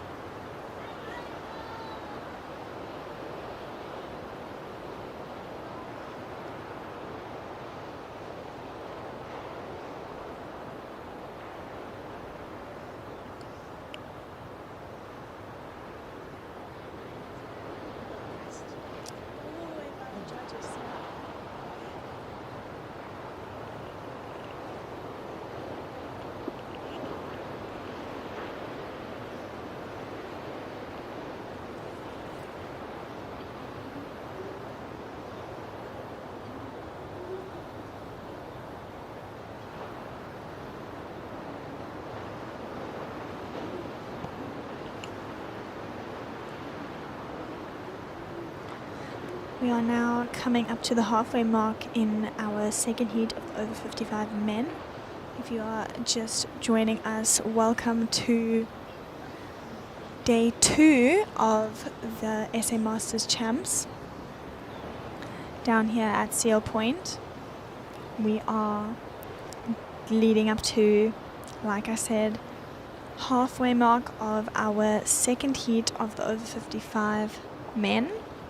This is the first round, and we have in red first position and second position is sitting with blue. White is sitting in third, and then yellow in fourth position.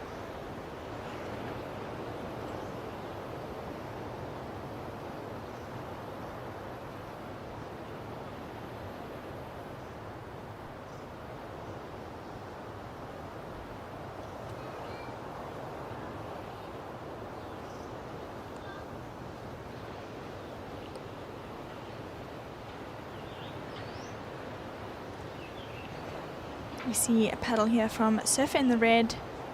Nice first turn. This is our heat leader. Just a quick 2-turn for him.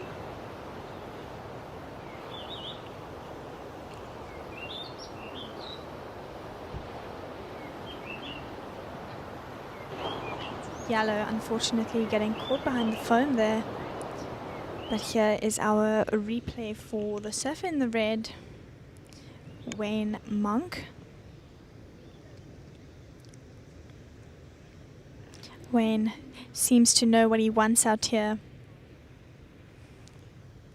Knows what the waves are giving and what waves are going to give him the scores.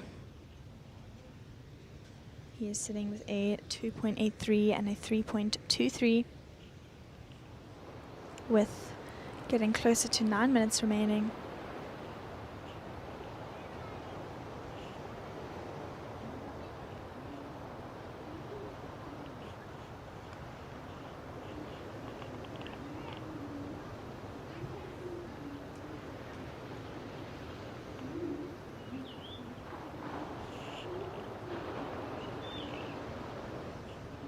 Wayne's last wave coming in at a 4.83. It goes into his top 2, so he further extends his lead in this heat.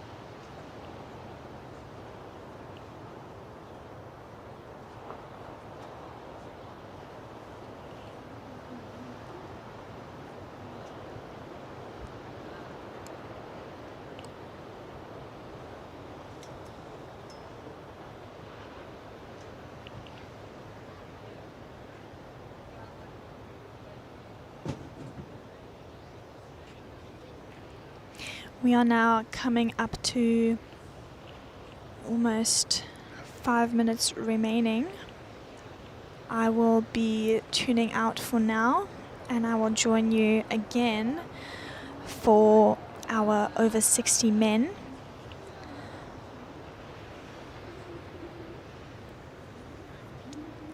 So heat 2 of the over 60 men, I will be back on the stream, and until then Tash will join you for the next 3 heats.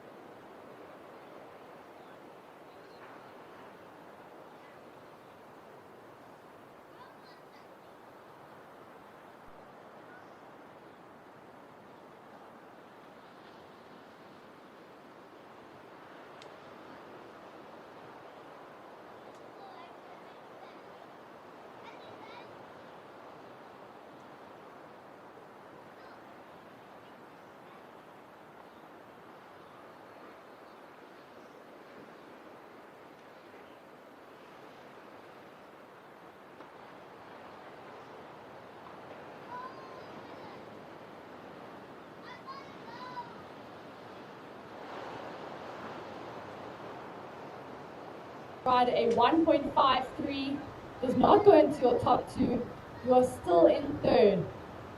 This is our surfer in the red, Wayne Monk.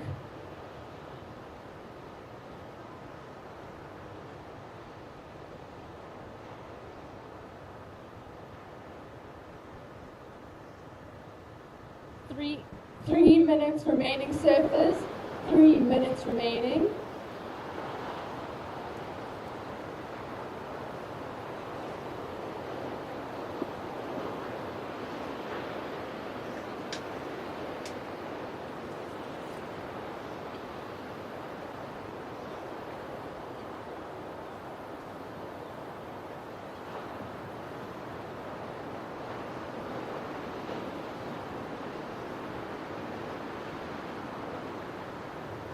Red, your last ride a 7.33. Last of red, a 7.33. So red, you are still in the lead. A 4.83 and a 7.33. Blue is in second with a 2.9 and a 2.73.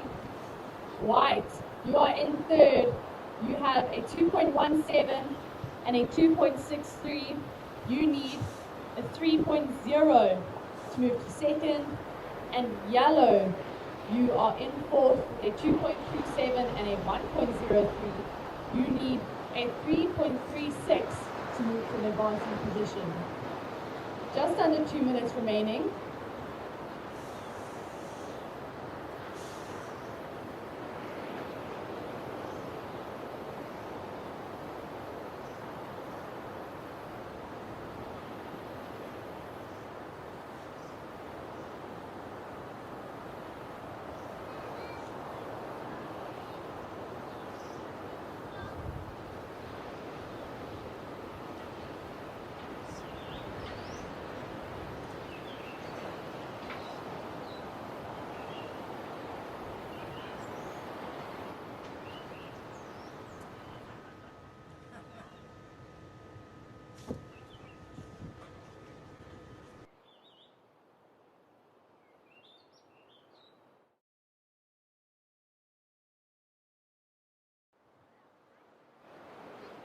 surfer in the white lance, run below.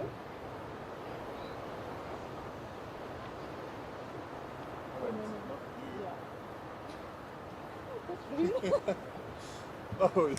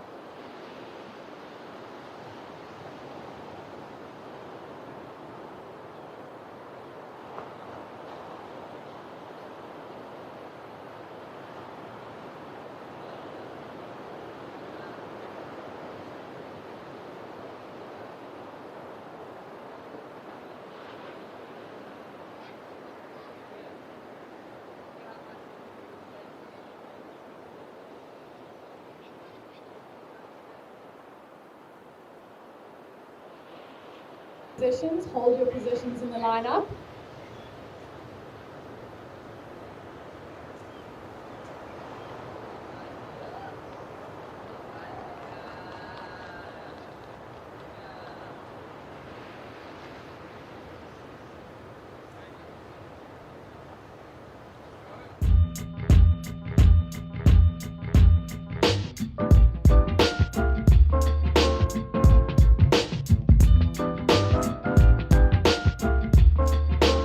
Congratulations to Wayne Monk finishing in first in that last heat. His last wave is 7.77.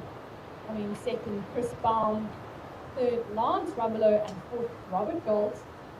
And welcoming to the water our over 55 men round one, heat 3. In red, Dave Jenkins. In the white, Steve Bradell. In yellow, Rob Moore-Boyle. And in blue, Wayne Clapp.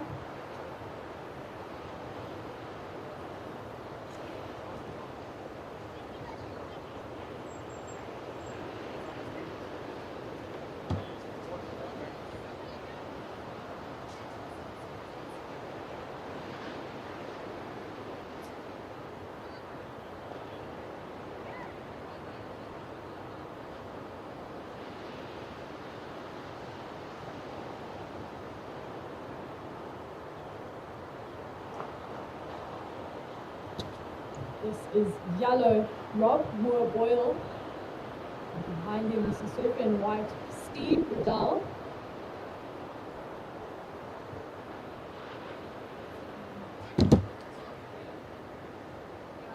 No, it just, I think just doesn't know how to I keep telling you when you finish there.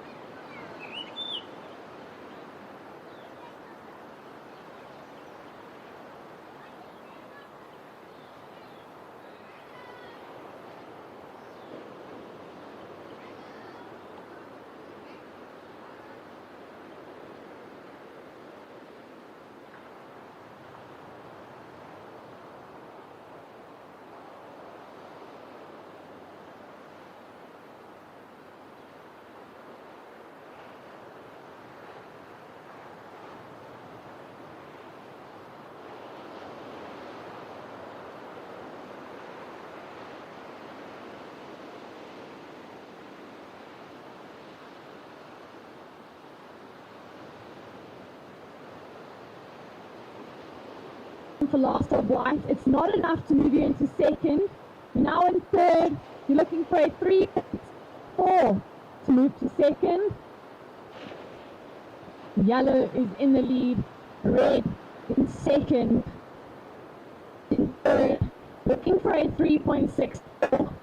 And blue in fourth, needing a 5.1. Just under 2 minutes remaining.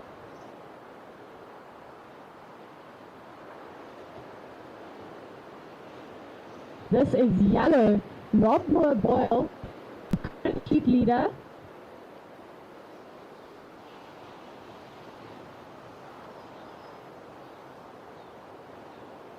White, Steve Riddell, unfortunately coming unstuck on that section.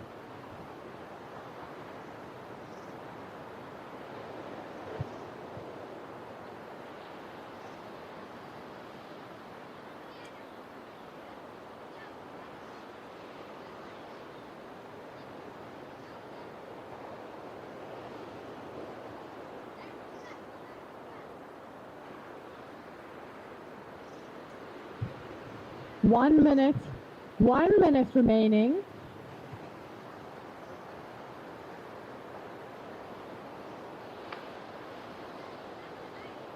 Last of yellow a 5.9. Last of yellow a 5.9. You improve your lead. White, your last ride a 2.7. White, you are still in third. Looking for a 3.64. Blue in fourth. Looking for a 5.1. 30 seconds remaining.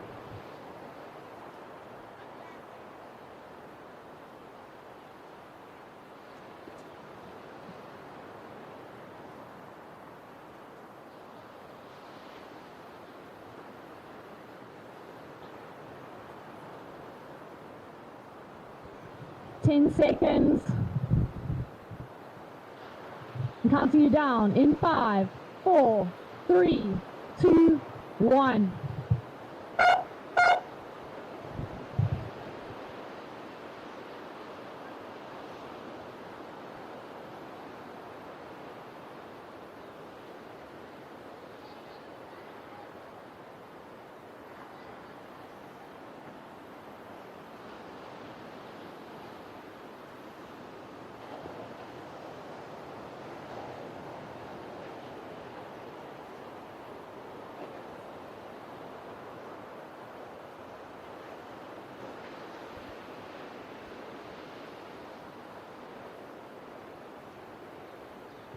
Counting the next heat in 3, 2, 1. I will be handing over to Jess for the next 3 heats.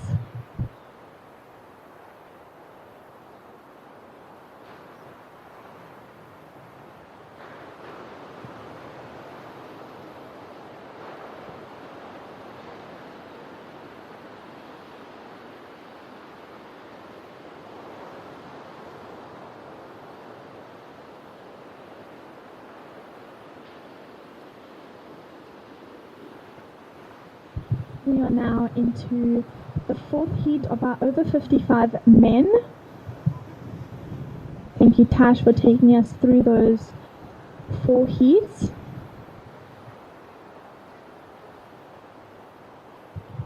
As we can see, and as I'm sure most of the surfers are getting excited about, is that the wind has turned and is now blowing slightly more offshore.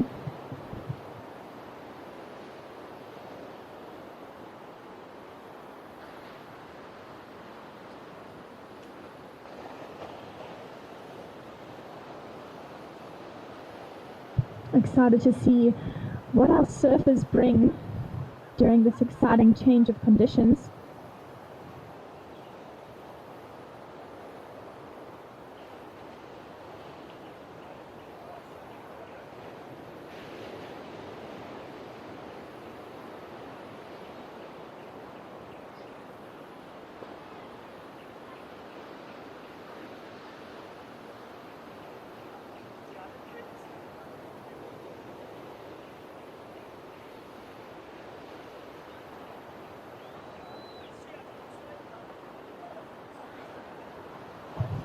Introducing the surfers in the current heat. We have Rob Pereira,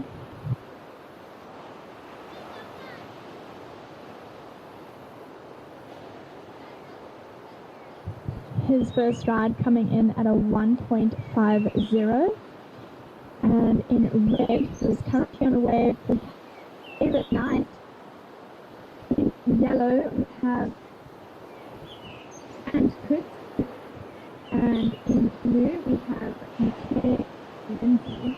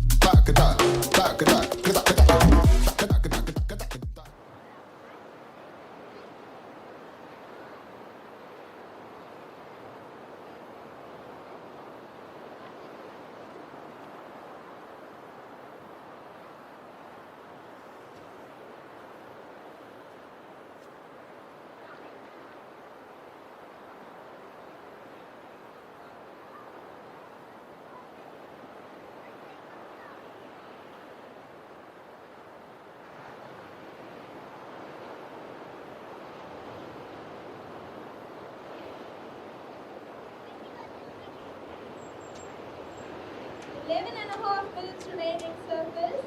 11.5 minutes remaining.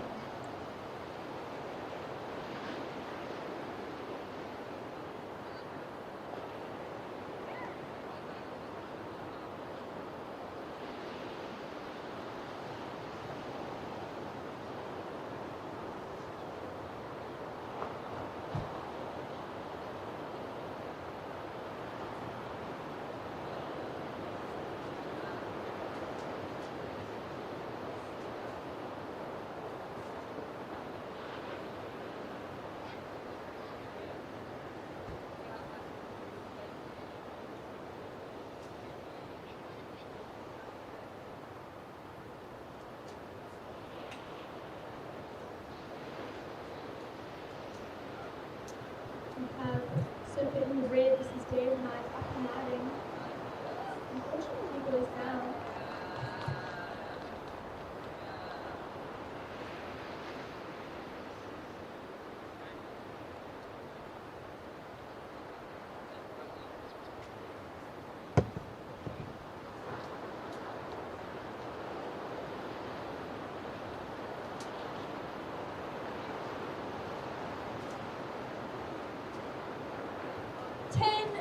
Remaining on the clock, surfers. 10 minutes remaining on the clock.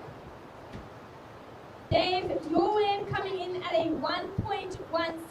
Surfer in red, your last ride a 1.17. You are now in third. You need a 2.84 to advance into the next round. 9.5 minutes remaining on the clock.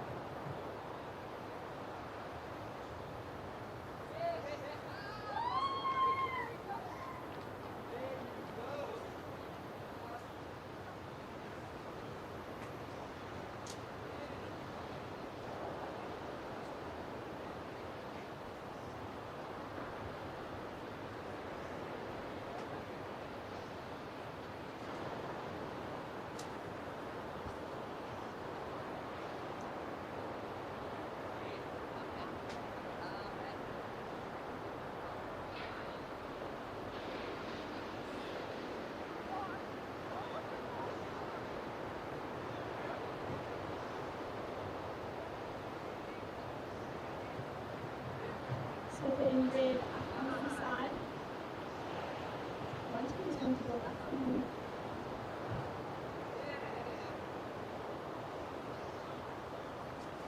You see blue VISSLA keep lead up and riding.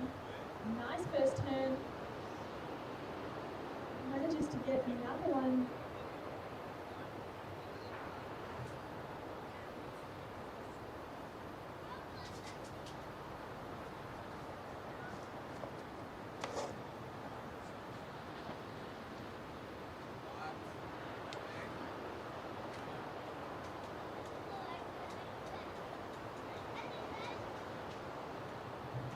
Eight minutes on the clock, surfers. 8 minutes.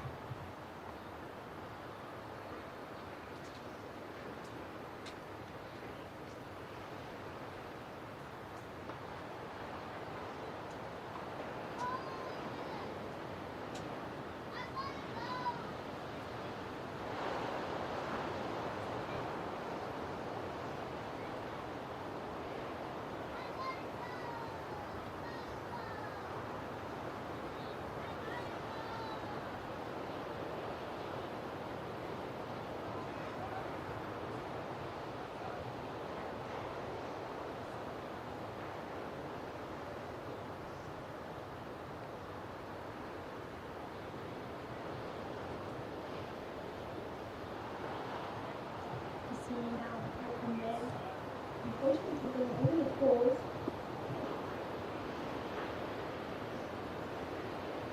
Surfer in the blue, your last ride a 5.67.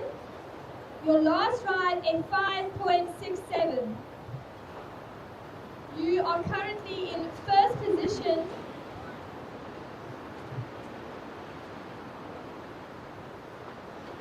This is now our surfer in second. And small on the inside. Getting a couple turns in there.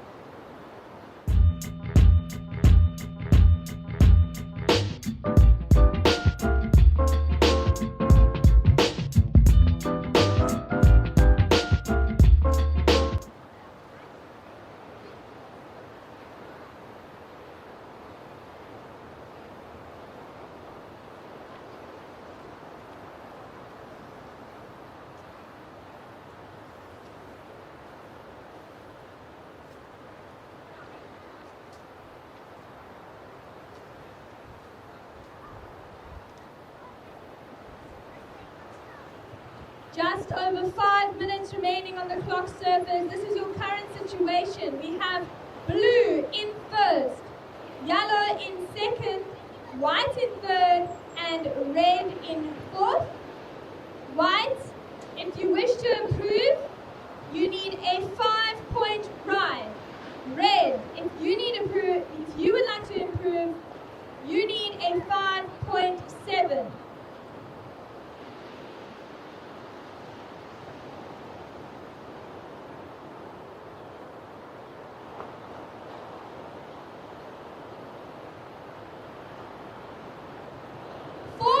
Minutes on the clock, surfers. 4.5 minutes. What? Hey? They have to hear me.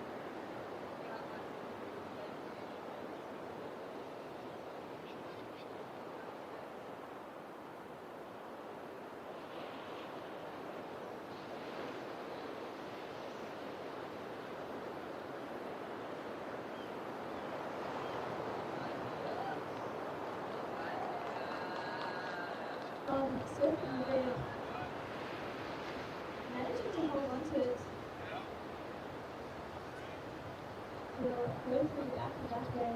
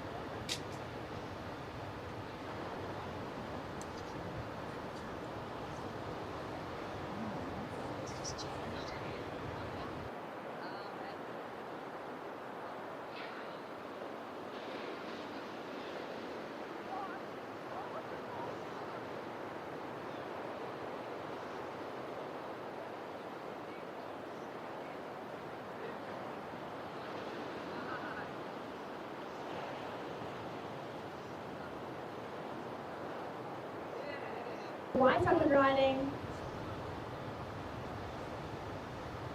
And just to get around that foam section.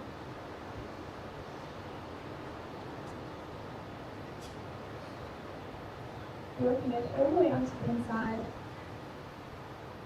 This is your surfer in white. And he'll pick up the back.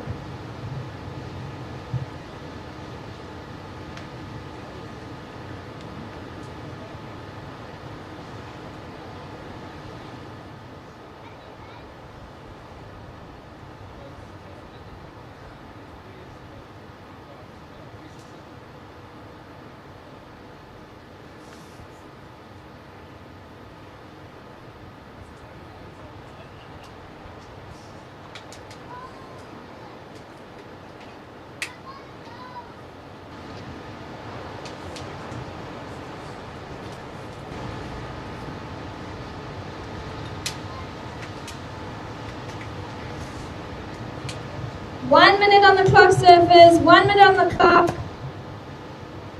Surfer in white. You are still in third. You need a 3.84 to advance. Red, you are still in fourth. You need a 5.7 to advance. 45 seconds remaining.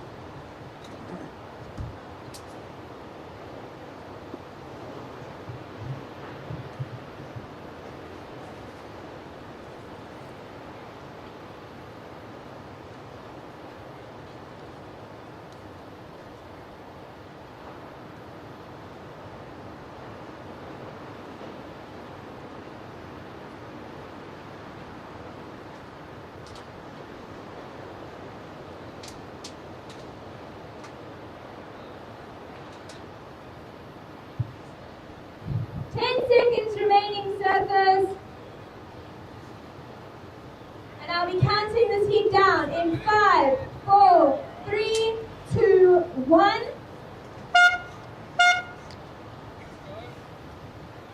Counting the next heat down in 3, 2, 1.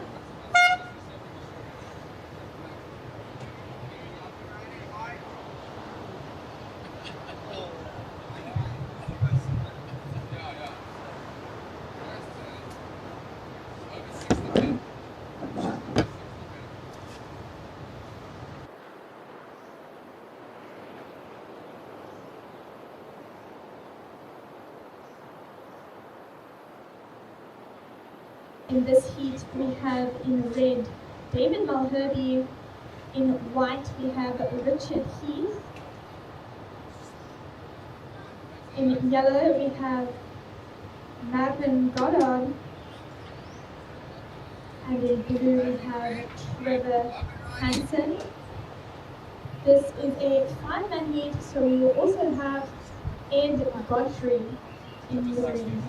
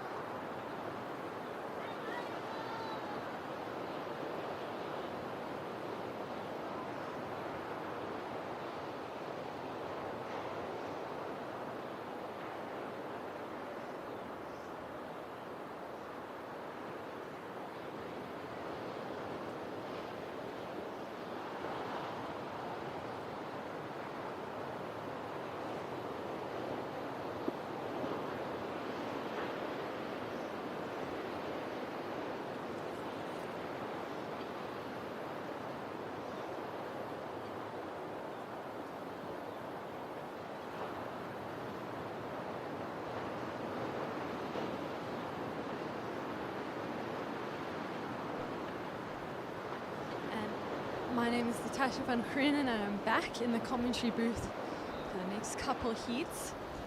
We hope you have been enjoying our over 60 men round one, heat one. David Malherbe, the dominant performance in an 8 and a 7-point ride. It's made it quite challenging for the rest of the competitors to take away that first position from him. We'll see our surfer in the yellow need a combination of 15.01 to take the win. And what that means is that that surfer needs to replace both their scoring rides for higher scores to hopefully reach that 15.01 total. We have David Malherbe in the red in the lead, white, Richard Heath in second, Mervyn Goddard in third in yellow, fourth is Trevor Hansen in blue, and fifth Ed Godfrey in the green. On your screen, so you'll see he's wearing a black rash vest. The yellow and the green can be quite close in colours out there. Unfortunately, Ed getting a paddling interference earlier on in the heat. And we're now into our heat two of our over 60 men. So you'll also see that these heats are 25 minutes long, and that's because there are 5 surfers in the water. That means we have to give them more opportunity and more time to get the waves they require.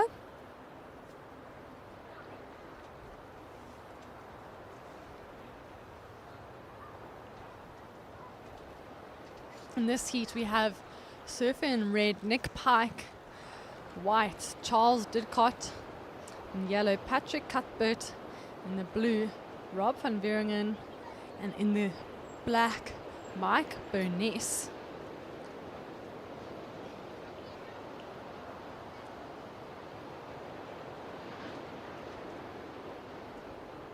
Just some small scores to start out this heat. 1.5 for red and a 0.5 for yellow. Conditions, you can see, have cleaned up throughout the day. Now have more of that westerly offshore wind. The lines are a little bit straighter, and the wind blowing offshore, cleaning up that onshore bump that we saw a lot of the surfers struggling with. And we're hoping for the next few days to have this nice onshore wind and conditions. To my left is the beach break, which is a lot of fun. You can see lots of surfers having a lot of fun out there.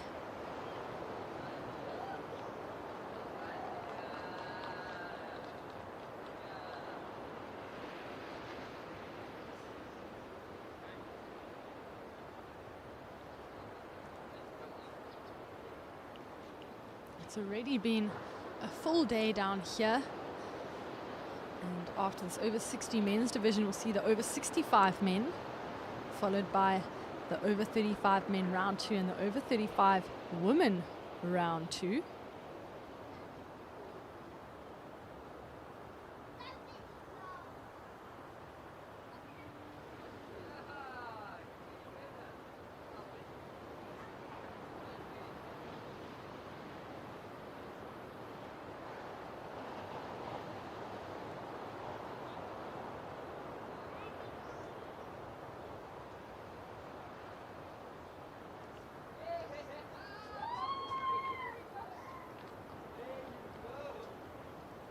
With 5 men in the water, lineup may feel a little bit more crowded for these surfers.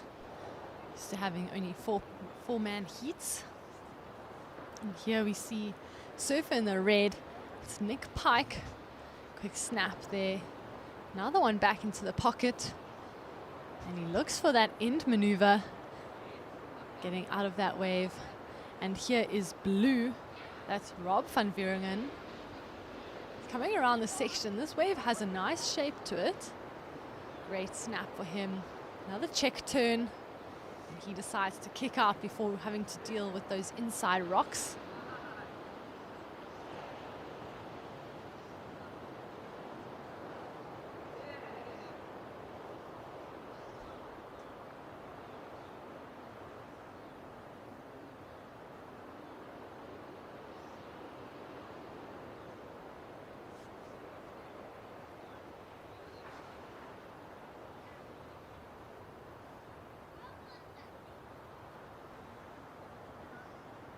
second wave of red, a 3.0.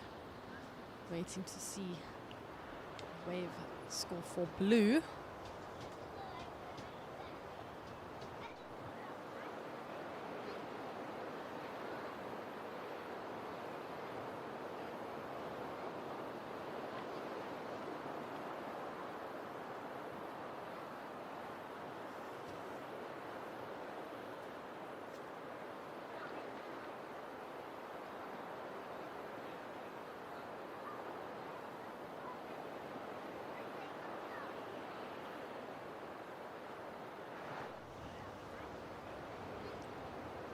Still waiting on that last of blue to come through.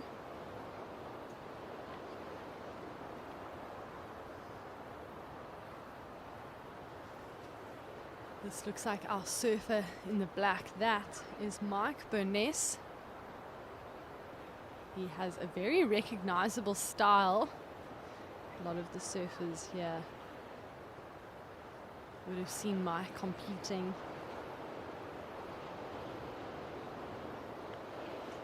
Last of red, a 4.33, and last of blue, a 4.27. Last of black, a 2.17. So our current situation, we're sitting with Nick Pike in the lead, Rob van Vuuringen in second, Mike Burness in third, Patrick Cuthbert in fourth, and Charles Didcott in fifth. And whilst we are here, a little bit of a lull in the lineup. Just a big thank you to our live stream sponsors. First Choice High Protein, Sothebys St. Francis Bay, Cape St. Francis Resort, Shaper X. Thank you for the St. Francis Breweries for feeding our crew. Luckily we had a great lunch today. True Technologies, the reliable high-speed internet. Without them, we would not be able to broadcast this to you guys. And thank you to Sevos Architecture, Eezi Move, Night Beer, and Outdoor Photo. And as I finish that, I see Surfer in yellow finishing off on the inside. That was Patrick Cuthbert on his second wave.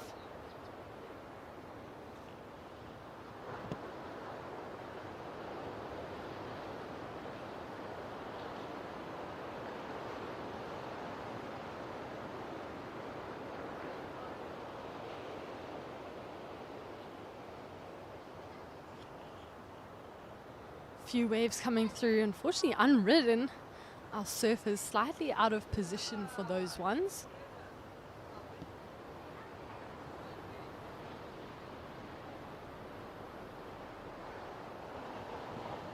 Here goes blue, Rob van Vuuringen.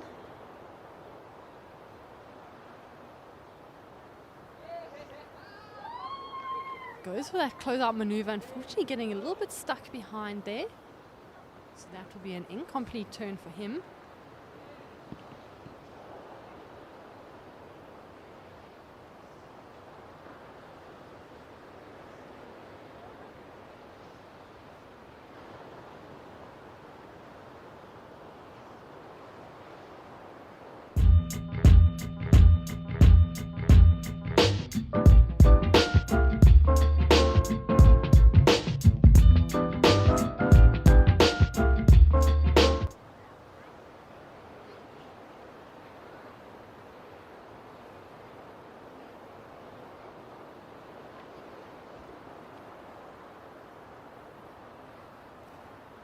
And this is yellow, Patrick Cuthbert. Sorry, that was white, Charles Didcott. That was his first ride.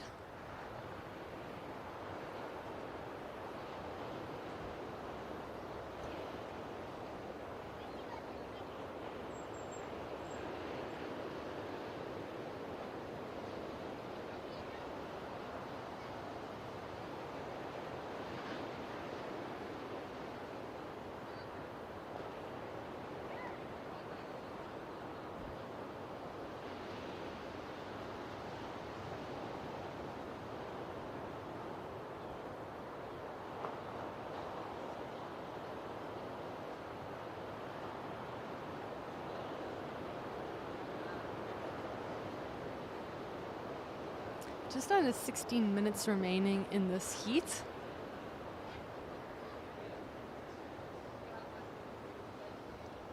First of white came through at a 2.93. Still looking to get a second scoring ride. Currently have blue in the lead, red in second, yellow in third, white in fourth, and black in fifth. And here goes red, Nick Pike. Nice float over that section. Quick snap in the pocket. Another check turn. He finishes just before those rocks.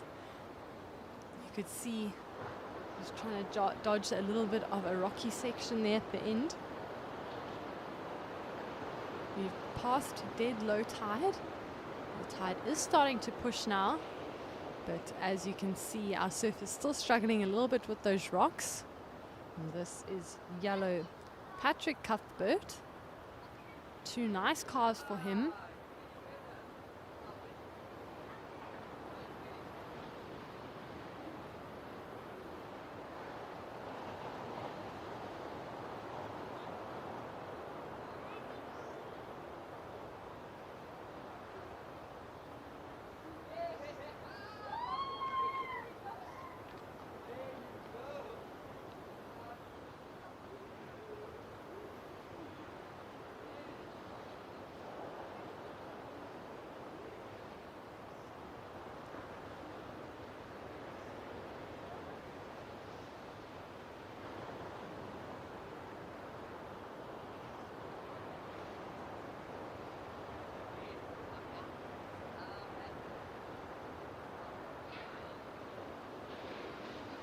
Last of red, another 4.33, so that moves him back into the lead.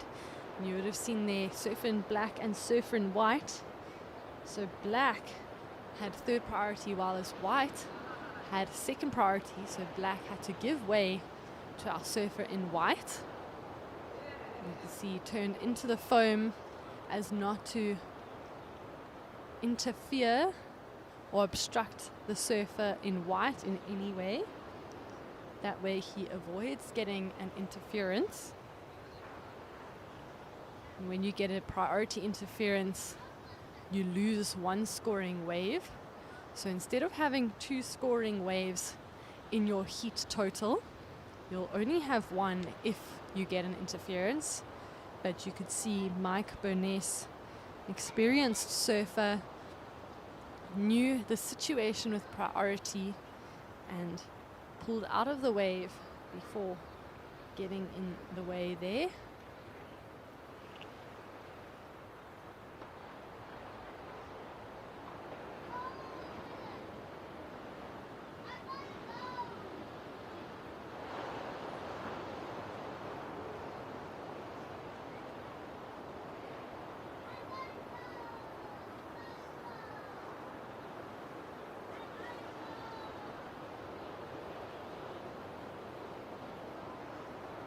Last of white at 2.4. So white is still in fourth. Some average scores required by our surfers. Surf in black needing a 5.03. Surf in white a 4.27. Surf in yellow 4.96.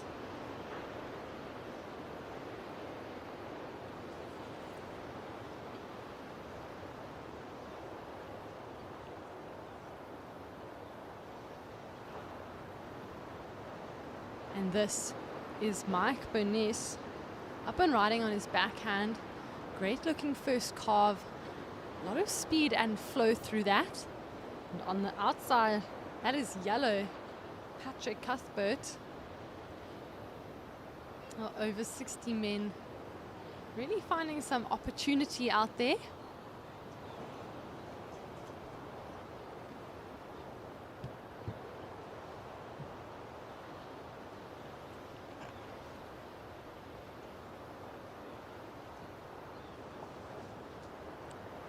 This is white, Charles Didcott, riding on his backhand. Great first snap, followed by a second one. He chooses not to try and complete that ride onto the rocks.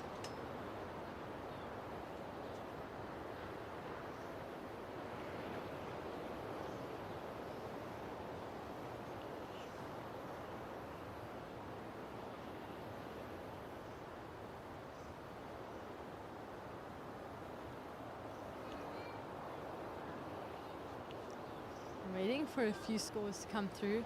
This is red. Great snap in the pocket from Nick Pike, followed by a great looking carve.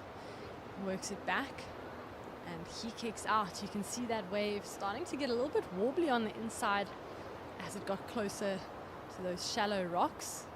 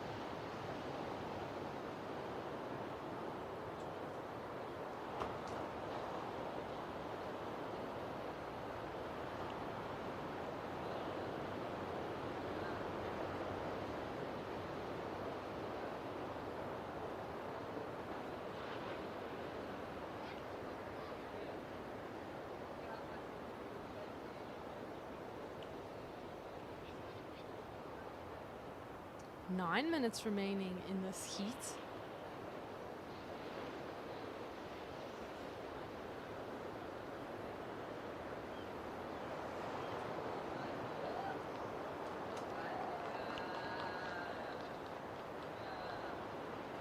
Still waiting on the last of black.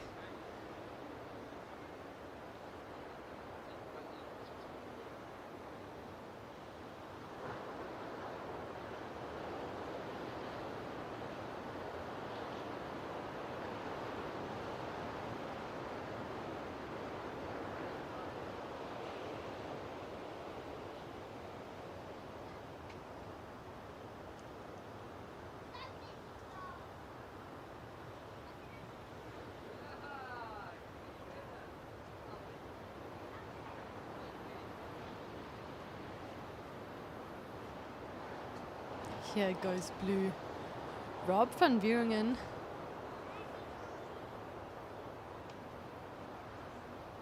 And out the back, yellow, Patrick Cuthbert. Patrick staying busy in this heat. This will be his 5th ride. He goes for the end turn float. Makes it. Seemed quite excited and stoked with that wave, the way he jumped off.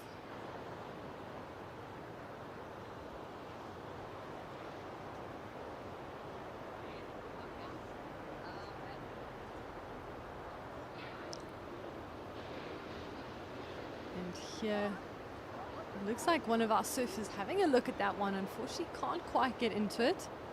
And there goes red, Nick Pike, carving it back. Comes around, great check off the foam. Another speed turn, looking for that last closeout maneuver. Unfortunately, a little bit straight-legged on that end section. And behind is Mike Burness.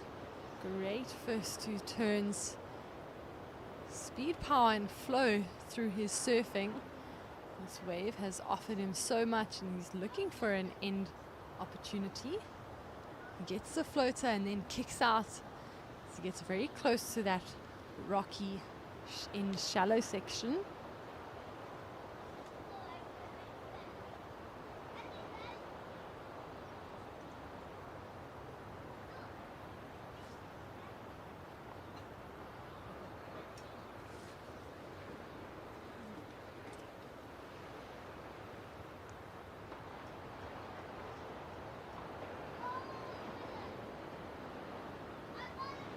Few scores to come in for surfers.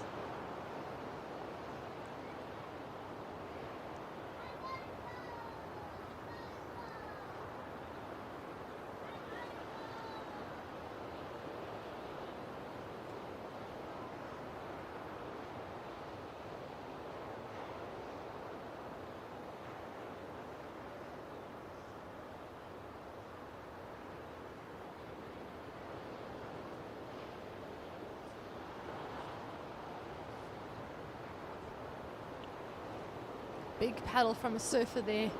Fortunately missing that wave. You can see it did have a really lovely shape to it.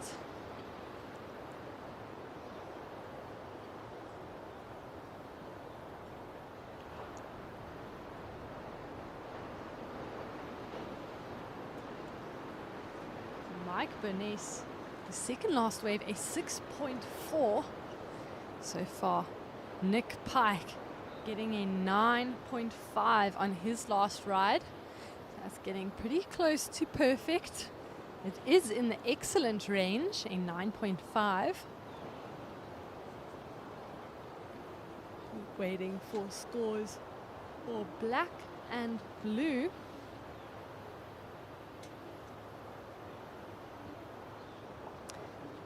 On our scale, an 8 to a 10 is an excellent scoring ride. A 10 obviously being the best wave and surfing you can do.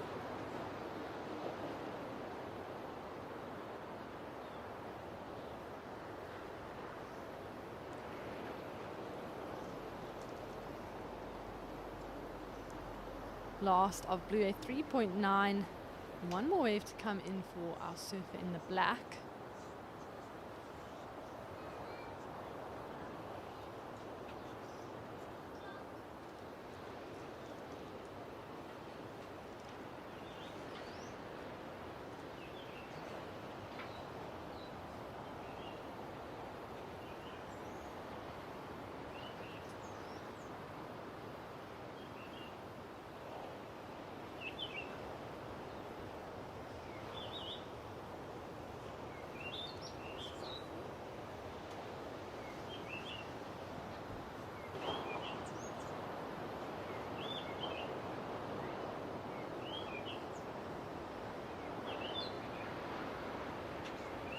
Last of our surfer in the black in 9.6, so 0.1 higher than that of Nick Pike.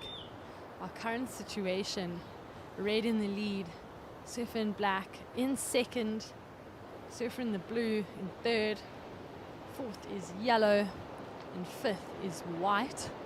But two excellent scoring rides in this heat, a 9.5 and a 9.6. Both those surfers have backups in the 6 to 7 point range.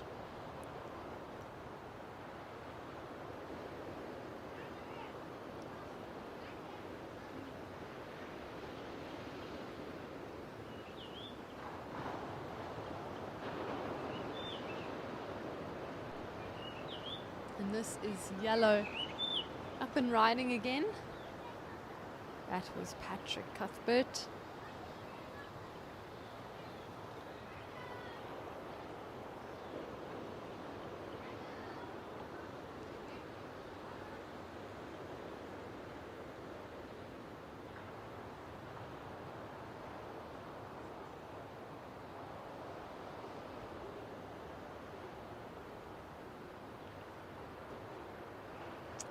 Just under 2 minutes remaining in this heat.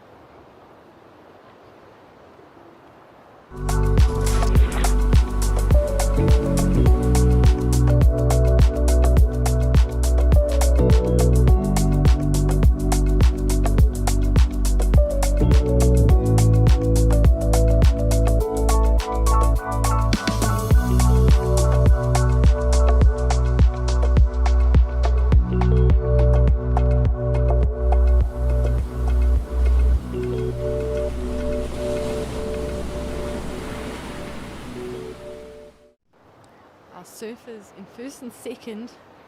Some great heat totals of a 16.4 and a 16.0. The rest of the field is in combination if they wish to get into that first position as well as second. They would need a combination of 16 to move to second, or a combination of 16.4. But that is the end of our Heat 2 of the over 60 men.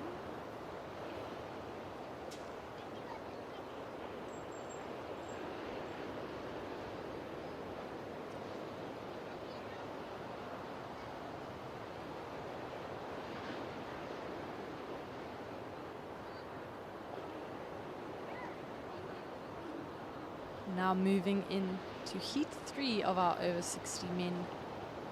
Stephen Adshade in the red. Surfer in white is Peter King. In yellow we have Mervyn van Straten. In blue Glenn Milne. And in black David Hammond.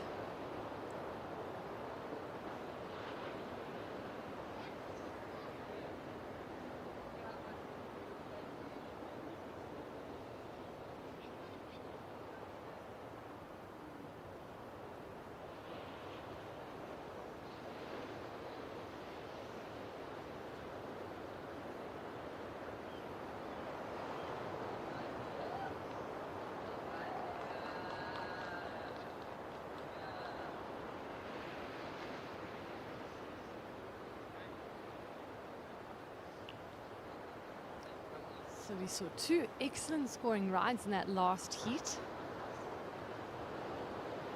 What will Heat 3 have in store for us?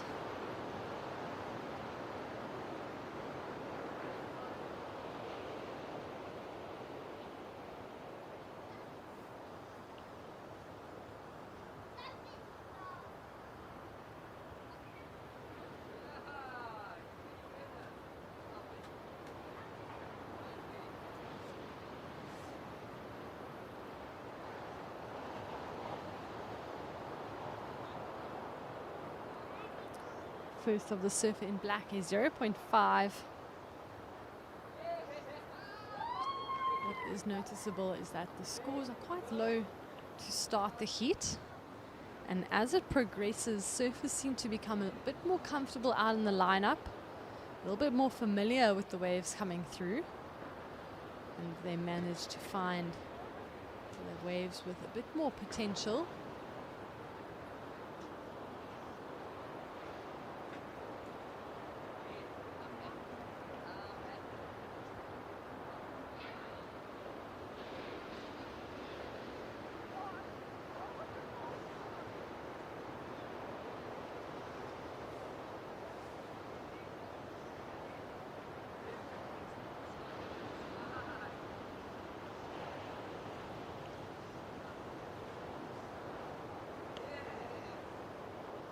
First of white, a 3.0.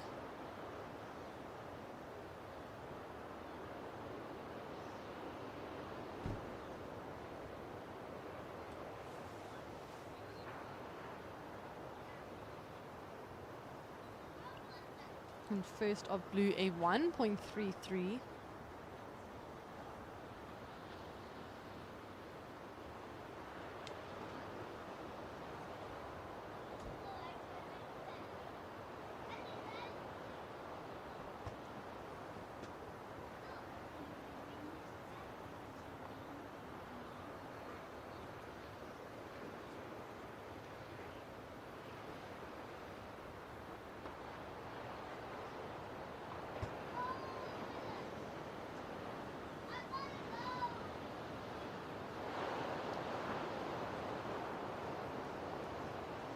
That looked like our surfer in yellow. Just a quick in and out for him.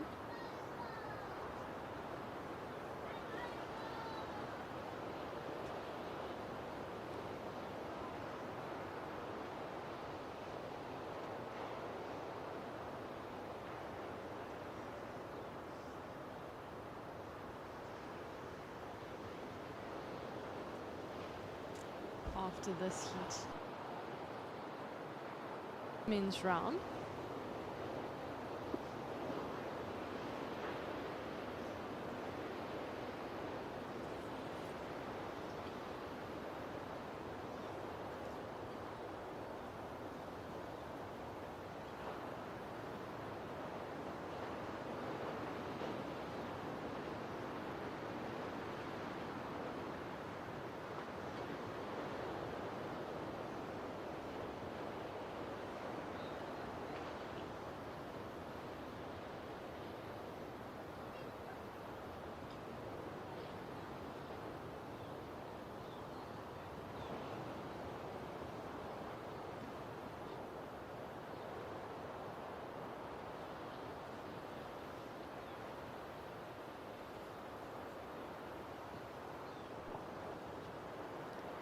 Still waiting for Surfer in red to get his opening ride.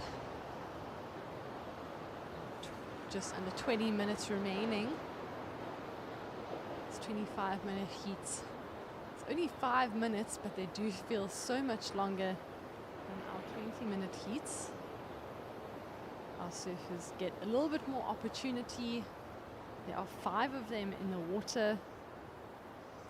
So a little bit more time gives them that space and opportunity for more contestable waves to come through.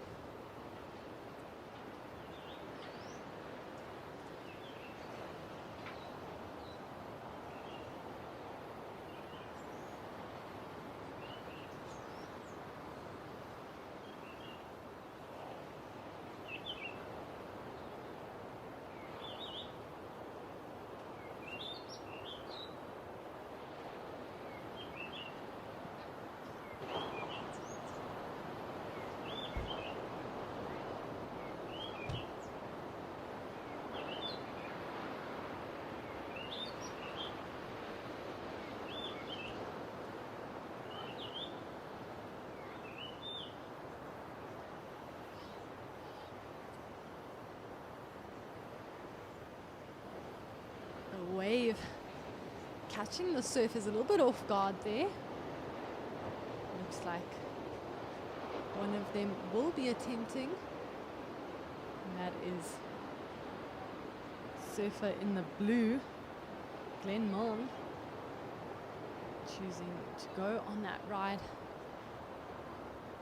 trying to find some opportunity, and he has to get out of that quickly because otherwise he's about to land on drier rocks.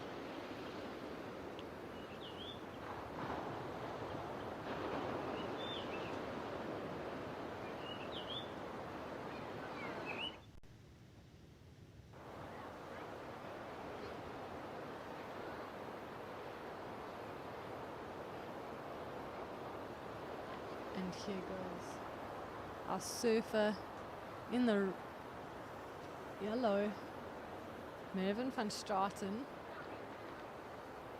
Just a quick one for him. Managed to get through the whitewater section and got the cut back.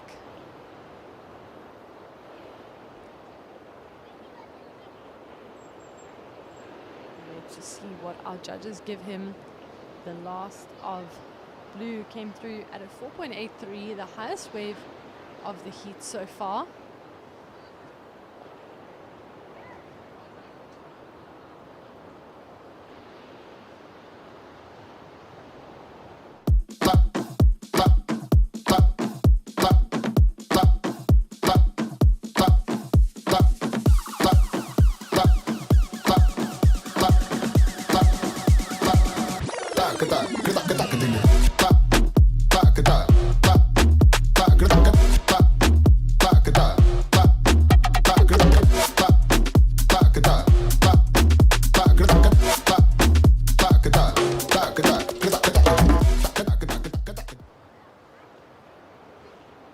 Last of yellow came through at a 2.57, so it puts blue in the lead. Glenn Milne, yellow, Mervyn van Straten in second, Peter King in white in third, David Hammond in fourth, and Stephen Adshade in fifth. Still waiting for red to open up his account. Does have priority, so he has unconditional right of wave out there. And this is yellow again. Mervyn van Straten keeping busy, looking for an opportunity to get a higher scoring wave out there. You can see he had fifth priority. And waited to see if any of our other surfers would go on that. Chose to take advantage of an unridden wave.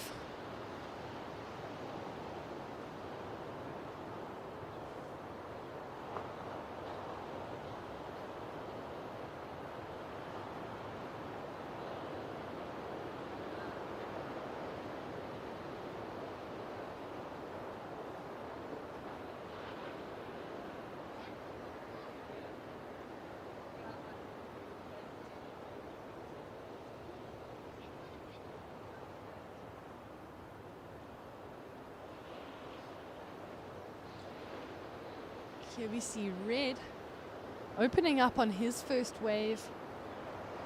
And some rail work through there. Unfortunately, that wave just shutting down on the inside.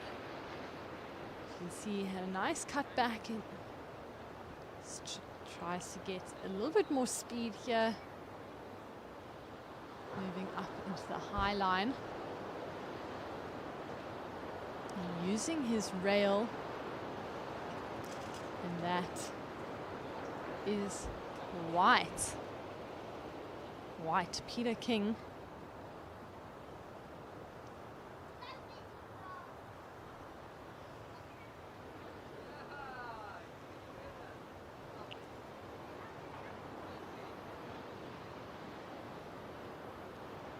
Just under 14 minutes remaining in this heat.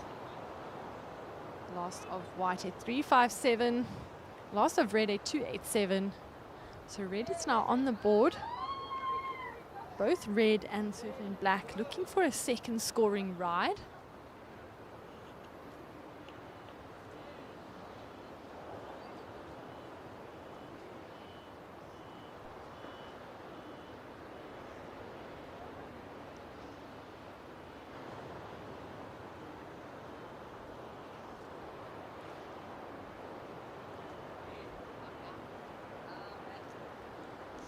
I am going to be moving onto the beach commentary now, but I hope you enjoy the rest of the action in this heat, as well as the coming heats of the over 65 men. Some fun surfing to be had.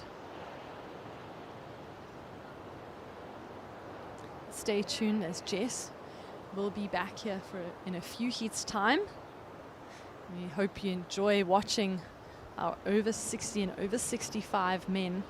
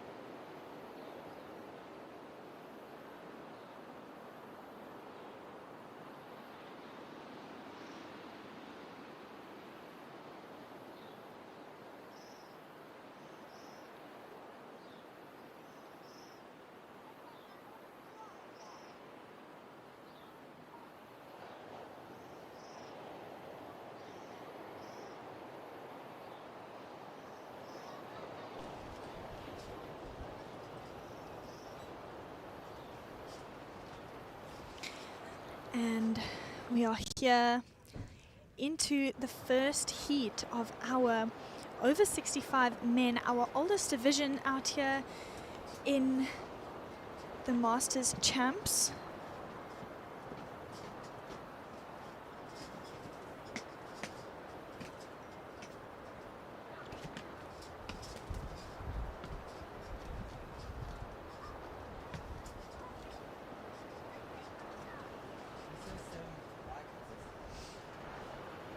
As you can see, the wind has switched. It is now straight offshore. We had a gap of some pleasant waves and pleasant weather while I was on the loud mic. And now we are here with a little bit of a stronger offshore wind and a little bit more of a colder breeze. But I'm sure our surfers are grateful to surf a bit more of a cleaner wave, even if the wind is a bit stronger.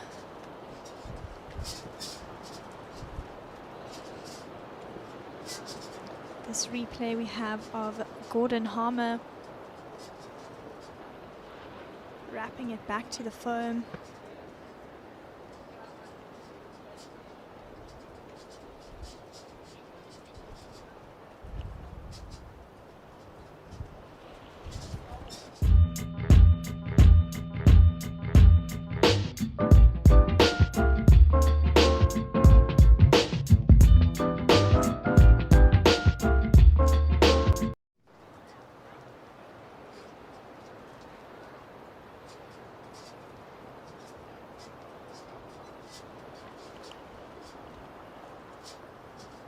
Surfer in the red has logged 2 scores in so far in this heat. He has a 2.50 and a 5.67, with Andre Fenter right behind him with a single scoring ride of a 3.1.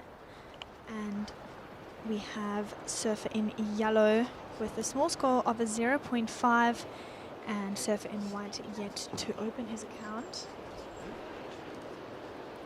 I also have some feedback on the lunch that I had today from the St. Francis Brewery. I had some fish tacos, tortillas more like, and I definitely recommend. I know that Tash had the vegetarian falafels.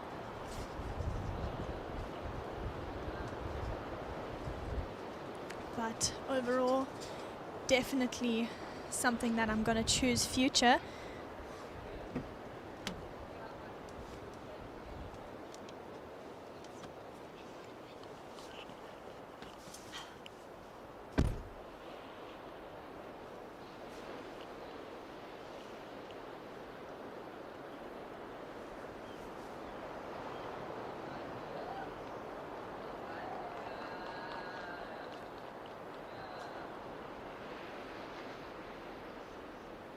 We see blue up and riding on this wave. Right onto the rocks here. 12 minutes remaining in this heat. If you are just tuning in, we are down to the last few heats of day 2 down here at the SA Masters Champs in St. Francis. We are in our oldest division, which is the over 65 men, round 1, heat 1. In the first we have red, second blue, in third yellow, and white is still yet to open his account. We experienced some interesting waves here yesterday where the onshore blew quite hard, so we had to cut the contest short and run our heats this morning. We ran the over 45 men early this morning at 7:30. The waves conditions were still onshore, but the wind was much lighter this morning. So definitely more scoring opportunity this morning. And then throughout the day, leading up to around lunchtime, The wind switched and it is now offshore.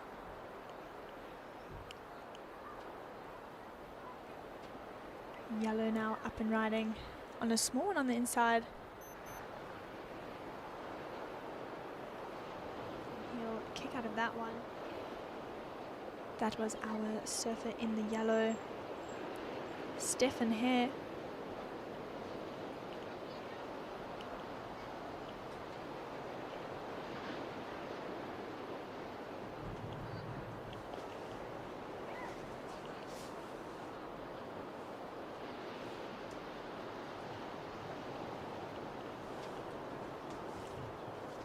We're leading up to 10 minutes remaining in this heat.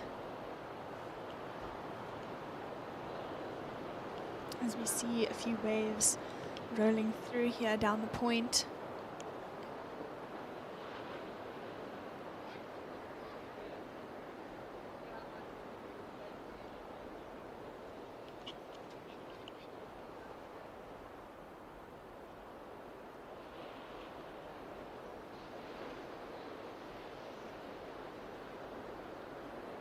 We see surfer in the white opening his account here.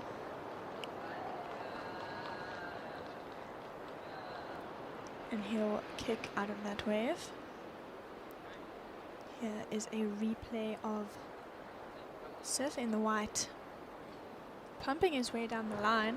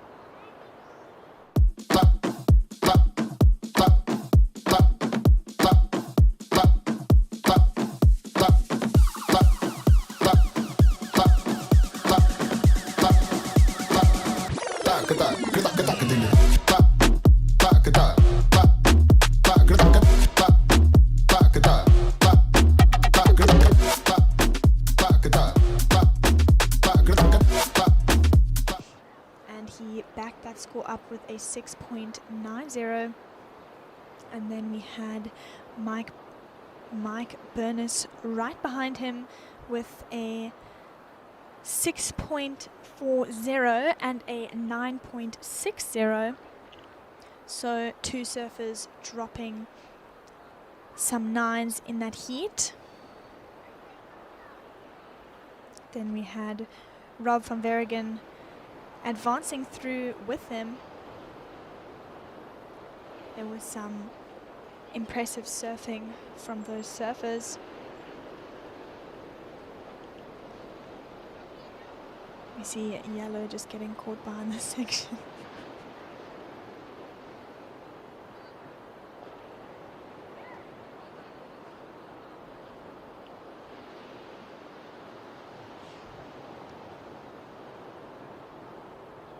As we see a replay of surfer in the yellow. He was clearly not very happy at the outcome of that wave.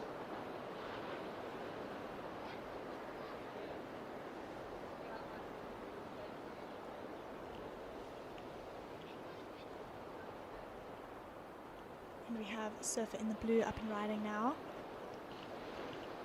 Nice closeout turn from the surfer in the blue. That was Andre Venter. As we watch a replay of that turn. He starts by setting himself up. Identifying the section in front of him. And goes for that turn. Almost coming unstuck, but manages to stick it.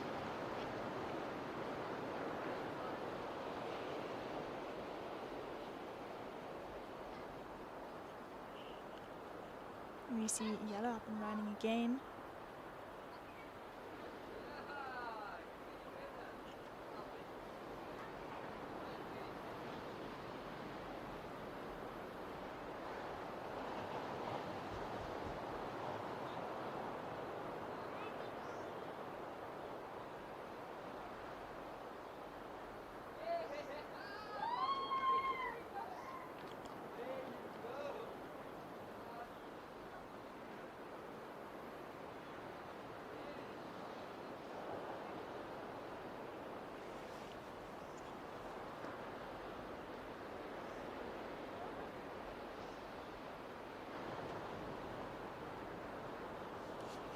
We see some waves approaching now for our surfers.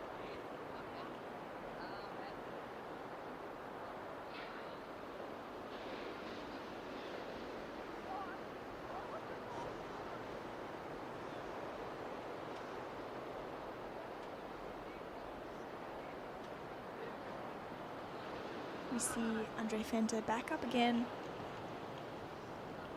managing to get through that white water, and he'll kick off the back.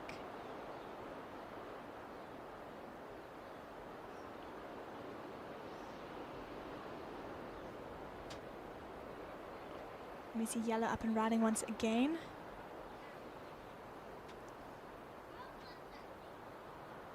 Getting a few nice turns in, and he'll complete that ride.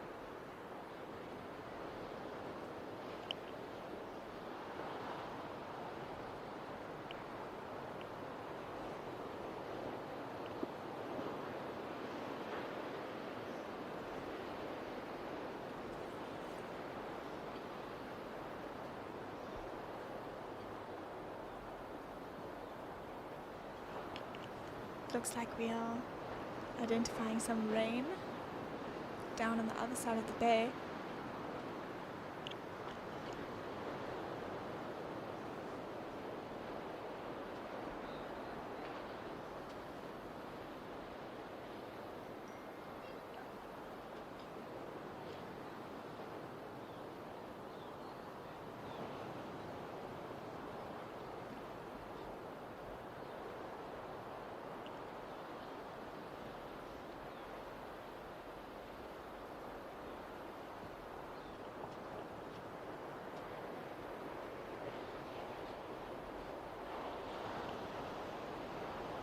The wind is really starting to pick up now.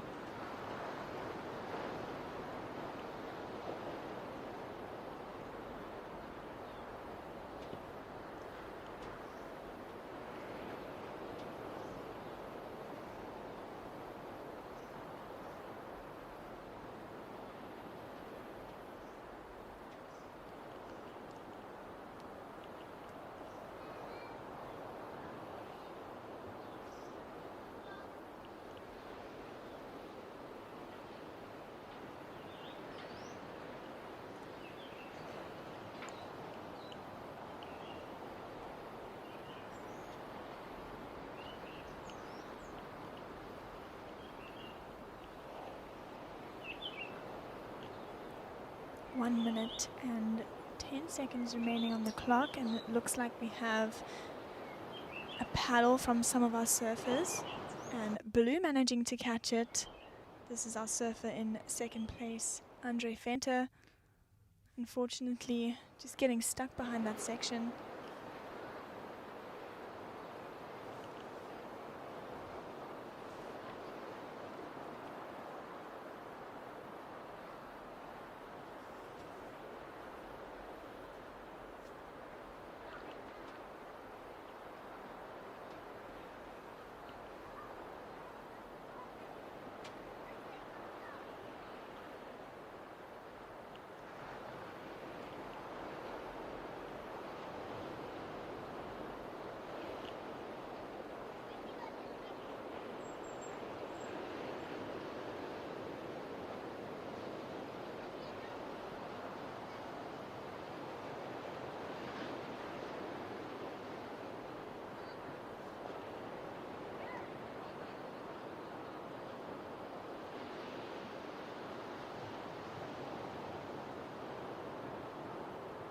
And that is the end of our first over 65 men's heat.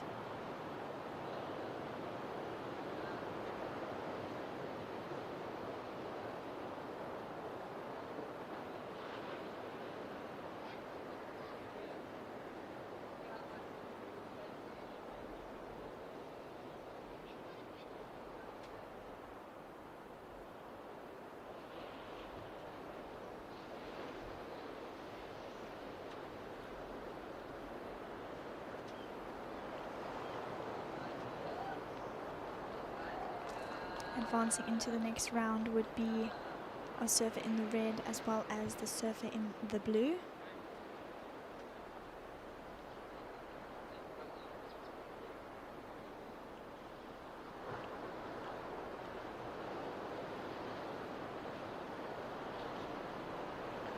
Even though there is a little bit of a strong wind on the waves, there's definitely a lot more scoring opportunity for our surfers.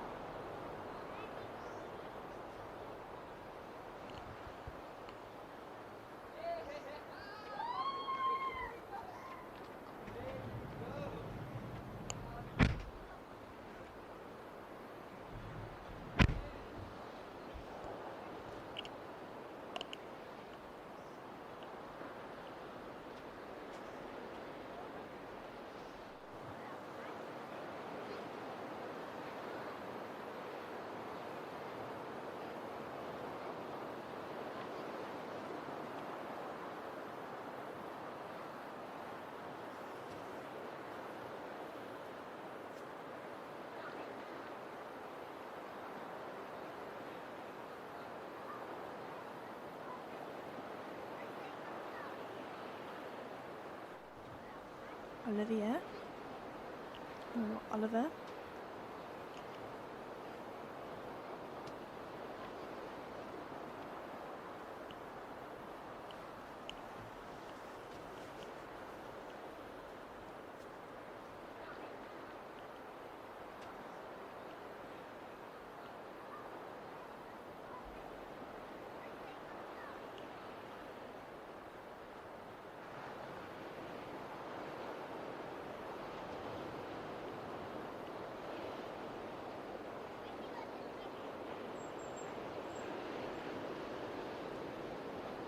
Here we see surfer in the white up and riding on his backhand.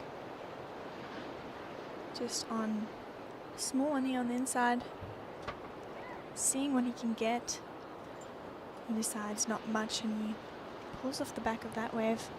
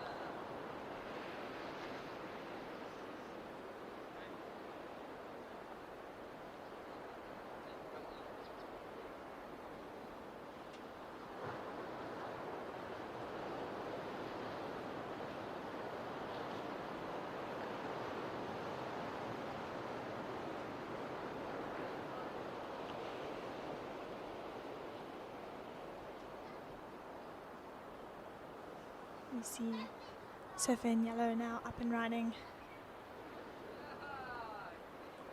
completing a nice turn. That was a surfer in the yellow.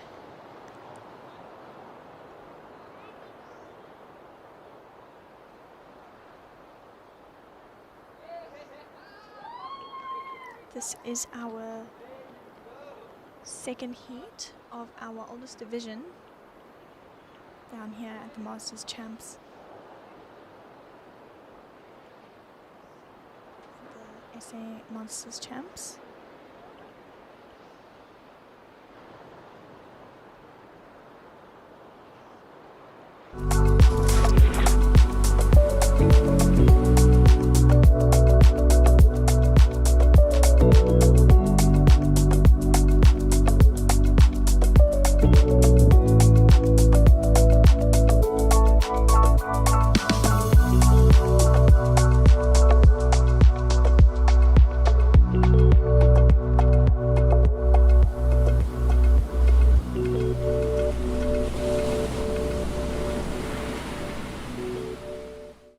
As well as some of the older competitors having their free surfs down there.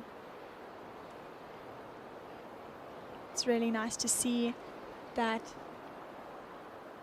they still froth for the free surfs just as much as the juniors.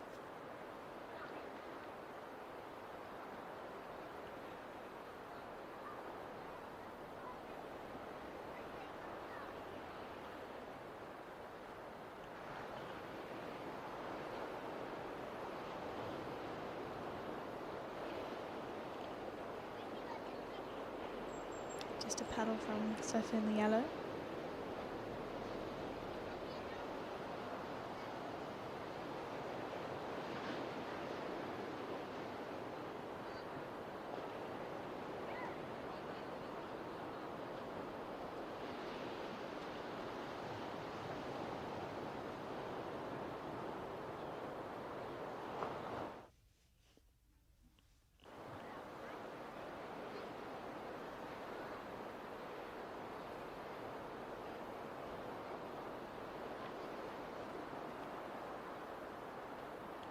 Surf in the red, opening his account. Unfortunately, just getting stuck there in the white water.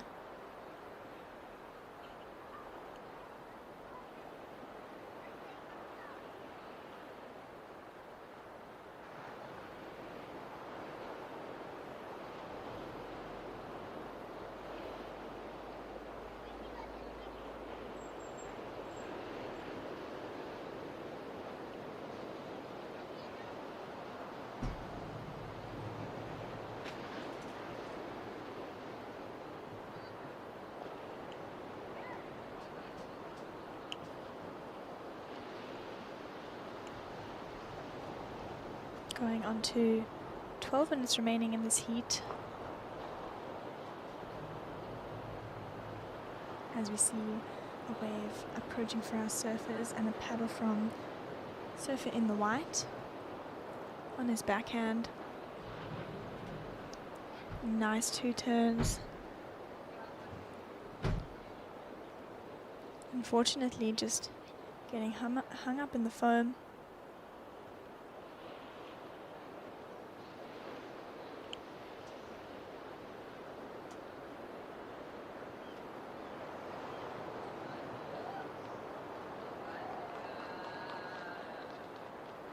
His wave coming in at a 3.50, so he further extends his lead.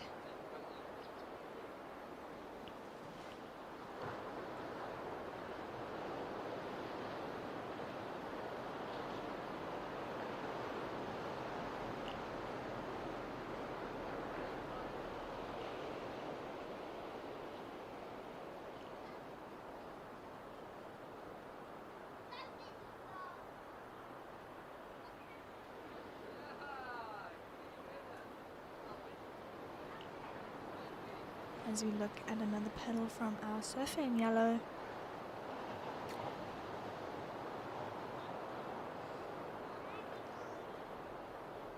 Completing another nice wrap to the pocket. We'll see what the judges do with that score, whether it pushes him up into the lead or not.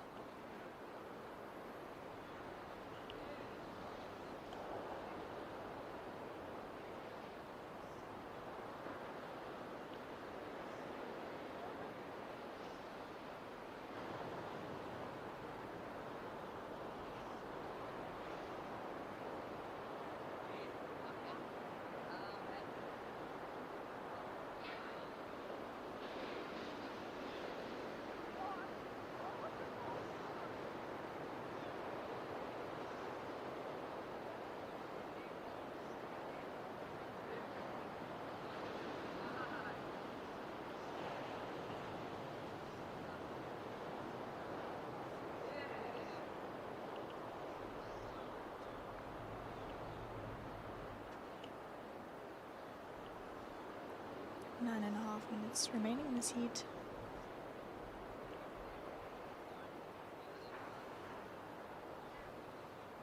As we see some waves breaking up at the top behind the point. And we have another paddle here from Surfer in the Yellow. And he almost completes a nice closeout turn, and we have Surfer in the Red just behind him, also on his backhand, getting a good few turns in. And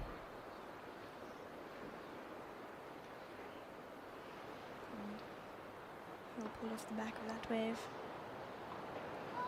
Yellow's last ride, second last ride, coming in at a 5.17. So he now puts himself into the lead.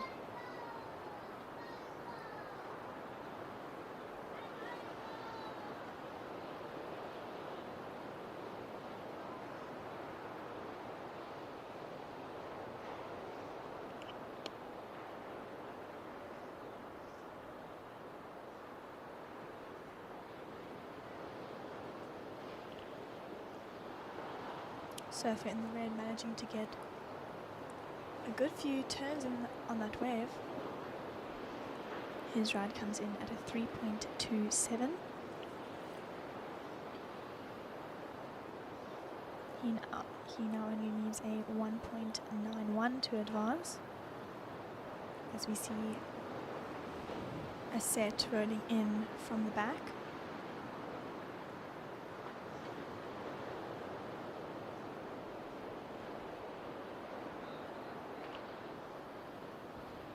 We see a paddle from Surfer in the White. Keeping himself in front of the section. Nice first turn. And just getting caught behind that white water.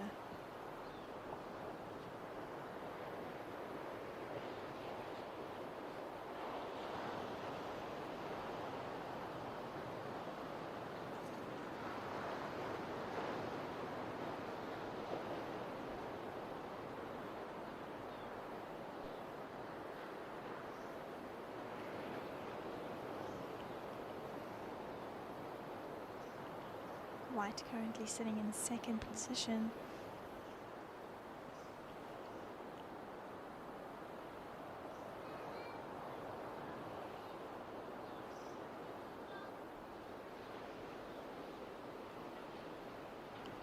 That wave coming in at a 2.5.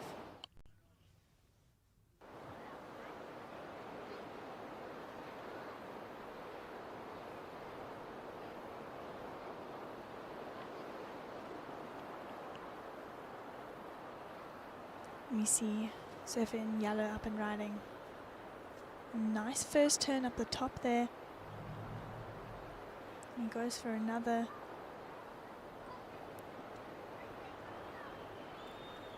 And he'll kick off the back of that wave. That was our heat leader.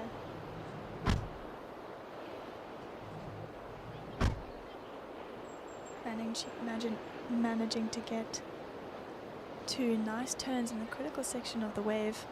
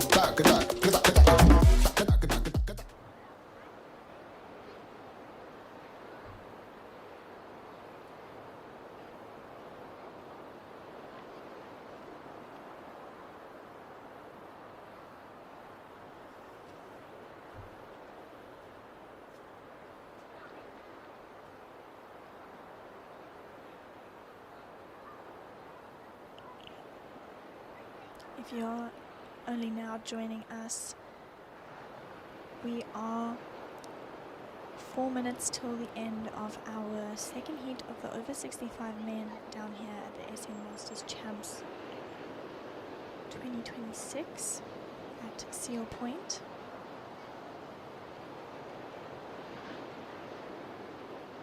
We have a good team of sponsors sponsoring us, making this live stream available to you. So a big thanks to everyone involved in helping it run smoothly. For the St. Francis Resort for accommodating our crew, as well as the St. Francis Breweries for feeding us throughout this week.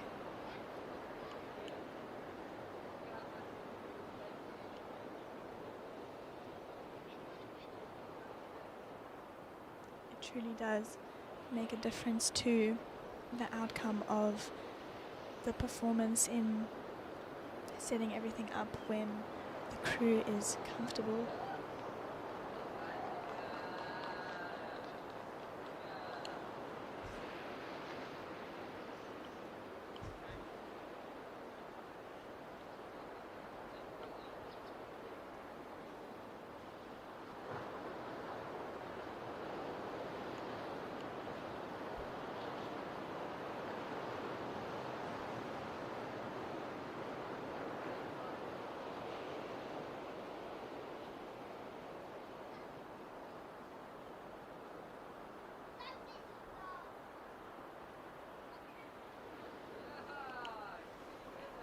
Looks like we have a few waves coming in for our surfers. Pass on them and rather wait for a bigger set.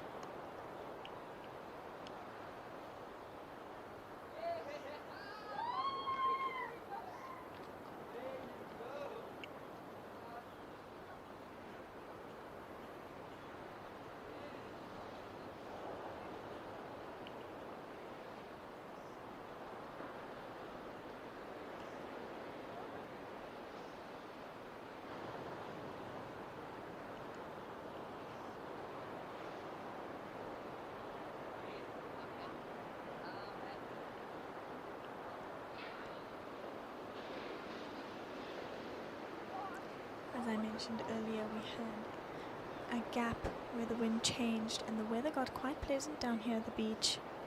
Our spectators very pleased with a little bit of sun after the rain and wind from yesterday and this morning. Obviously now it's gotten a little bit worse, but the people are down here still enjoying themselves, watching the surfing.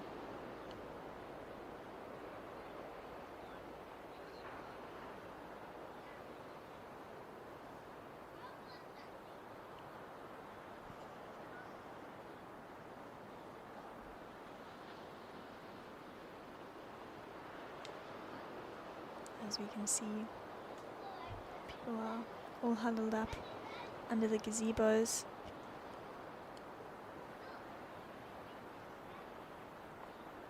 Watching the scores and the waves.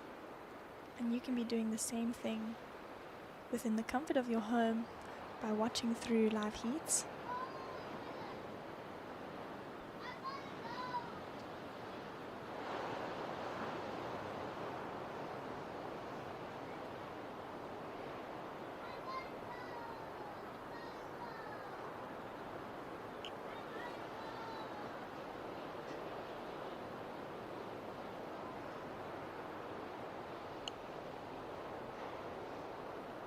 And that is the end of our second heat of the first round of our over 65 men.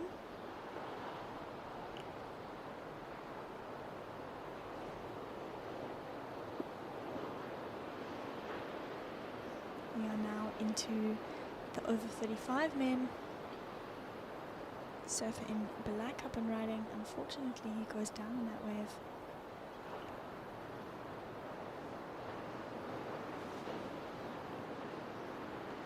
And yellow just behind him.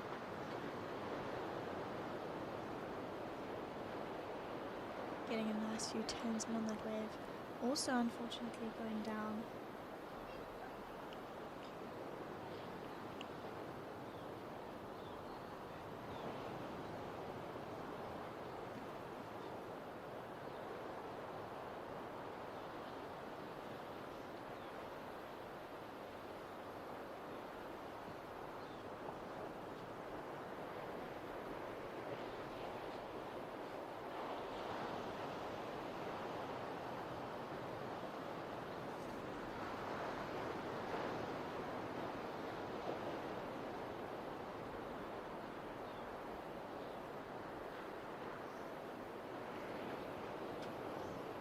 Now we look at Red up and riding on his backhand, also getting as many turns in as he can, and he'll finish off that wave.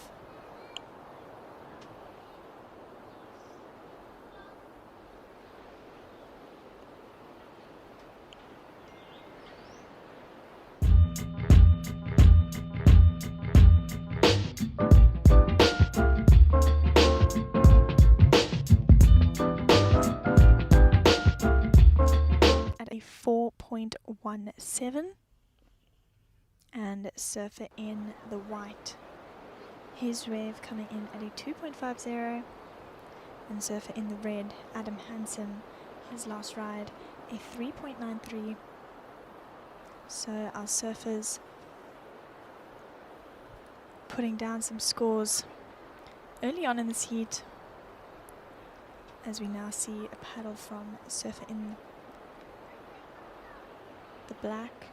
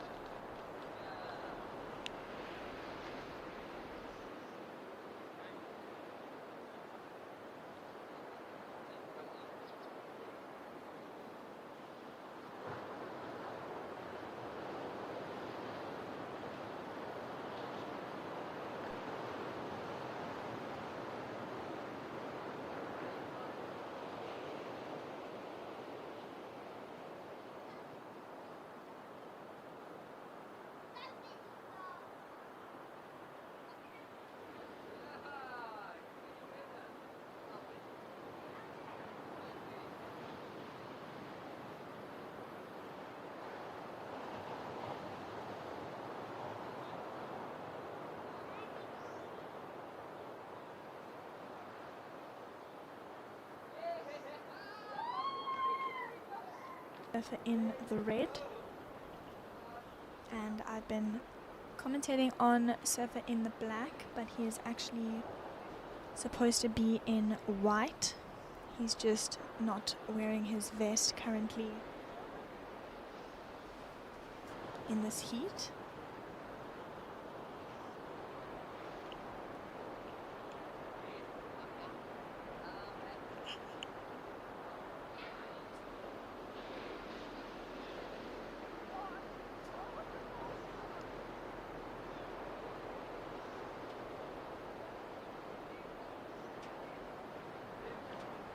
Like we have a few sets coming in for our surfers.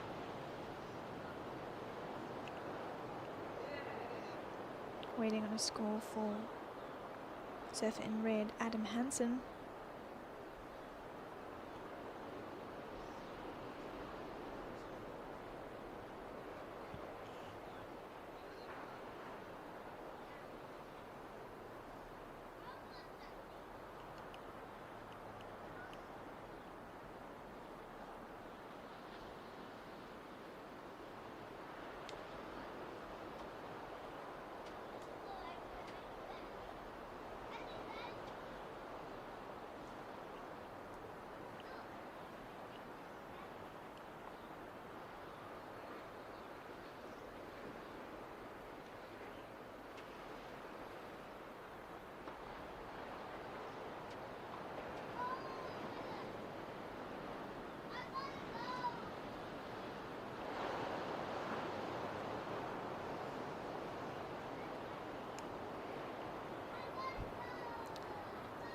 that last ride of Surfer in the Red came in at a 6-point ride, so that bumps him up into first.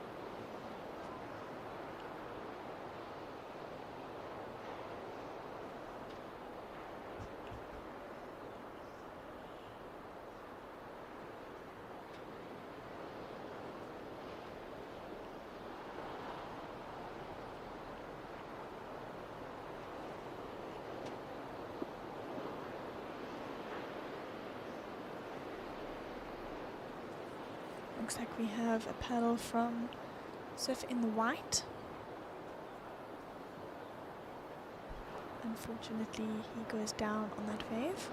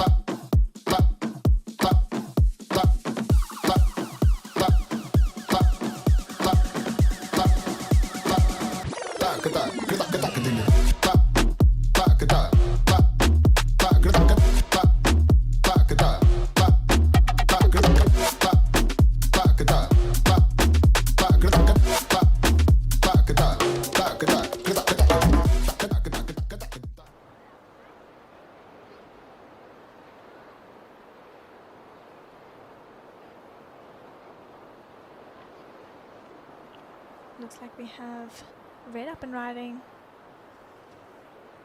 Nice first turn from him. This is Adam Hansen, our current heat leader.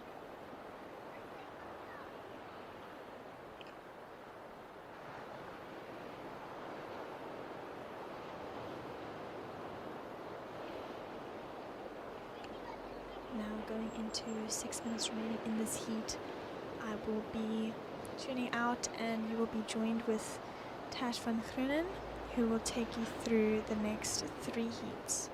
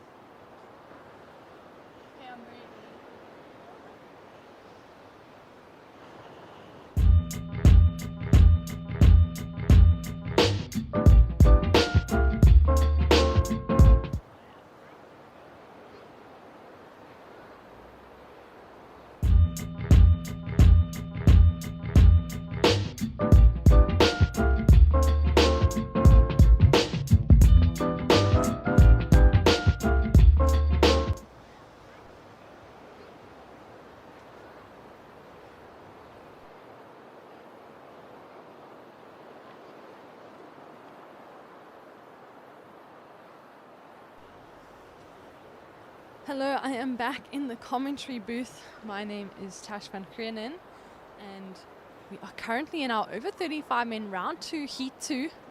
So round 2, you'll see our heats are 15 minutes long, and in the sense of a heat, it does not feel like a long time to be out there. A lot quicker than our 20-minute heats. And you'll see sometimes our surfers are a little bit more active in these, knowing that they don't have those extra 5 minutes. And this is an elimination round. So surfers placing third and under will be eliminated from competition, whilst first and second will continue on to the next round. You see Jay Sharrock currently sitting in the lead with a 2.83 and a 3.07. Surfer in yellow, Ruan Dupree in second with 0.9 and a 1.07. And in third, Brendan Nepgan with 0.3 with just under 6 minutes remaining.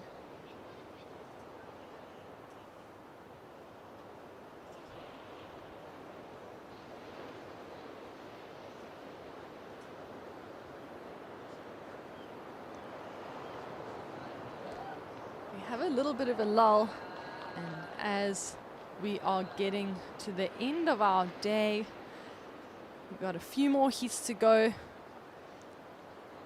3 more after this, but we'd just like to say thank you to the First Choice High Protein, Sothebys St. Francis Bay, Cape St. Francis Resort, Shaper X, St. Francis Breweries for feeding the crew, True Technologies for their reliable high-speed internet, to Sevos Architecture, Eezi Move, Night Beer and Outdoor Photo.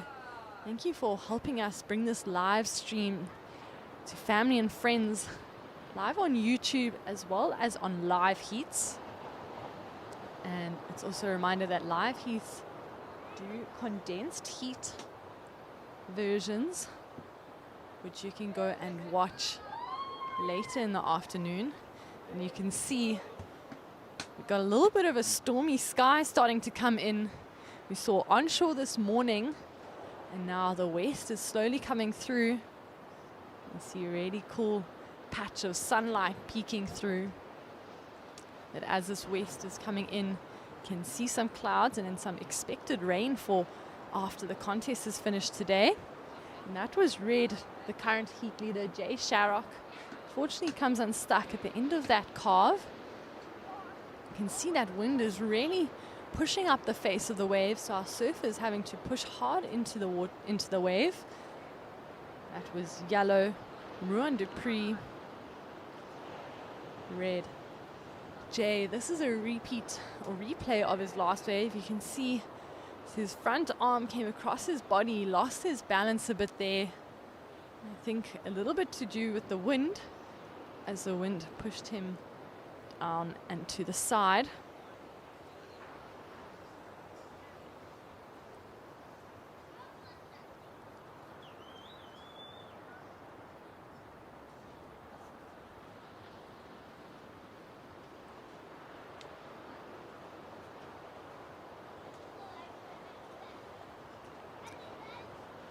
Three minutes remaining.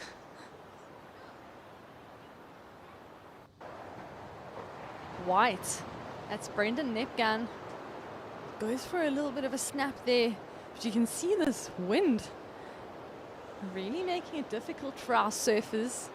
They have to hold the board a little bit lower on the face of the wave to ensure they don't get swept off of it.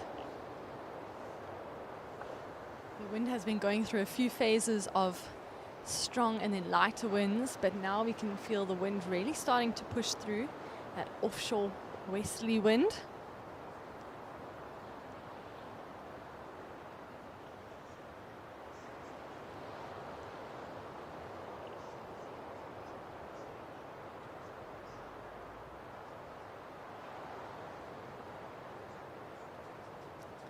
We have 2 minutes remaining, just on 2 minutes. And at home watching, it may not feel like a shortened heat, but when you're in the water and a little bit under pressure, you definitely miss those extra 25 minutes. The reason for the 15-minute heats is because this is called a repecharge round. So these surfers place 3rd and 4th in their round 1 heats, and this is their second opportunity to make their way back into the main round of surfing. And that was yellow. Unfortunately, that wave just dissipating underneath him. And then looks like red, the current heat leader, much better cut back for him. Comes around, gets a check snap. Looking for a little bit more on this wave. Some great rail to rail work from Jay. And he kicks out. You can see those rocks peeking out. Oh, a beautiful line coming through here at Seal Point. Unfortunately, surfers out of position. Will Yellow be able to make the most of this opportunity? And he does. He is getting the end section of this wave. A nice carve to start.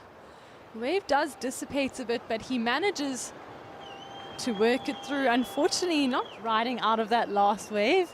You can hear Ruan's team and friends behind us cheering him on. With 25 seconds remaining, I wanted to make sure he got that wave and got a decent score as a backup, knowing that White didn't need much to catch up to him. There they are, all his friends cheering him on.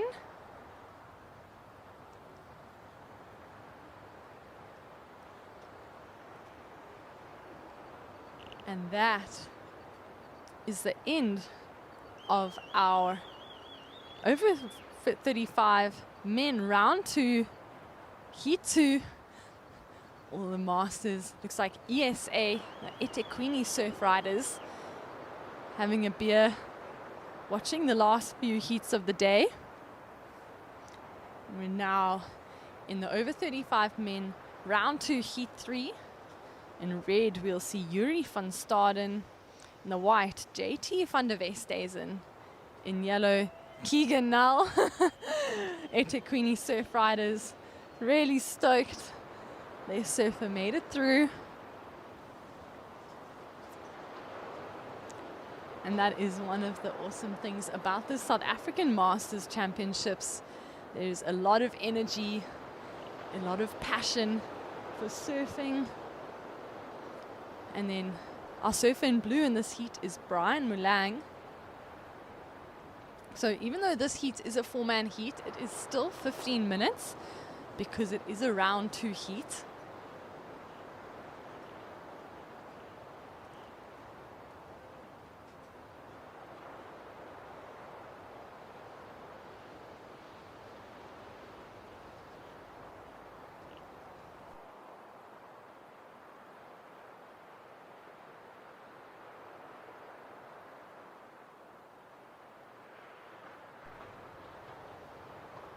Rua.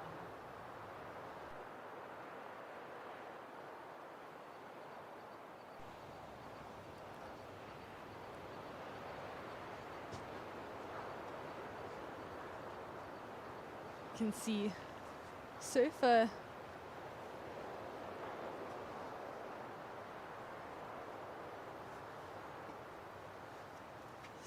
in yellow coming in over the rocks is a little bit challenging in that section.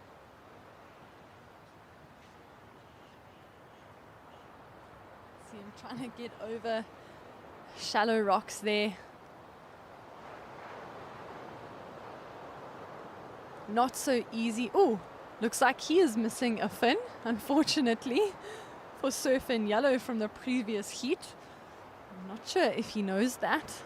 Maybe it was the angle of his board, but it definitely looked like there was a fin missing there.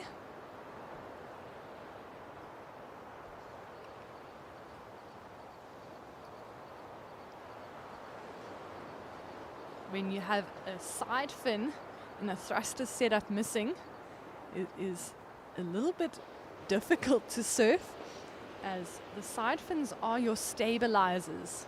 So they ensure that you feel in control of your board. If you're riding a twin fin, you generally won't have that middle fin, but you'll still have 2 side fins. And that does make the board a lot looser. We've seen a few of the guys surfing 2+1s. So what that is are twin fins with 2 side fins, and some of them have that middle smaller fin, just to help a little bit with control. This heat's a little bit slow to start, just a 0.2 for JT van der Westhuizen. We're still waiting for the rest of our surfers to open their accounts here, and we're already down to 11 minutes. You can see how quickly this heat goes when it is only 15 minutes long. And we see red, Yuri van Straden, carving it back to the pocket, gets over that double up section, looking for a little bit more there, trying to get around the foam. You can see this wind starting to create quite a big chop on the face. So you see our surfers having to get over those bumps before trying to attempt any turns.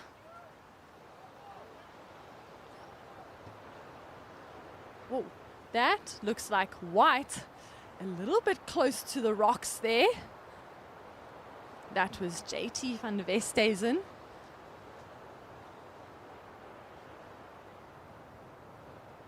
You could see, as he was taking off, you could see that rock in front of him.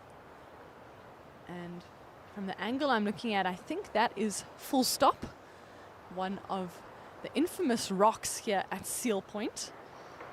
And why it's called Full Stop, because if you go into it, you are definitely stopping and losing momentum.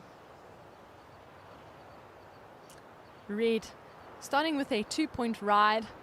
And you can see how difficult it is to get over these rocks. Surfer in red from the previous heat, still making his way in. It's taken him about 5 minutes to get in.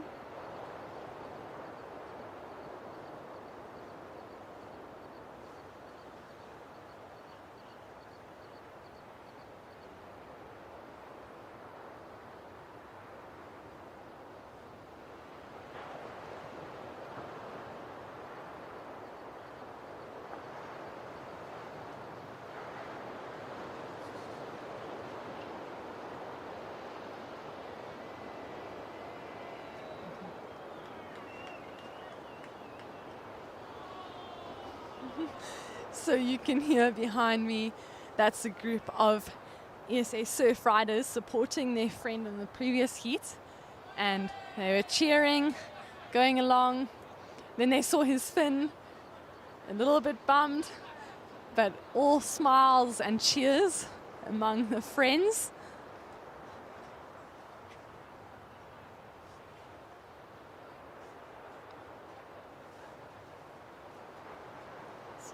Keegan Null, surfer in yellow in this heat, opening up with a 6-point ride. And here goes yellow. This is Brian Mulang. Great carve back to the pocket. Looking for a little bit more here. Nice snap. Cuts it back. Hoping for a little bit more in the inside section. Working this wave through.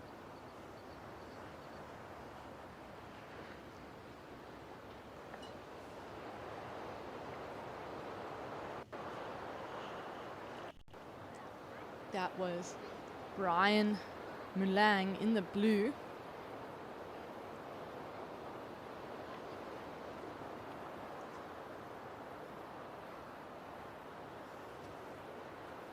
You see a slow-mo of him trying to make his way in on this little inside section of the wave, but you can see how close he is to the rocks there. And good choice opting to get out of that one.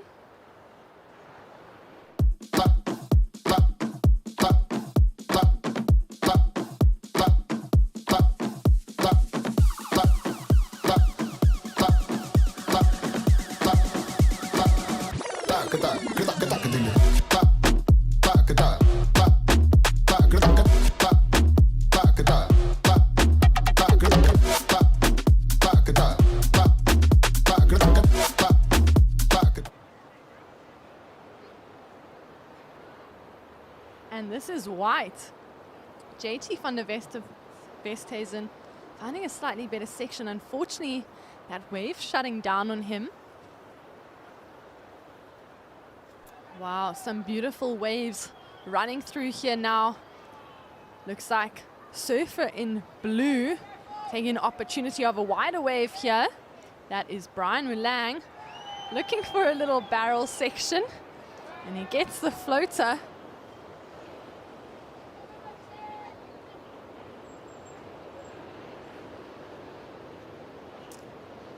Surfers behind me really enjoying the action in these last few heats. You see Blue trying to get a little bit of a cover up. Unfortunately, that wave just not barreling enough.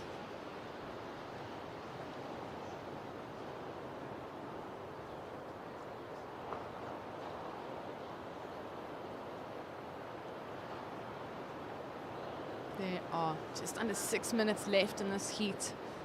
You can see red. That's Yuri van Staden. He gets that closeout snap.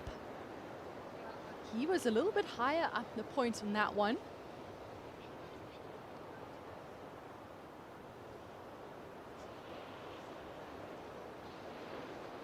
We have a couple waves coming in, and that's when we can determine the situation.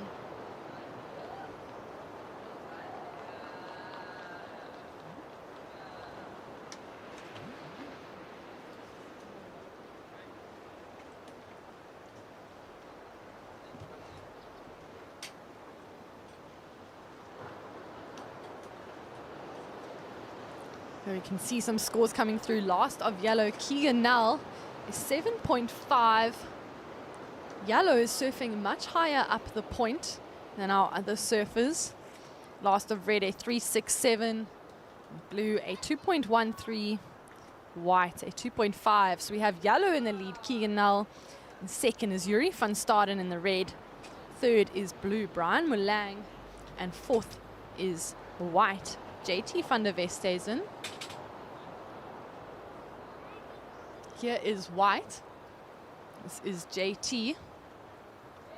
Unfortunately, unable to hang on the end of that closeout section.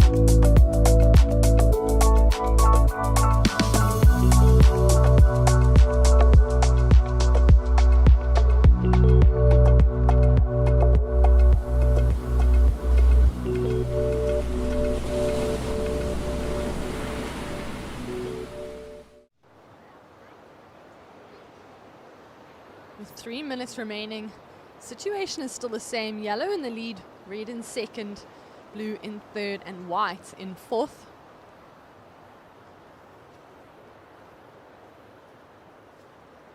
Yellow sitting quite comfortable, and here we see him. That is Keegan Null.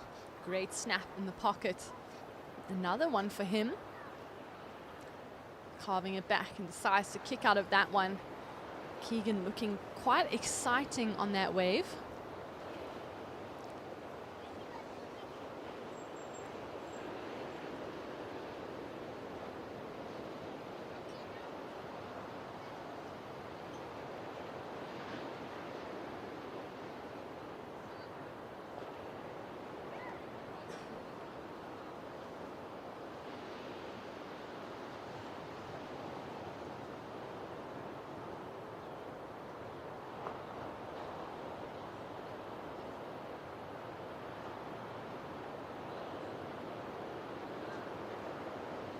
We have 2 minutes remaining. Last of yellow, a 5.0, so that doesn't go into his top two. So 2 top scoring rides for each surfer goes into their heat total. And then surfers with the 2 highest heat totals will progress through to the next round. And this is blue. Snap for blue. Another check turn. This is Brian Mulang. Quick check turn there for him. Looking for more. Unfortunately, that wave is really fading out. But a great start.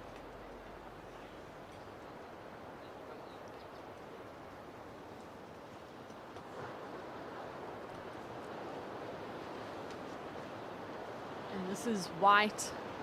JT van der Westhuizen.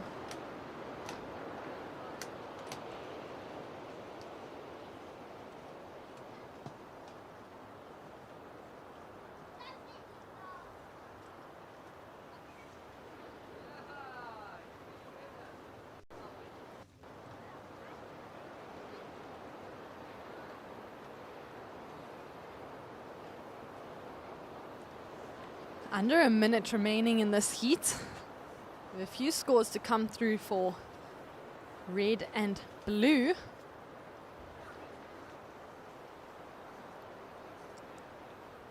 Surfers really working hard to stay in this event. First and second, remember, going through. Loss of blue, a 3.4 that moved him up into second. So yellow is currently in the lead. Blue in second, red. This is our 3rd place surfer. This is going to be his last opportunity, looking for a 3.16. It'll be interesting to see. Will the judges give it to him?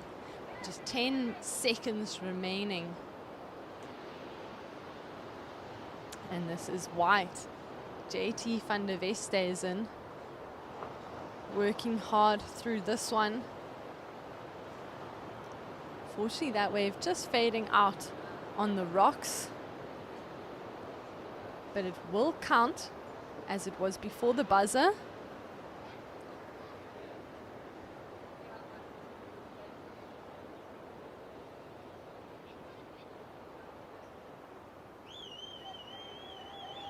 And there, surfer in yellow, Kienal taking the win from Brian Mulang in second, Yuri van Staden in third, and JT van der Westhuizen in fourth.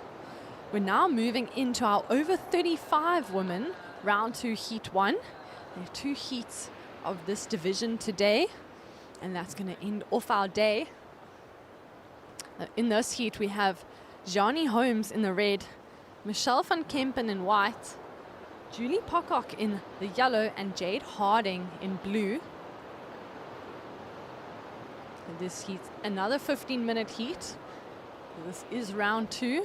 Or should we say our repechage round. So we will be losing surfers today. 3rd and 4th in these heats will be eliminated from competition, whilst 1st and 2nd will join the other surfers in the main round. But that is what is great. All surfers get at least 2 opportunities to surf. They also get an opportunity to make some mistakes in the first heat and come back stronger later.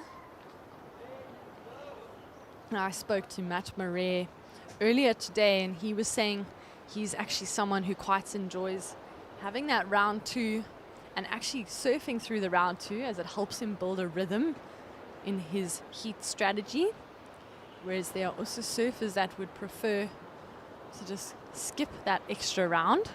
And here is blue. This is Jade Harding.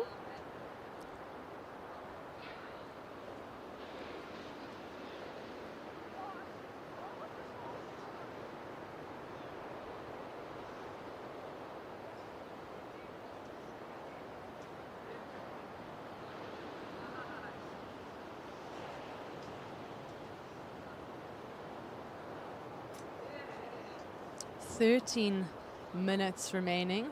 13 minutes remaining.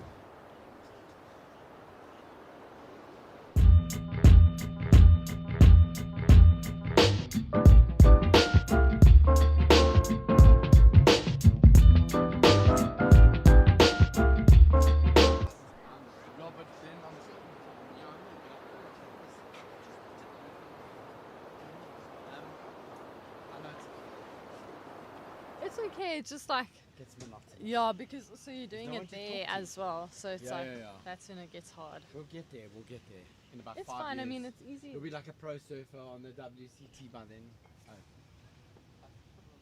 Oh, okay, that's fine. Yeah, then, but like when you get someone in, it's pretty cool. But I think Yes, some of that the guys are like a interviews. little bit in the zone, you know. So as they start falling out, more would want to come in. Yeah, exactly. Yeah. Exactly. Matt's interview was great. Yeah. It was one of the nicest interviews. He spoke about it and he was just like, it was Yeah. cool. Okay, you can put it back on now. Taz is going to come and do an interview at some point. You can see red up and riding. We also saw white behind Michelle van Kempen. And in the red was Johnny Holmes, married to Sean Holmes, so surfer competing in this heat and a well-known athlete.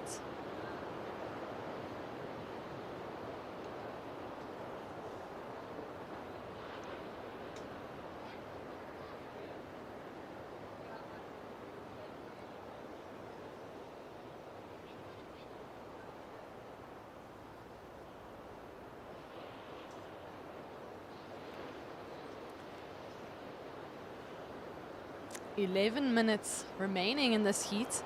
I'm waiting for a few scores to come through. And sometimes our judges have to deliberate a little bit and see how the opening rides are before setting the scale. And here looks like white, big paddle from Michelle van Kempen. Here she goes. Quick check for her. Unfortunately, just catching the rail there. You could see a little bit of that offshore bump catching her rail. So first of white came through at a 0.67.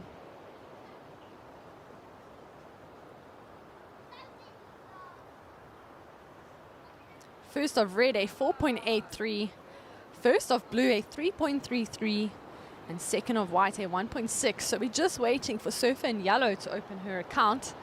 We have red in the lead, blue in second, white in third, and yellow in fourth.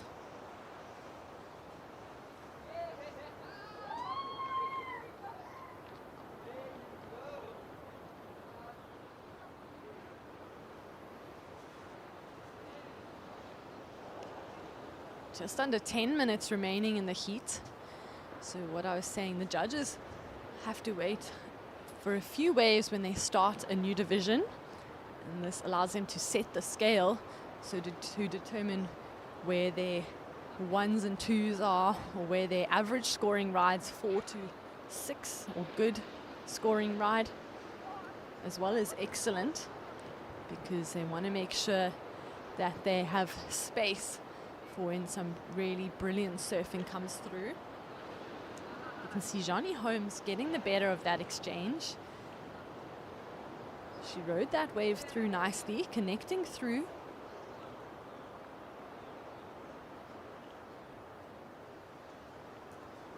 And the judges also communicate in that way what they are looking for.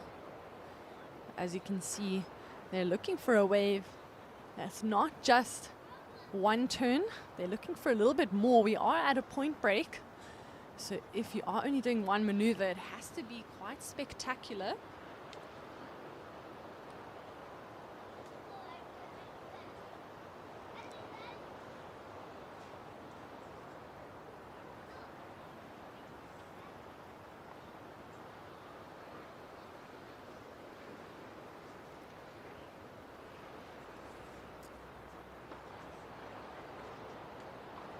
Red, that's Johnny Holmes, the current heat leader. Unfortunately, couldn't get around that white water section. They have just over 8 minutes remaining in this heat. They go by so quickly, only 15-minute heats. But I am going to have to head back to the beach commentary. I hope you enjoy the rest of the action. And just before I go, I see Johnny Holmes getting a nice wave here, carving it back, holding it through, and really completing her ride. And I hope you enjoy the rest of the action. We have one more heat after this, and that's our over 35 women round 2, heat 2. So stay tuned. Thank you for joining us, and we look forward to seeing you tomorrow.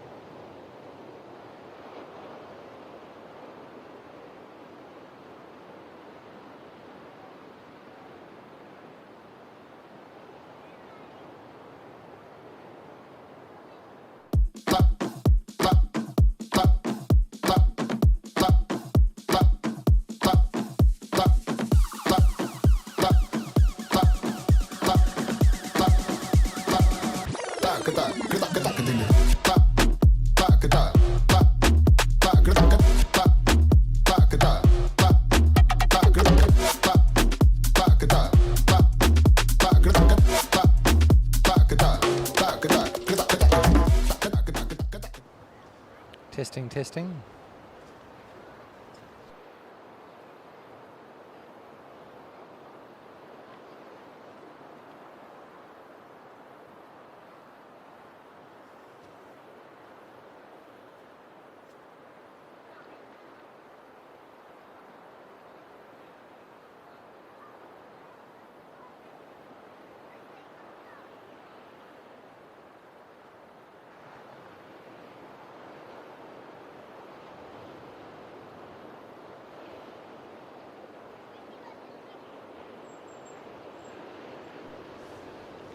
We are currently in the last heat of the day. We have our over 35 women in the water.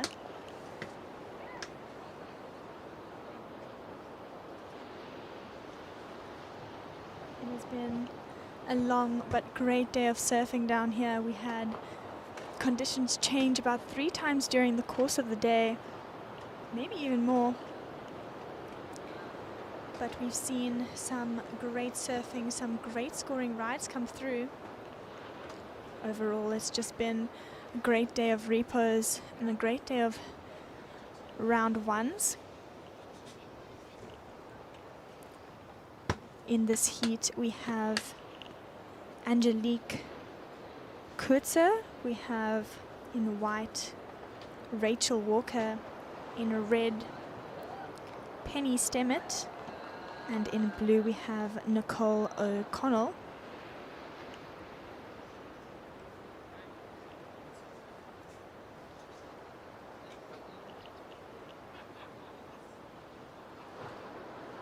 The conditions this morning were looking like light onshore waves, but definitely contestable, and scoring opportunity provided by the waves. And then throughout the course of the day, leading up to lunchtime, the wind switched and it was just a beautiful light offshore, almost a bit cross-shore for Seal Point. But the Beachy was experiencing some pretty perfect offshore conditions. And then later on, the wind started picking up a bit more, making it slightly trickier, but still some great opportunity for our surfers. We had 2 surfers in the same heat put down 9-point rides on the scale.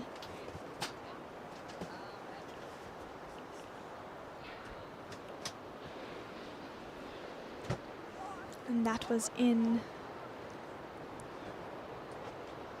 the over 60 men, dropping those scores, looking like the first perfect scores of the event.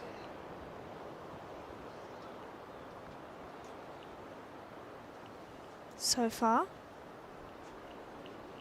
as we see paddle here from our surfer in the white, making it around that section, just getting caught up on that turn.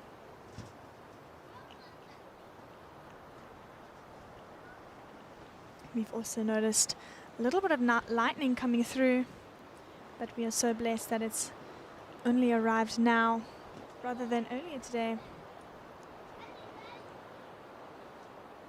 as it is the last few minutes of this event's day. Like I mentioned earlier on today, we had to cut our contest short yesterday due to it being too strong of a wind, too strong of an onshore wind, and therefore tomorrow we're going to have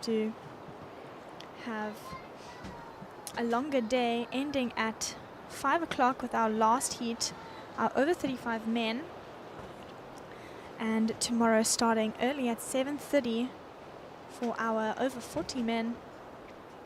So there's definitely a longer day ahead of us tomorrow, but the conditions are looking to be a little bit more promising than even earlier today. leading up to now, as we see Red up and riding. She'll kick out of that one. That is Red's opening wave. Penny stem it.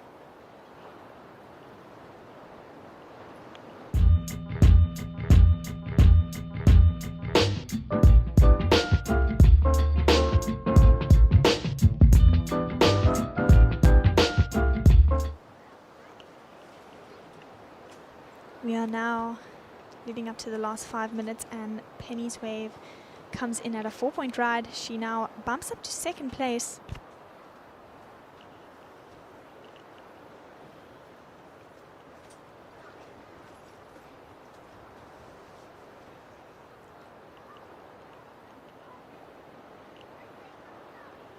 Today was definitely an eventful day. We had a good mix of the divisions surfing today, especially having to move the over 45 men to early this morning rather than yesterday afternoon.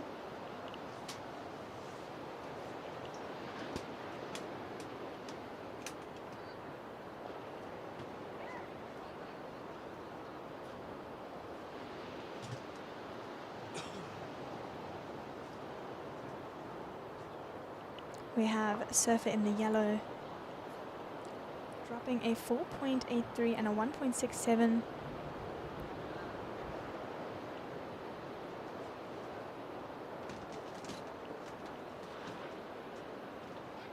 Now coming into the last 5 minutes of our day. Just want to take the chance to just say thank you to Open Plan Pictures for the live stream. Just a big thanks to them for making this possible, but it really would not be possible without the sponsors supporting it. So a big thanks to them. We have comfortable staff, we have food provided, accommodation provided.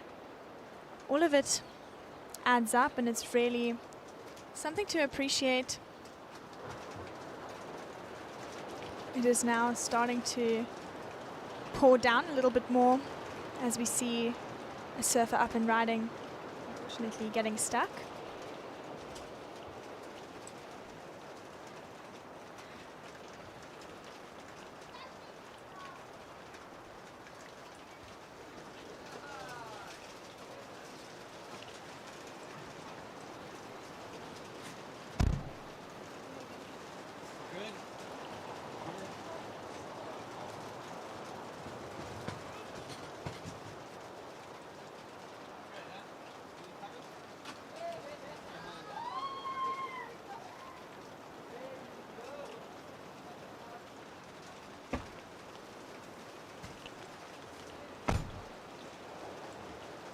We are now entering the last 3.5 minutes of this day, of the last heat of our over 35 women. Our situation is yellow in first, red in second, blue in third, and white in fourth.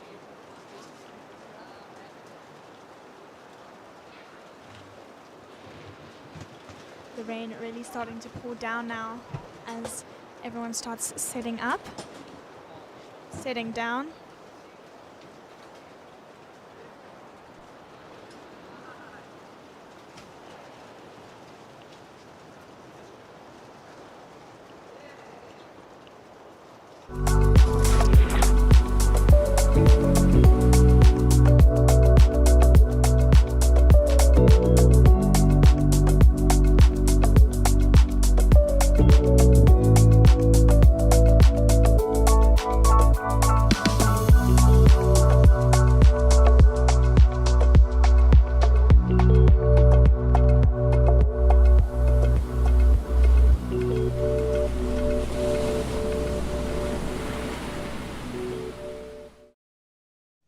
Nothing beats being out into the water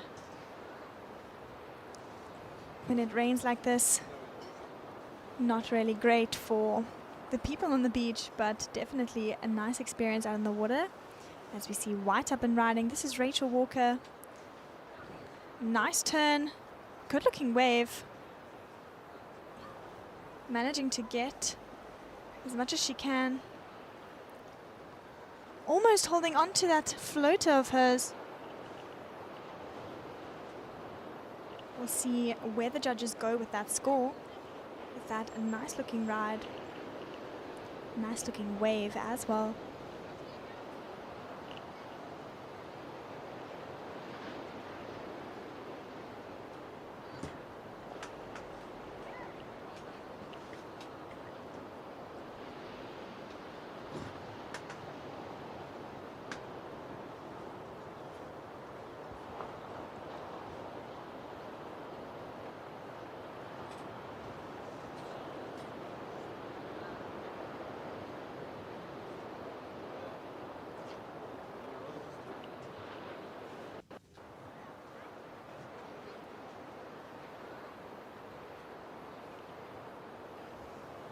That wave coming in at a 2.83. Bumps her up into third position. She now needs a 1.18 to advance with only 30 seconds remaining.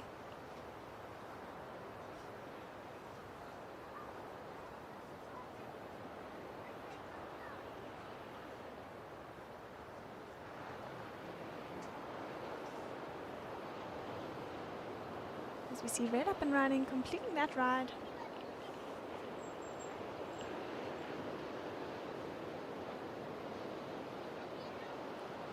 10 seconds.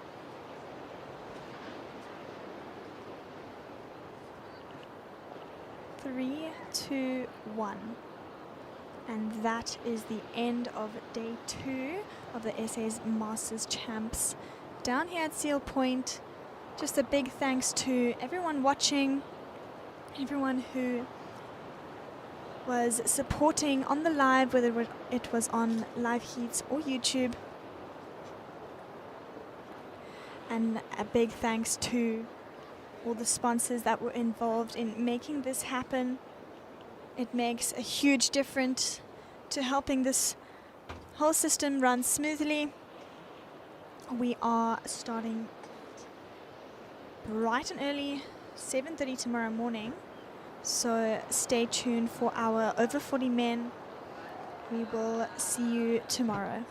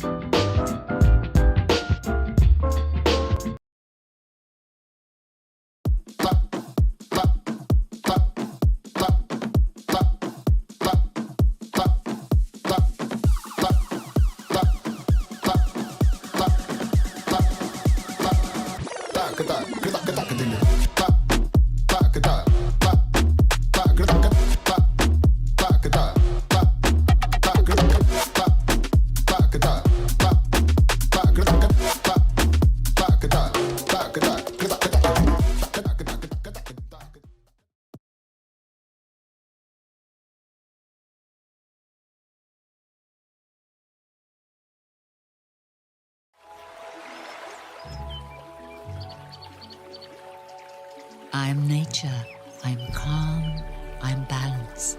The water I provide is nourishment and life. In the Titicaca Mountains, I filter it naturally as it flows through layers of rock, adding a delicate balance of minerals that makes Titicaca spring water unique. Choose unspoiled purity. Choose Titicaca spring water